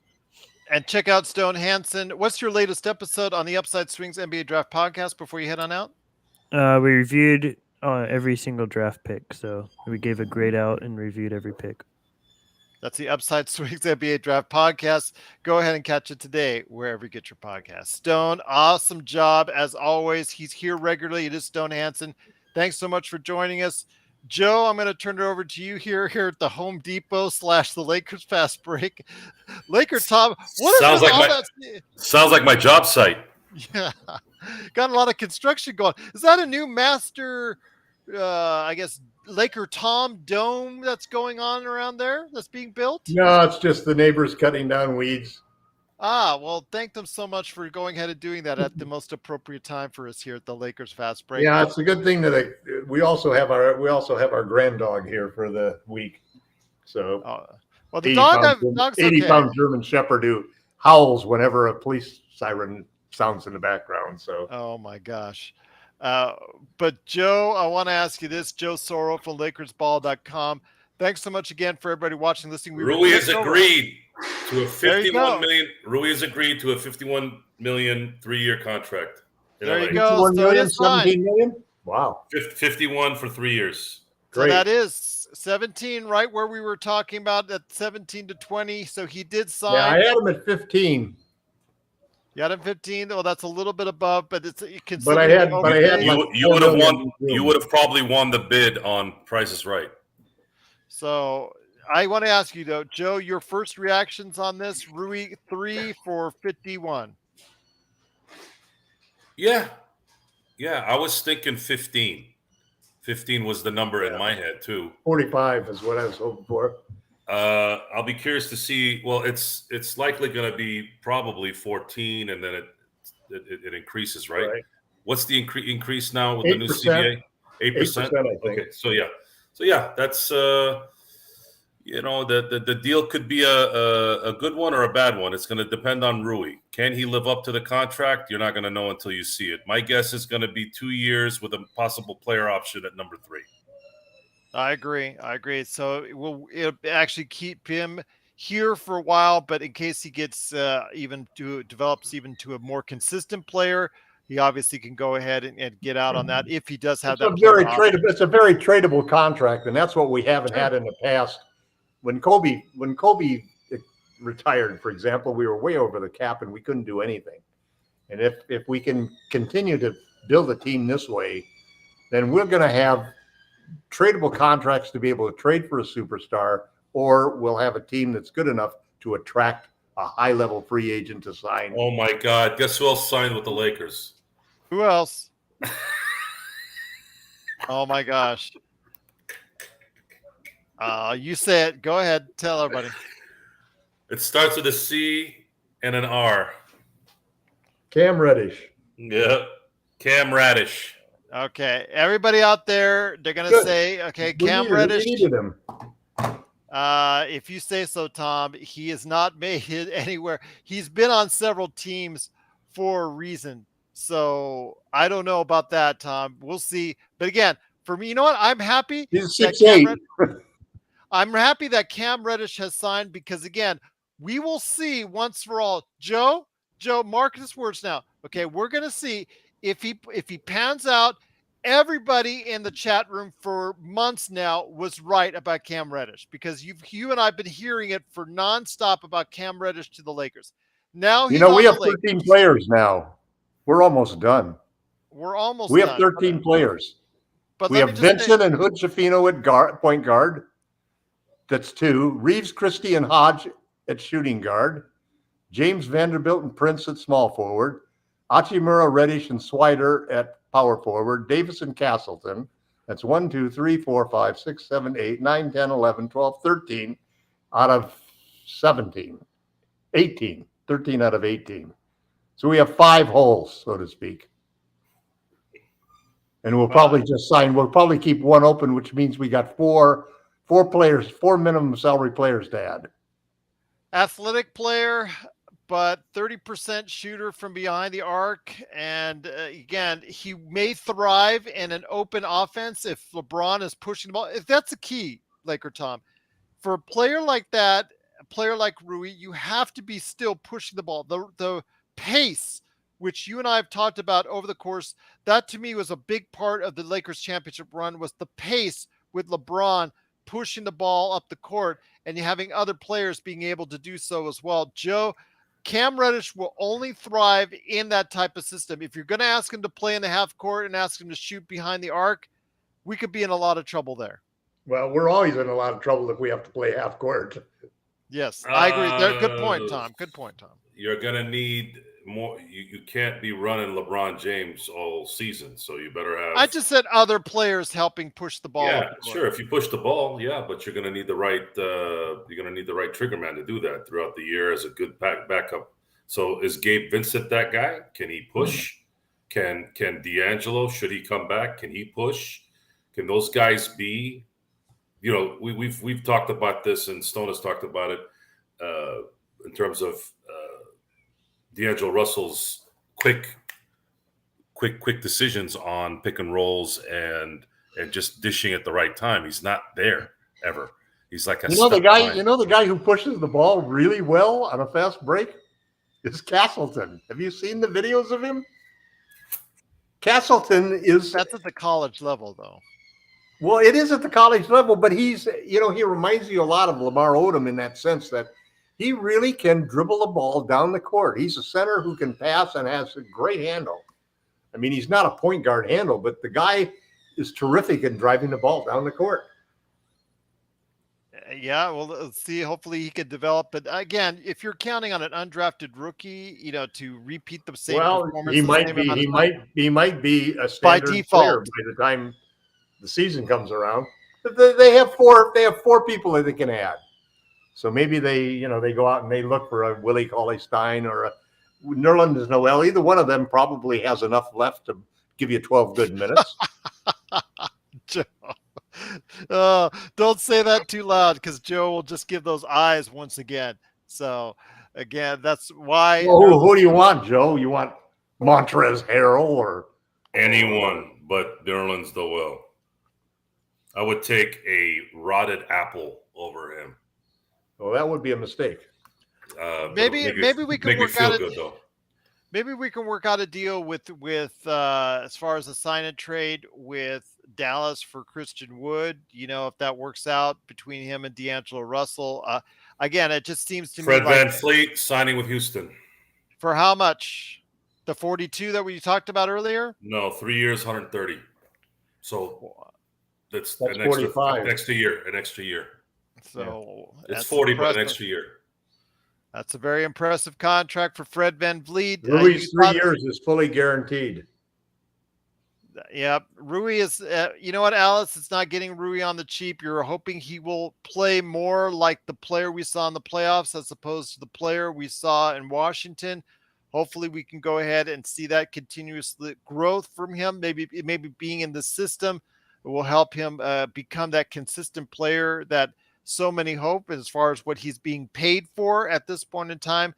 With Fred VanVleet, I mean, my gosh, Joe, you said there was going to be a huge overpay for him. As much as I would have liked to see him on the Lakers, no way we're going to pay over 40 for him like that. That's a lot for that's more than likely a panic move or a must move for Houston due to Well, the they got to spend the provisions. money, and they got nothing but a whole roster full of guys on minimum rookie contract. Yeah, they pretty much said, okay, well, it looks like Fred VanVleet's going back to Toronto unless we give him a third year. And then as soon as they gave him the third year, boom. This is a good deal for Fred because now he avoids God knows how much in tax money in Toronto and goes to Houston and likely gets more money anyways. I mean, what were the offers that Toronto were going to give him? I think 30 a year Yeah. was where, yeah. So I mean, not only does he get a higher annual salary, he also gets to keep more of it going to Houston. one thing I do want to add though about Kevin Porter Jr., who was the starting point guard on Houston. Obviously, they weren't enamored with his play, although he averaged 20 points a game in Houston, which sounds like loose cannon indeed, but he may now be available in a trade because I'm sure he's not happy the fact that he is no longer the starting point guard in Houston. But once again, the Lakers do want to mention here again, the Lakers have signed. Latest signing is Cam Reddish, much to the amusement and also adulation of everybody in the chat. So many people loved over the past few months Cam Reddish being signed and wanted him to be signed by the Lakers. Well, now you have your wish. Cam Reddish is now a Laker. Rui Hashimura has signed 3 years, $51 million. Also as well, Taurean Prince has signed. Got to get Austin in today. Yes, let's get Austin in today. Gabe Vincent has also signed. So again, the Lakers still have D'Angelo Russell still outstanding. They still also have outstanding as well. You have Austin Reeves. That situation still up pending. And then you've also have who knows what Dennis Schroeder's going to do. Most likely he's going to end somewhere else. But yeah, some interesting things still have to pan out here. And plus the fact is we still need to find some guys that can help us at the 5. So Alice says Cam Reddish isn't good enough to even make the team. Alice, again, people see the highlights on Twitter and they just go off of that. They don't understand why he's played for 3 teams already in such a short career. It just seems to me that very athletic. He has to be in the right system. And the fact is, if you're going to ask him to shoot from behind the arc, he's going to shoot nothing but blanks because of he's at best a 30-point shooter so far in the league. Hopefully he can develop that with the Lakers. But yeah, I'm not holding my hopes out that Cam Reddish could do a whole lot. But again, this is what most of the chat has wanted for quite some time. They've been shouting Cam Reddish's name. You got him. Let's hope we can utilize him very well here at the Lakers. So that's what I'm hoping for. Alice says Fred ain't worth that dough. Yeah, it is an overpay. But again, Houston has to spend that money. They have to get to 90% of the cap by the start of the season. I would have just held on to the money and just made some trades, to get a whole bunch of draft picks back. Because what is Fred going to actually do, Joe, for a team that is still one of the worst in the NBA? Make a lot of money. He'll help them win 2 more games. That's about it. Good point. Now, the question I have is, what are the penalties for not having a 90% salary cap filling? I think it go to the players? Oh, it goes to the league. It goes to the league, the difference. Okay. Really? Yeah. So your option is to give it to your players. Usually they spread it out evenly among the team, or do what Indiana did, which was they gave a big reward to Miles Turner. They raised his salary like $27 million for this. Who structured these deals? But they were way underneath the minimum salary.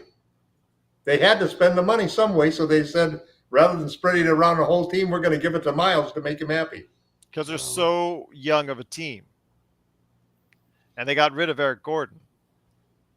So yeah, that's $43 million per VanVleet. That's a lot of cash. Wow. A lot of cash. That's now the worst trade.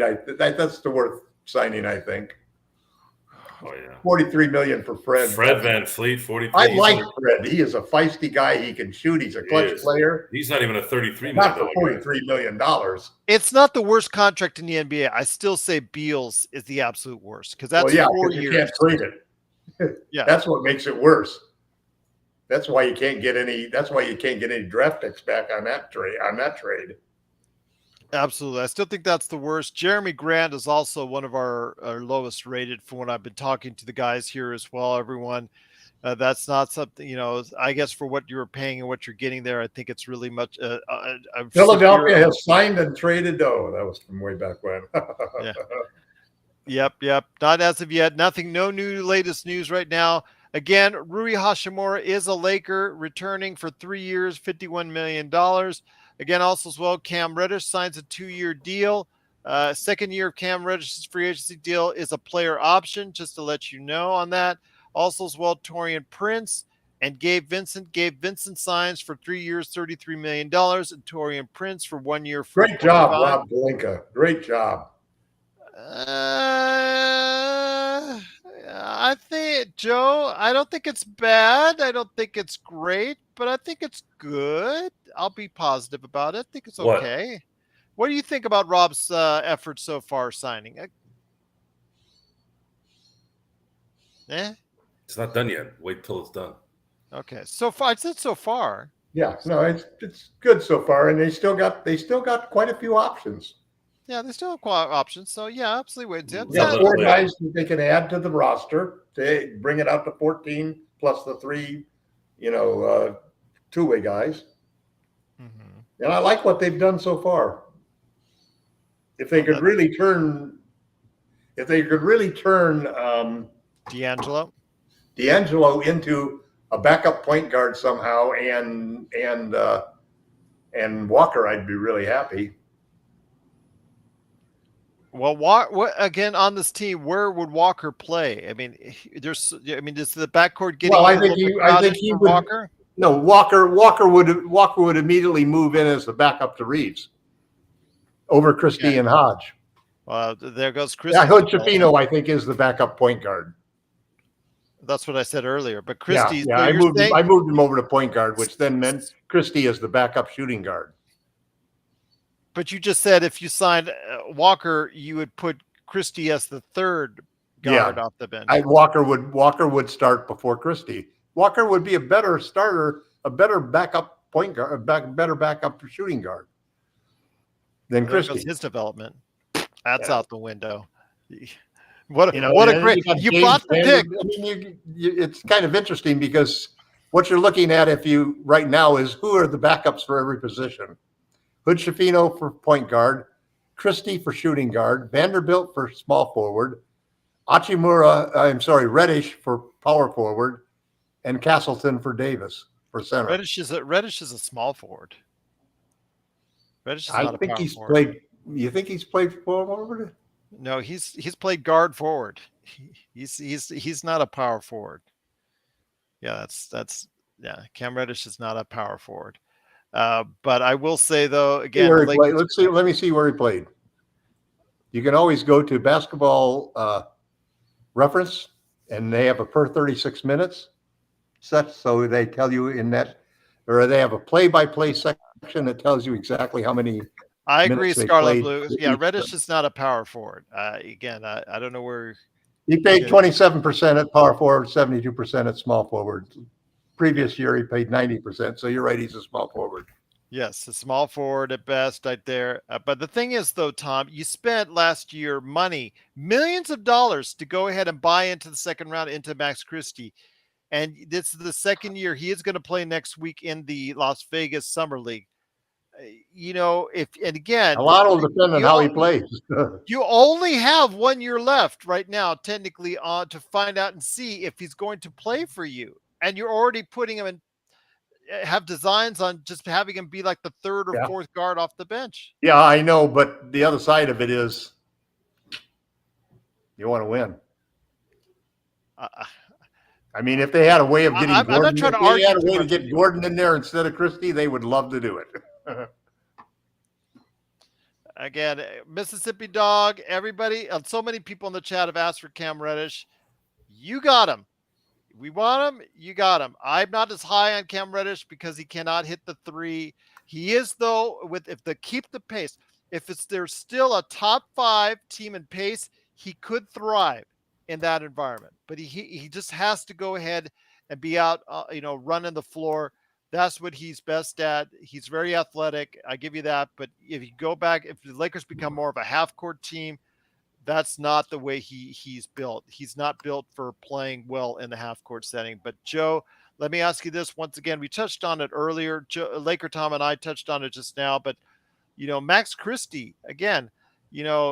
Tom's about winning now and obviously winning now, but you made an investment in Max Christie. Could it all just go for naught really quickly? I don't think so. Well, if you don't play him, how do you know how effective he's going to be? I don't know. They'll find out in camp. They'll find out in camp where he sits. These are questions that we're not. How do you answer this if you haven't seen anything? I mean, I happen to think that Hodge could threaten to be the backup shooting guard very easily. We first of all, we have to let this thing play out. We don't even know if D'Angelo's coming back yet. We have to wait. Austin, I believe, is coming back. They're going to match everything he has. Now, the question is, our roster's starting to get full here, and we only have one legitimate center, which is AD, who shouldn't be playing center. So what are they going to do there? Are they going to get? I don't know what the hell they're going to get to cover that. So that's. Well, they got to go out and they got to get a Cauley Stein or somebody like that. Yeah, I'm waiting on it. Well, Cauley Stein wasn't even in the league, Tom, last year. That's how bad his career's gone. Nerlens Noel, one of those guys. Oh, you really are setting Joe's heart. You really want him to go to the hospital, I think. So, Adam, yes, we did sign Cam Reddish. Yes, Willie Cauley Noel. We did sign Cam Reddish to a 2-year deal. Second year is a player option, just to let you know. Plumlee is still out there also as well. Again, Christian Wood, you never know. The market seemed to have soured on him so far. So thank you so much, LA Lake Show. Truly appreciate you going ahead and subscribing right here at the Lakers Fast Break. Truly appreciate it. Blue Magic said, how upset is Joe over the Fred VanVleet deal? He's off screen now, but he was not happy, Blue, at the signing. It is an overpay. It's probably I don't know. Would you say, LakerTom, it's the biggest overpay of the so far? I definitely think it is. Okay. $45 million. I was thinking Fred made $22 million last year, and he had an off year. Mm-hmm. So this is strictly a case of when you're the Rockets and you got nobody who's making anything other than the minimum rookie contracts, and you got to spend 90% of your salary cap before the start of the season. Great, let's bring in a guy who's going to be a terrific mentor for some of our young players, and we'll blow some money on him. And Fred VanVleet basically said, "Give me the money. I don't care about winning." That's what you got. But that's what you got right now. Again, the Lakers have signed. There are now 13 players right now that are signed. Counting the three two-way players. Yes, so we've got that right now. I think there's still a couple more slots. So they're at 10 regular players, although some of the two-way players could get converted. That's true. LA Lake Show says, I think they maybe get McGee or they re-sign Mobamba, and I think Castleton might get some play. LakerTom is really high on him. I know he was also thought of as well by Stone Hansen of Upside Swings NBA Draft Podcast, who was here earlier. Who thought of him in the top second round choice as far as that's where he was projected to be according to Stone Hansen. So looks like we made out on a deal. We'll actually get a better look at him. I will hopefully next week here at Lakers Summer League here, and we'll probably you never answered my question, Gerald. What do you think would be if I came up for a weekend? What was the best weekend to come to see the games? Which games do you? Well, if you came up to see the games and you want to see the big name rookies, you got to come towards the front end of Summer League. Okay, so the first weekend. Yeah, because again, the first weekend is the better of the ones. That's when all the draft picks outside it, if they get hangnail, they sit them out for the rest of the entire So how many of us can you put up at your house now? Not too many. But give me an advance word. Maybe I can find a hotel room for you guys at a cheap rate, but we'll see. But see if you can find one for me. Okay, I'll see what I can find for you. Joe, you want to interject? Go ahead. I'm sorry, you were on mute. I was? Yes. No, I was just making a joke about your hotel connection. Well, I have hotel connection, but it's not great, but it's something. So what is it, the Golden Nugget? No, it's downtown. Yeah. So there you go. It's not the Gold Nugget. So we'll just say that. But again, it is the Lakers fast break. I don't want to go ahead and see, everybody's going to ask, hey, can you give me a hotel room? No, because my brother-in-law will absolutely kill me and run me over with his car. But it is the Lakers LakersFastBreak.com. Go there, put in your request. Well, no, we don't have that live as yet. Go to Lakerholics.com right there for you. Under LakerTom. There you go. His article's right there. Adam Hurley says Castleton would have probably went in the draft. The Lakers didn't tell him something good. Well, again, he was projected to be a second-round choice by Stone Hansen. So, again, someone that we'll see next week get a better look at. So, hopefully we'll be able to provide a lot of what we need down the line. Obviously, right away, all these coaches don't want to play rookies right away unless they're big-name rookies. So we'll see if he can go ahead and crack the rotation at some point in time like Austin Reeves did, where you see a hint of progression there. But Max Christie, again, the reason why I stress on that is the fact we signed him to a 2-year contract only. So we really don't have as much time to evaluate him as you would normally do for a young player like that. And to commit to another contract to him without actually seeing him for an extended period of time on the court, we don't know that yet because, injuries may happen. He may get a bigger chance. So we'll see. But I'm just concerned of the fact that a subscriber. And thank you, Mister, for subscribing. Truly appreciate it. But Joe, I want to ask you this: when it comes to what the Lakers can still do with those 2 spots, again, Reddish's deal for the veterans minimum. That's a great sign for the Lakers as far as being that cheap. I guess for that much, absolutely. I can't say that that's a bad deal as far as the veterans minimum. If he doesn't pan out, again, it's his option to leave after the second season. Want to ask you, though, but the Lakers still need some size to bring in with whatever little they have left. It's going to have to be veteran minimum contracts and hope that some of their free agent pickups can hold up their end. But I don't know. I don't know where they're going to go there. It doesn't seem like they're too concerned on the big side. And a lot of it also is the fact that they're not going to be able to get any names that matter anyways, unless there's a trade in the works for D'Angelo Russell, which I wouldn't be surprised at this point. You're looking at Toronto now. They don't have a point guard. Toronto has 0 point guards. So what happens there? What are they going to do? So just, I guess, be patient right now. I know it's hard. We've been here for about, 4 hours. We need to be patient and see how things develop. And then I would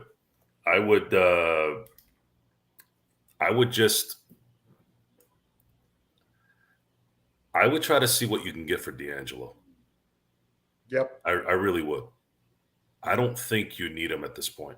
You don't want him at this point in time, frankly, but you do need a backup point guard. But you have to wait. You have to wait in the center. That would be pretty nice. You have to wait for the market to say, D'Angelo, we don't value enough. We don't value enough to pay you what you want.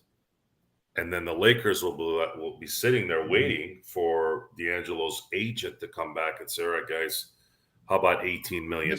I suspect that they're actually trying to see who might be interested in taking D'Angelo on that 2020 contract. Right. That's not a bad deal. A 1-year deal, you get an expiring contract for him at the end of the year. You get to test him. You're not the Lakers all you do is 1 year. If the Lakers can get someone of relevance for that could be the game changer for them. Well, there's a couple of guys like Boucher on the Raptors that would be a great fit for the Lakers because he's a small ball center, basically. Mm-hmm. He can shoot the ball. He can block shots. There's a lot of guys that we like on the Raptors, But the Raptors are basically sort of pulling in Indiana, They are.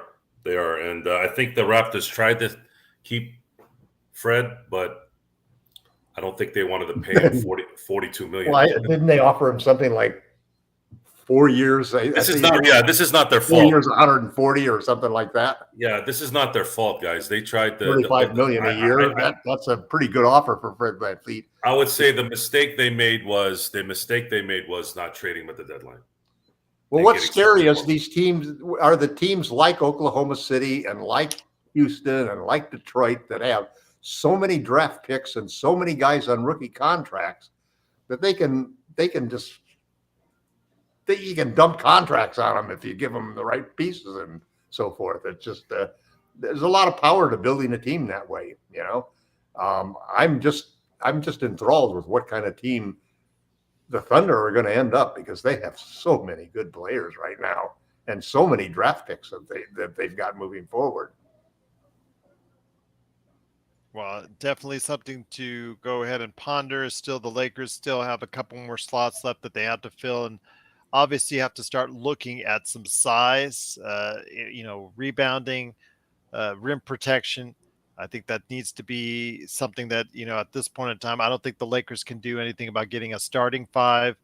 I think we're stuck with AD at the five, which again, for his health, his long term over the course of the season, it's not the greatest option for him. I understand he plays five during the crunch time minutes, but him playing the bulk of his minutes at the five, we've seen this, Tom. That's the trade that's the one reason to keep D'Lo, is to be able to make that trade for a center at the. That's what I'm hoping. That's what I'm hoping, because again, that just it makes me more nervous with AD's fragility, for lack of a better term, and it just seems to be a more fitting position for him to be at the four, even at this. I know he's gained weight, I know he's gained some strength, I know he's you almost hope he would lose weight and go back and get to be quicker and faster. Yay! A Probably be better for subscriber. us. Yeah, thanks so much, franchise, for subscribing. Truly appreciate it. And everyone else who subscribed to the Lakers Fast Break, truly appreciate it. Joe, you wanted to go ahead and share some thoughts on that. I mean, again, you were the first one on the train, on board with let's get AD back to the four. It's something I think that is imperative for the long-term beneficial health of AD, and also the long-term beneficial health of the Los Angeles Lakers. You're putting him in the right position to succeed. No matter how much you say, I want to believe that AD is a center because of whatever, it doesn't matter. His best position is the four. He's the most effective at the four. There's a reason why the Lakers won the championship in 2020, is because you had two starting centers. Now, obviously, when I say two starting centers, is two players that could have been starters, but we went with JaVale McGee most of the year, who did their job, played their position in a way where AD did not tax himself. Now, I know there was a gap and a break in between the March and when they reconvened in Orlando, but the Lakers were hitting their stride in March before COVID stopped everything. And I didn't see any reason why AD would have stopped doing what he did. I just didn't, look at what happened this year. He played injured and he was fairly valuable. Just that you ran into a team that just had more talent and was able to execute even more. But you need to put him in the best position possible to finally get him into an MVP level on offense and a Defensive Player of the Year award on defense. You had that in 2020. You need to do that again. He's still young enough to be there. You need to do that again in 23, 24. And that is your catalyst to winning it all. Preserving LeBron, getting AD in the best spot. And right now you're building enough depth here so far to create that. They just need to get one big that could supplant him when we need it. Everyone out there, it's the Lakers Fast Break. Truly appreciate you being part of what we're doing. Joe, LakerTom is going to be heading on out here in a sec, and I know I can't have to leave before the end of the hour. Your thoughts on what we need to do? I can come back later on tonight. We can do a late night special or a late night wrap up. Tell me what you want to do going forward, my friend. Let me know what's going on so we can let our listeners, watchers, and viewers know for today. Joe? What was that? Again, I said all that, and you just blew right on by.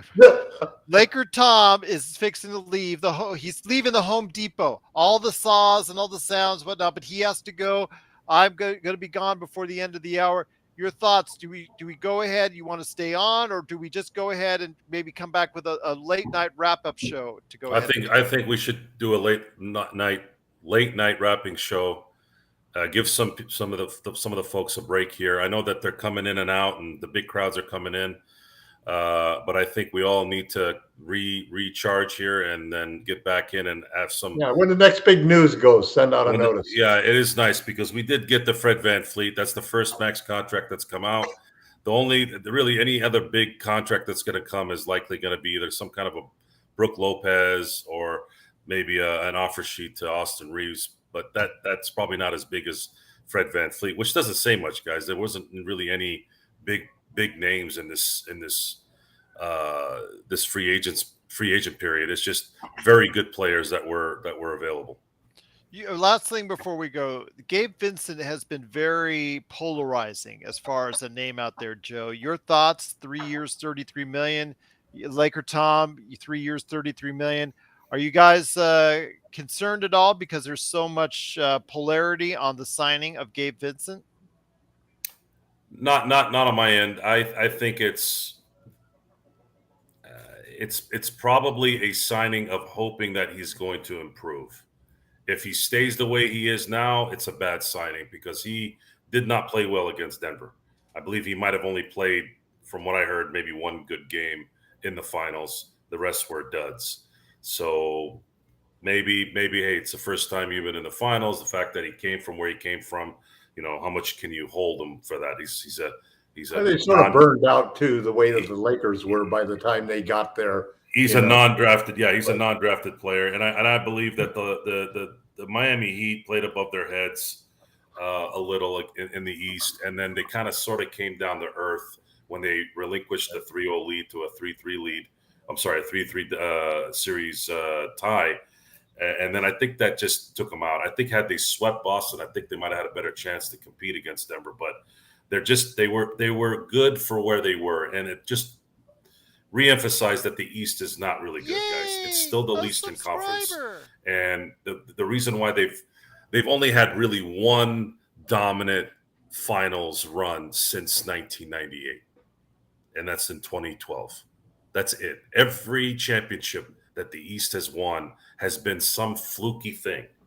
That's it. It's never been like a team that went from the beginning to the end, dominant, went into the finals, won it, and be done with it. It's always some circumstance, like Detroit in 04, or you could maybe even argue that the Celtics in 08 were maybe the last dominant team that won in the East. But then even those guys had to go 7 in the first round, and they had to go 7 against Cleveland with a LeBron and the very minimum team. So it's just, the East is trash. I'm sorry, guys. It's trash. I don't care how good Miami or the Celtics play over there. Win a damn finals and beat a team. Try to run everything from beginning to end. But I don't think we're going to see that in the East. Well, my friends out there, I truly appreciate being part of our largest show ever. It's truly appreciated. Once again, it is the Lakers Fast Break. Again, we will be on later tonight. I'm thinking 10 p.m. Is that okay with you, Joe? 10 p.m. Pacific for a wrap-up on today's free agency. And then, Tom, and Joe, I can also alert you guys on a possible Lakers weekend show or shows, depending on what's going on with the Lakers and free agencies for this weekend as well. Does that sound fair, guys, out there? No. Yeah, I need to check with Jamie to find out what time we're going to do the show tomorrow. Okay, let me know on that, because he is in Phoenix, so I wonder if he's still able to go ahead and do so. He has not alerted me to that yet. If not, why don't we set something up for noon?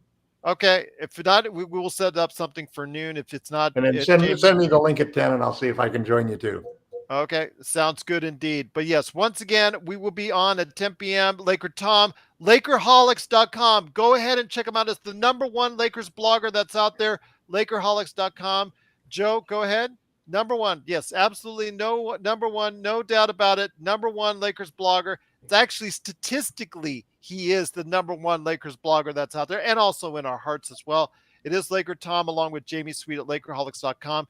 Joe Soro is probably the #1 commenter at LakersBall.com. Go ahead and check him out today. Commenting crazy as always at LakersBall.com. Plus, he has a company. If you live in the Southern California area, go ahead and check out if you need your lawn transformed into something much more magical than it is today. He's wearing it on his shirt. It's SynBlades. SynBlades with a Y.com. Well, we've gotten 42 new subscribers since 2:00, and I want to tell everyone welcome. And thank you. Welcome to the next big thing in the Laker world, folks. This is going to be the #1 Laker podcast on the planet one day, and you're going to be telling your kids, your cousins, your aunts, your grandfathers, your grandmothers that you were there at the beginning, and you're going to be a part of this now. And when you said that, 50 people left. I digress. All right, but it is the Lakers Fast Break. It is Joe Soro, Gerald Glassford, and LakerTom. Stone Hansen, LakerNic, thank you so much to those guys for taking the time out of their day to helping us out.